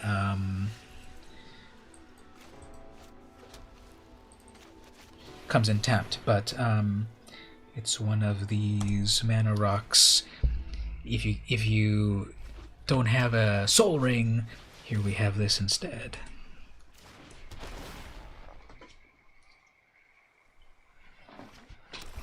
So that also reminds me of sort of like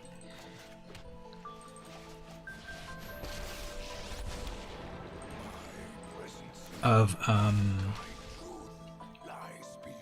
that could be a cool one as well for the Magic Monday Minute.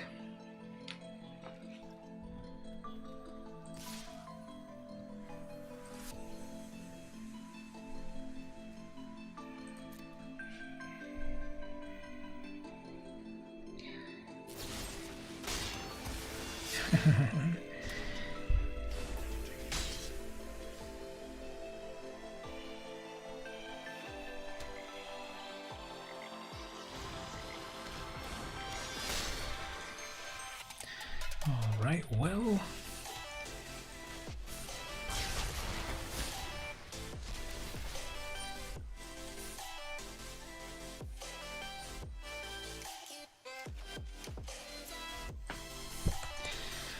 So I've got plenty of mana. I just need to wait for some good stuff to come from my deck, and I've got plenty of it. There's a Nicol Bolas, sure. Each opponent discards a card, sure. I can discard one of these, sure.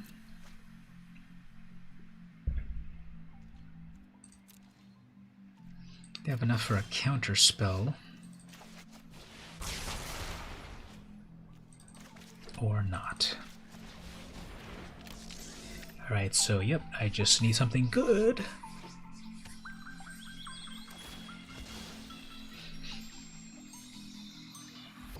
I have plenty of mana for good stuff. But instead, they're gonna have good stuff. Okay, so I guess 6, 7, 8, 9, 10. That's 10 mana in total. I guess we'll get rid of that.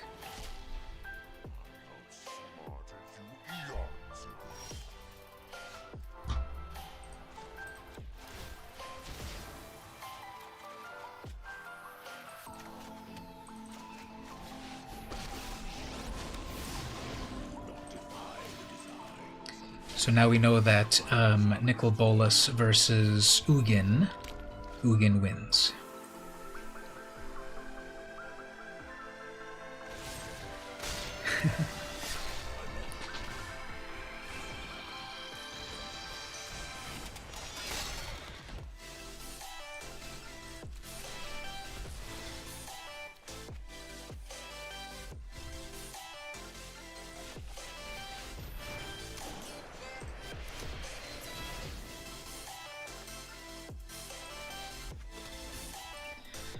Okay, 6, 7, 8, 9, 10. I've got 10 mana right there.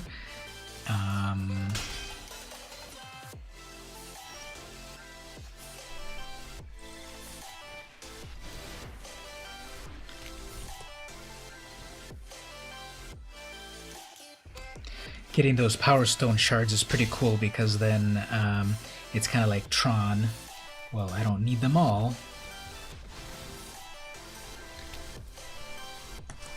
So that's a lot of mana. I just need good stuff in my hand. And they have plenty of counter spells and stuff in hand, and as for myself, we'll just keep getting some lands.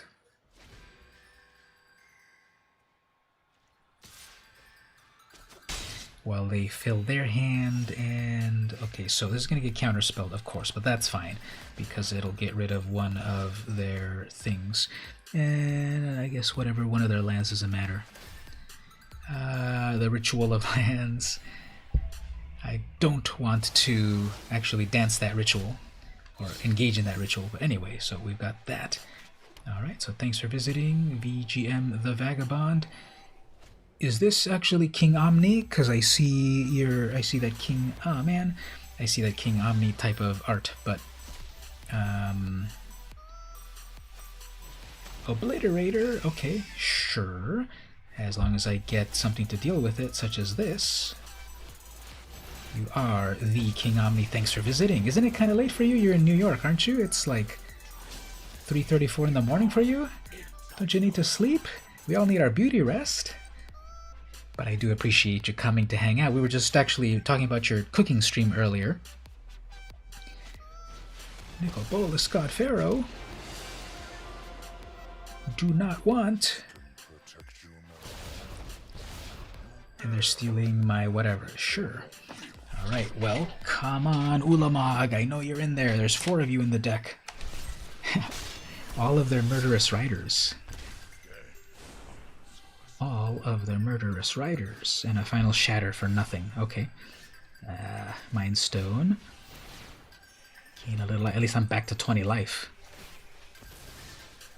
And there we go. 4, 5, 7. I gotta do 7. 7, 7, 7, 7. I guess if I only do the 3 damage, they can still do all of those other amazing things. So okay, it's got to be mutually EST 3:34 AM here, sleepers for the daytime. I've got to do mutually assured destruction over here because that's that nickel bolus is going to be annoying. So all right. Your move, shooting times, another rider, whatever. Another land, nice! Okay, let's keep going.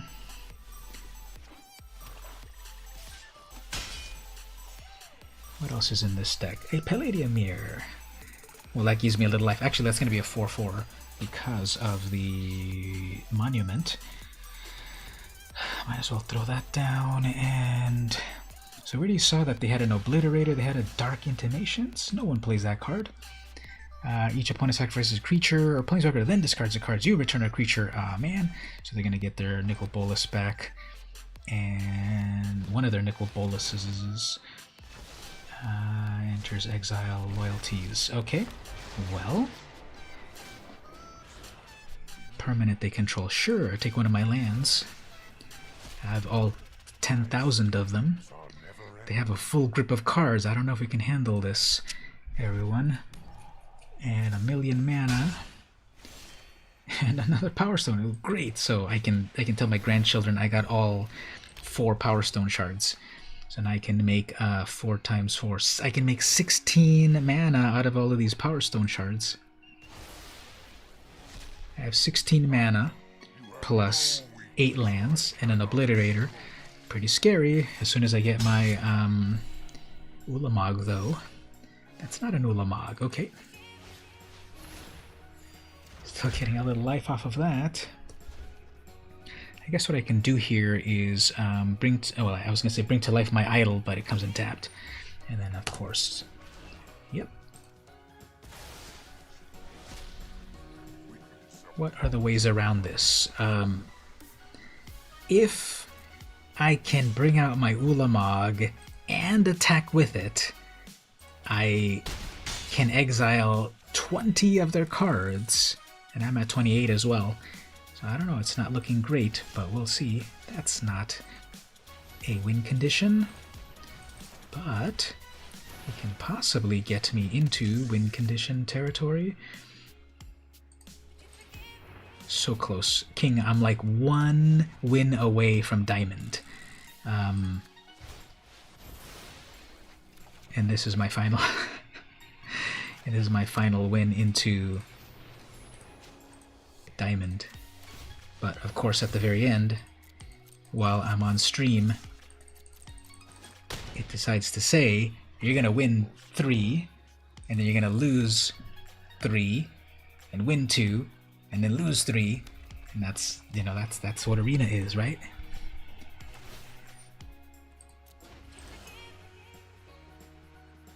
You did the grind to Diamond last night. We're spreading it all around. Mono Black got me there.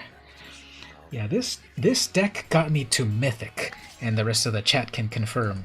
2 or 3 months ago or whatever, I went from Platinum. Where did I go? I went from Gold, I think. I went from Gold to Mythic with this deck. But this time it doesn't want to corroborate. You know how it is. So... Oh, I noticed that the auto-tapper gets very confused with these idols. Because why would it tap my idol if I've got 7,000 lands over there and then I miss a blocker? I know, I have mountain view real estate right over here.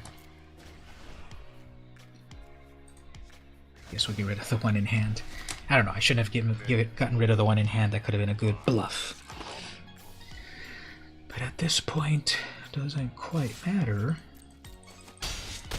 So even if I Ulamog next turn and exile a Nicol Bolas, they're obviously going to have their next Nicol Bolas. So we'll just go into the bitter end, even though this is obviously a waste of time. So let's see. Ooh, another Hedron. Beautiful. I have to manually tap my lands here because this gets confused easily. Okay, there we go. Again, this is not even going to matter because they're going to have another Nikki B in their hand, but at least that Obliterator will get out of here.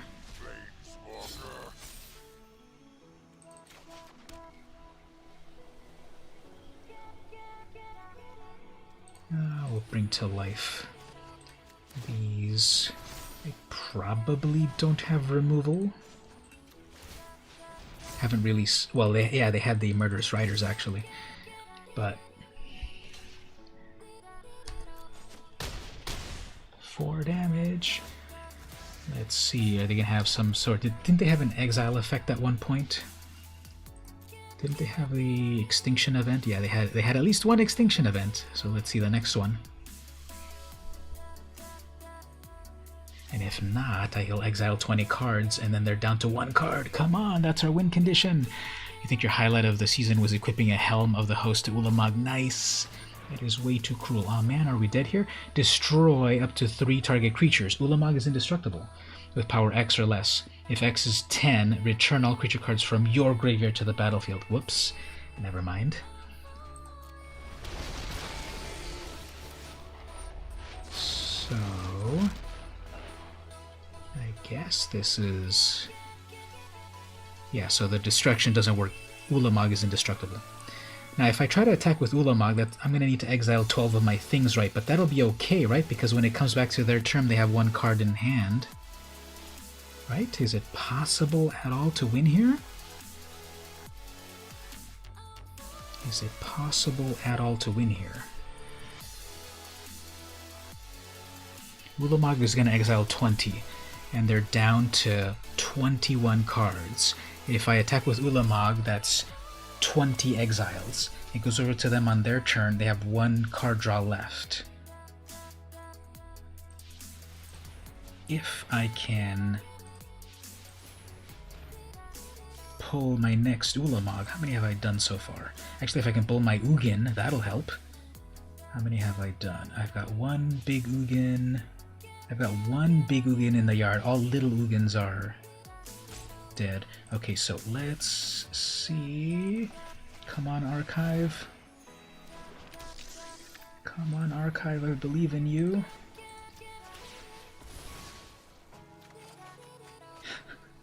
Nope, okay.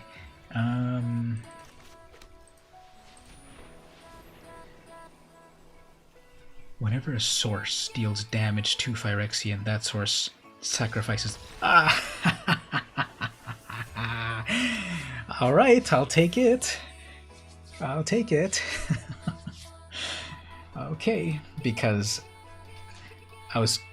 if I had attacked with 12, they would have blocked with Obliterator. I would have had to exile 12 things, right? It's not the 5 of the Obliterator, it's my 12. I would have hit myself for 12, right? I still would have kept all of my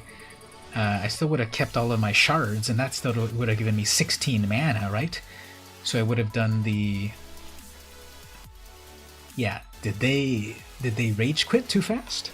Which I'm fine with. I got back to my place here, and I thought I was...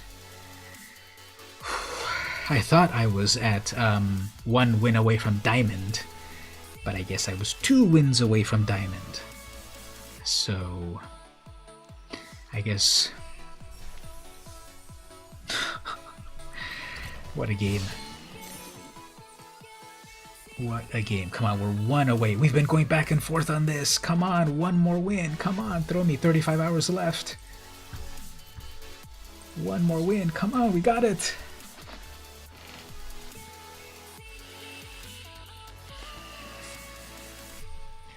One more win. And while we're waiting for the opponent, the other vintage card over here is a Tika's Dragon. This is, you had someone cycle Gem Palm Incinerator with Obliterator with 6 goblins. Oh man, that's rough. It was a sad day for them. Okay, so I've got the goods here. So anyway, I was saying over here, Tika's Dragon. This is the 9 man turn 1 Thoughtseize. Okay, anyway, Tika's Thoughtseize, 9 mana, 9/9. No, it's not a 9. It's a 5/5. I'll show it big in a moment. Yeah, I got this one more win, but they're looking at everything that I have here. So are they gonna? The good play, of course, is to get rid of my ramp, but they'll probably get scared of that Ulamog. Oh yeah, they got scared of that Ulamog. Okay. That probably means they have more than one of those thought erasures or whatever. Oh, never mind. Okay. Well, there's my Ulamog back. So all I need to do is... Oh, they got some mill action happening. All right. Sure.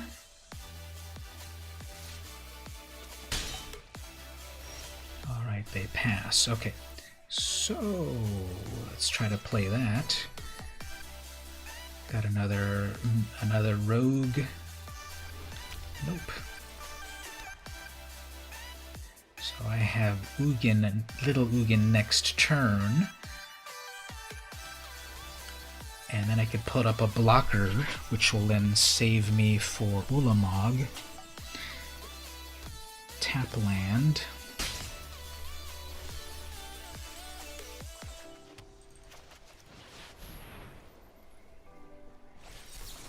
Quench, sure. That'll be fine. Because I've got 4, 5, 6 in total. They've got a Thought Erasure, that's fine. Another Ulamog, okay. Sure, I got 2 more. Plus other things. Such as that. So let's see if we can go to next turn. Another counter, sure. No problem, their hand is dwindling. Soaring, sure. Okay. Some more mills. Alright, so I have that one shatter that's going to draw them a card though. Let's see if that will make it. Actually, I can shatter. Yeah, I have to shatter. Let's see if that makes it.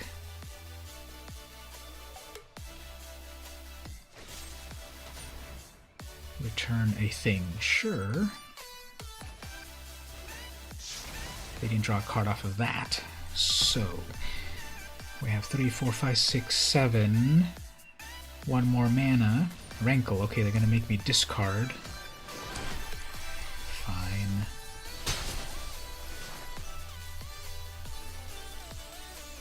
What else are we pulling off the top here? Alright, so I just need the mana for that, which is close. They're going to make me discard another one. Fine. But we've got 6, 7, 8 in total. Well, we just need to land that. I don't know. By the probabilities of things, I think they're going to have all the counter spells that they need, and we're just going to get ground down in 2 more turns. So...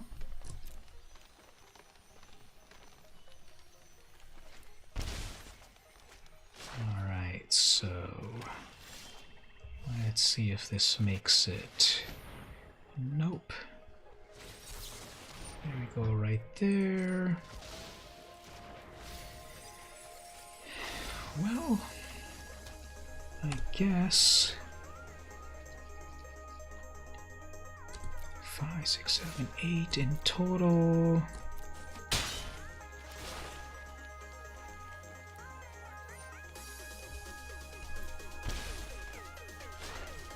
Okay.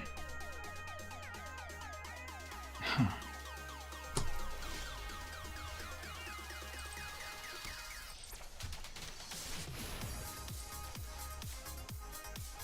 So even if that gets countered, it'll still do its thing. Yeah, there's the counter. But it'll still do its thing, so they might rage quit from that. I doubt it.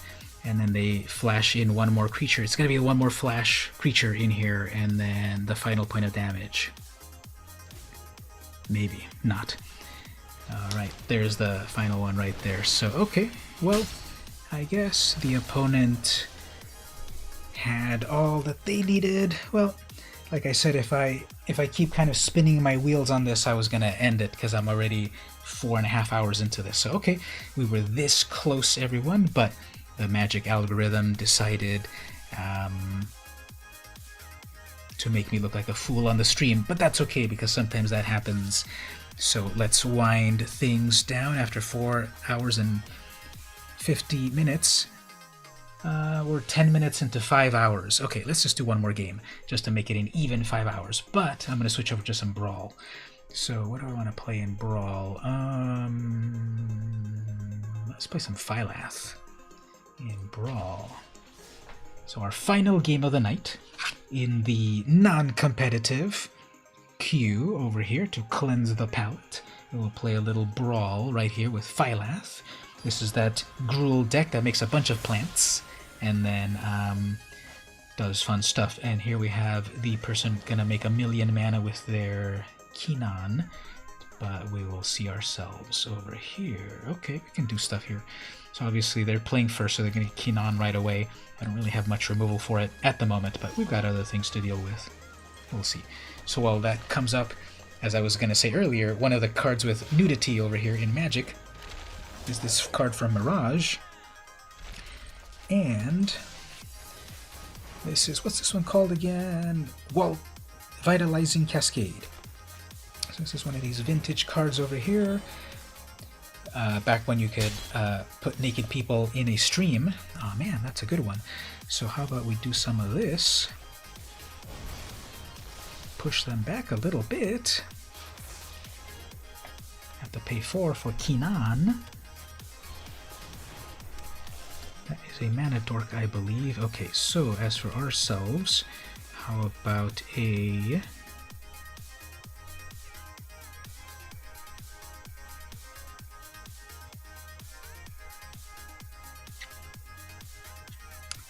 into a planeswalker to get their attention.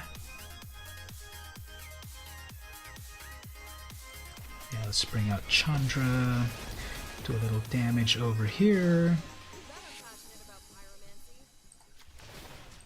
Directly to the opponent. So either they will use their mana dork with Kinan. Yeah, they'll probably do that.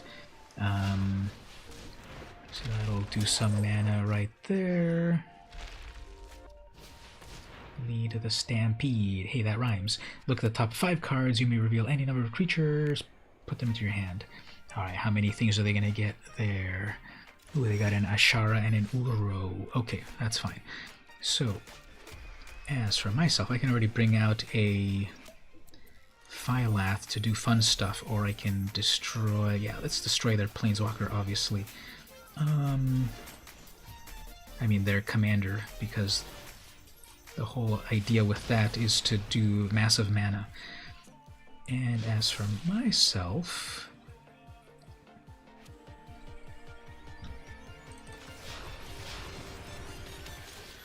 let's make some plants.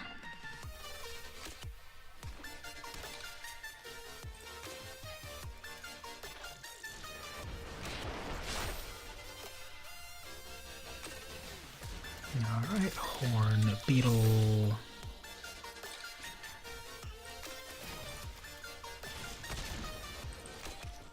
Let's get rid of that Horn Beetle.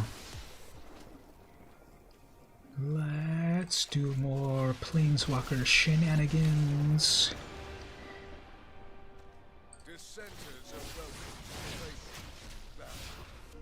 Alright, drop that. Make a big plant. Bring in an innkeeper. There we go. Okay, blockers. They'll probably play their Uro. Get a little bit off of that. Ashara is a scary 9/9, but my plant can block it. There's their Uro.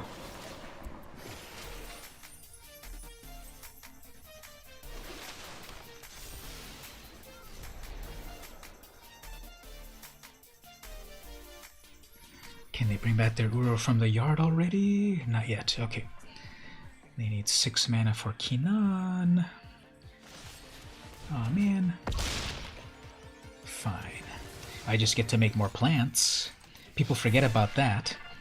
So, I will happily remind them. Huh. Plant plus Innkeeper can kill an Ashara, right? Unless they have a combat trick. Which I guess they do, because it's pausing? Well, maybe. Yeah, they have a combat trick. Alright. Bounce back that. Oh, fine. Alright. So, ooh, another Planeswalker. Too cruel. So, let's just make more blockers. Oops, I don't have enough mana. Never mind. Okay, let's bring another Planeswalker. Call this deck Dr. Green Thumb. That'd be fun. Rimrock. Alright, so I'm already at +8.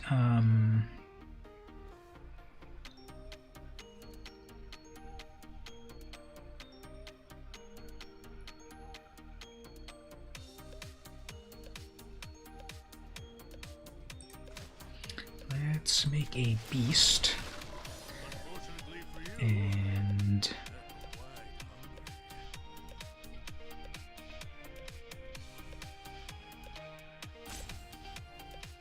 can't really damage anything yet. Let's get more stuff into exile.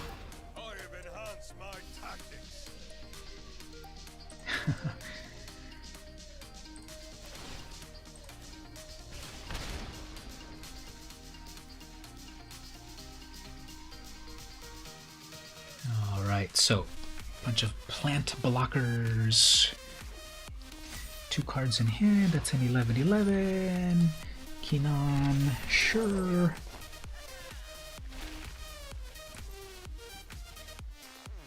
So, yep. Unless that gets trample, I'm fine, of course. 12/12 is scary, but a plant can block it. Can Luca fetch something? I kind of forgot what else is in my deck here, but if I have enough mana for Phylath, then I can look into it, right? Or I can exile that into something. Well, all of these are just 0 casting cost tokens, right? Not too impressive at the moment. Yeah, I'm not getting my final land. If I exile, exile a creature, then reveal cards until you reveal. So it could get something for that -2, possibly, but I've got a bunch of adventures I can do here. Let me just think for a moment. Chandra is already at -9. Search my library for any number of red instants, and I get myself 6. Do I have like a big ol' X spell that I can do here? Got so many possibilities. I'll just wait for her one more turn. Let's get rid of Luca again. I mean, get Kinan. That'll cause them to rage quit, right? What I could do is adventure draw a card.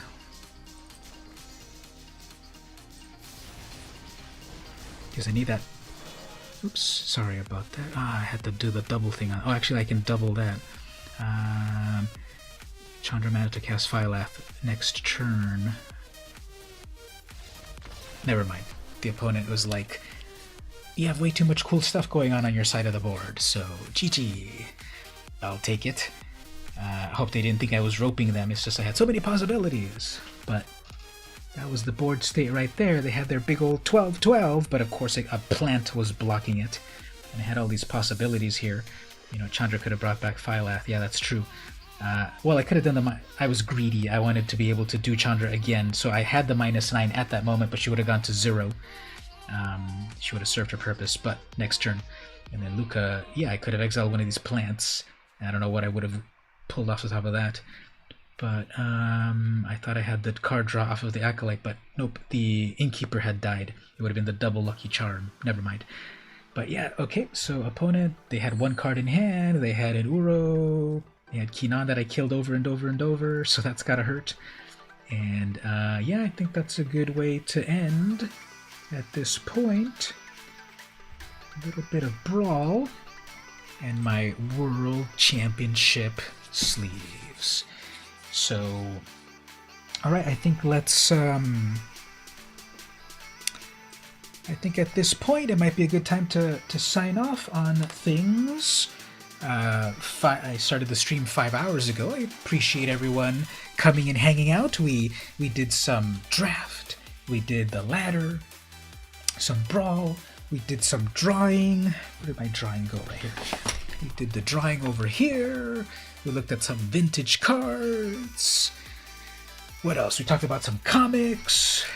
So, yep, that's what our stream's all about.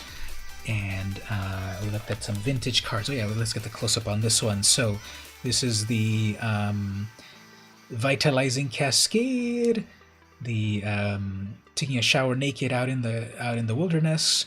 What does it do again? Oh, gain X plus 3 life. So, once you get a lot of mana, and then pay X plus 3, and then you get that. Water is like breathing, necessary for life. And that is Azmira, Holy Avenger. Who did the art on that? Rebecca Gay. Oh yeah, Rebecca Gay art. So she's been doing art since 1996. I think this was like her first set, Mirage. So yep, that was quite a while ago. And she announced she's doing another art piece on the next set after Kaldheim, apparently. So yep, thanks everyone for coming to hang out. Really appreciate it. We'll do it again next Saturday, as usual. Saturday at 8 p.m. Pacific time.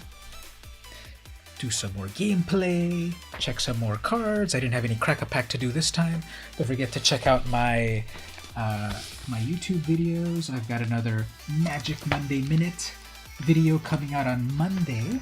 It will feature one of my favorite cards in black, and it's an artifact.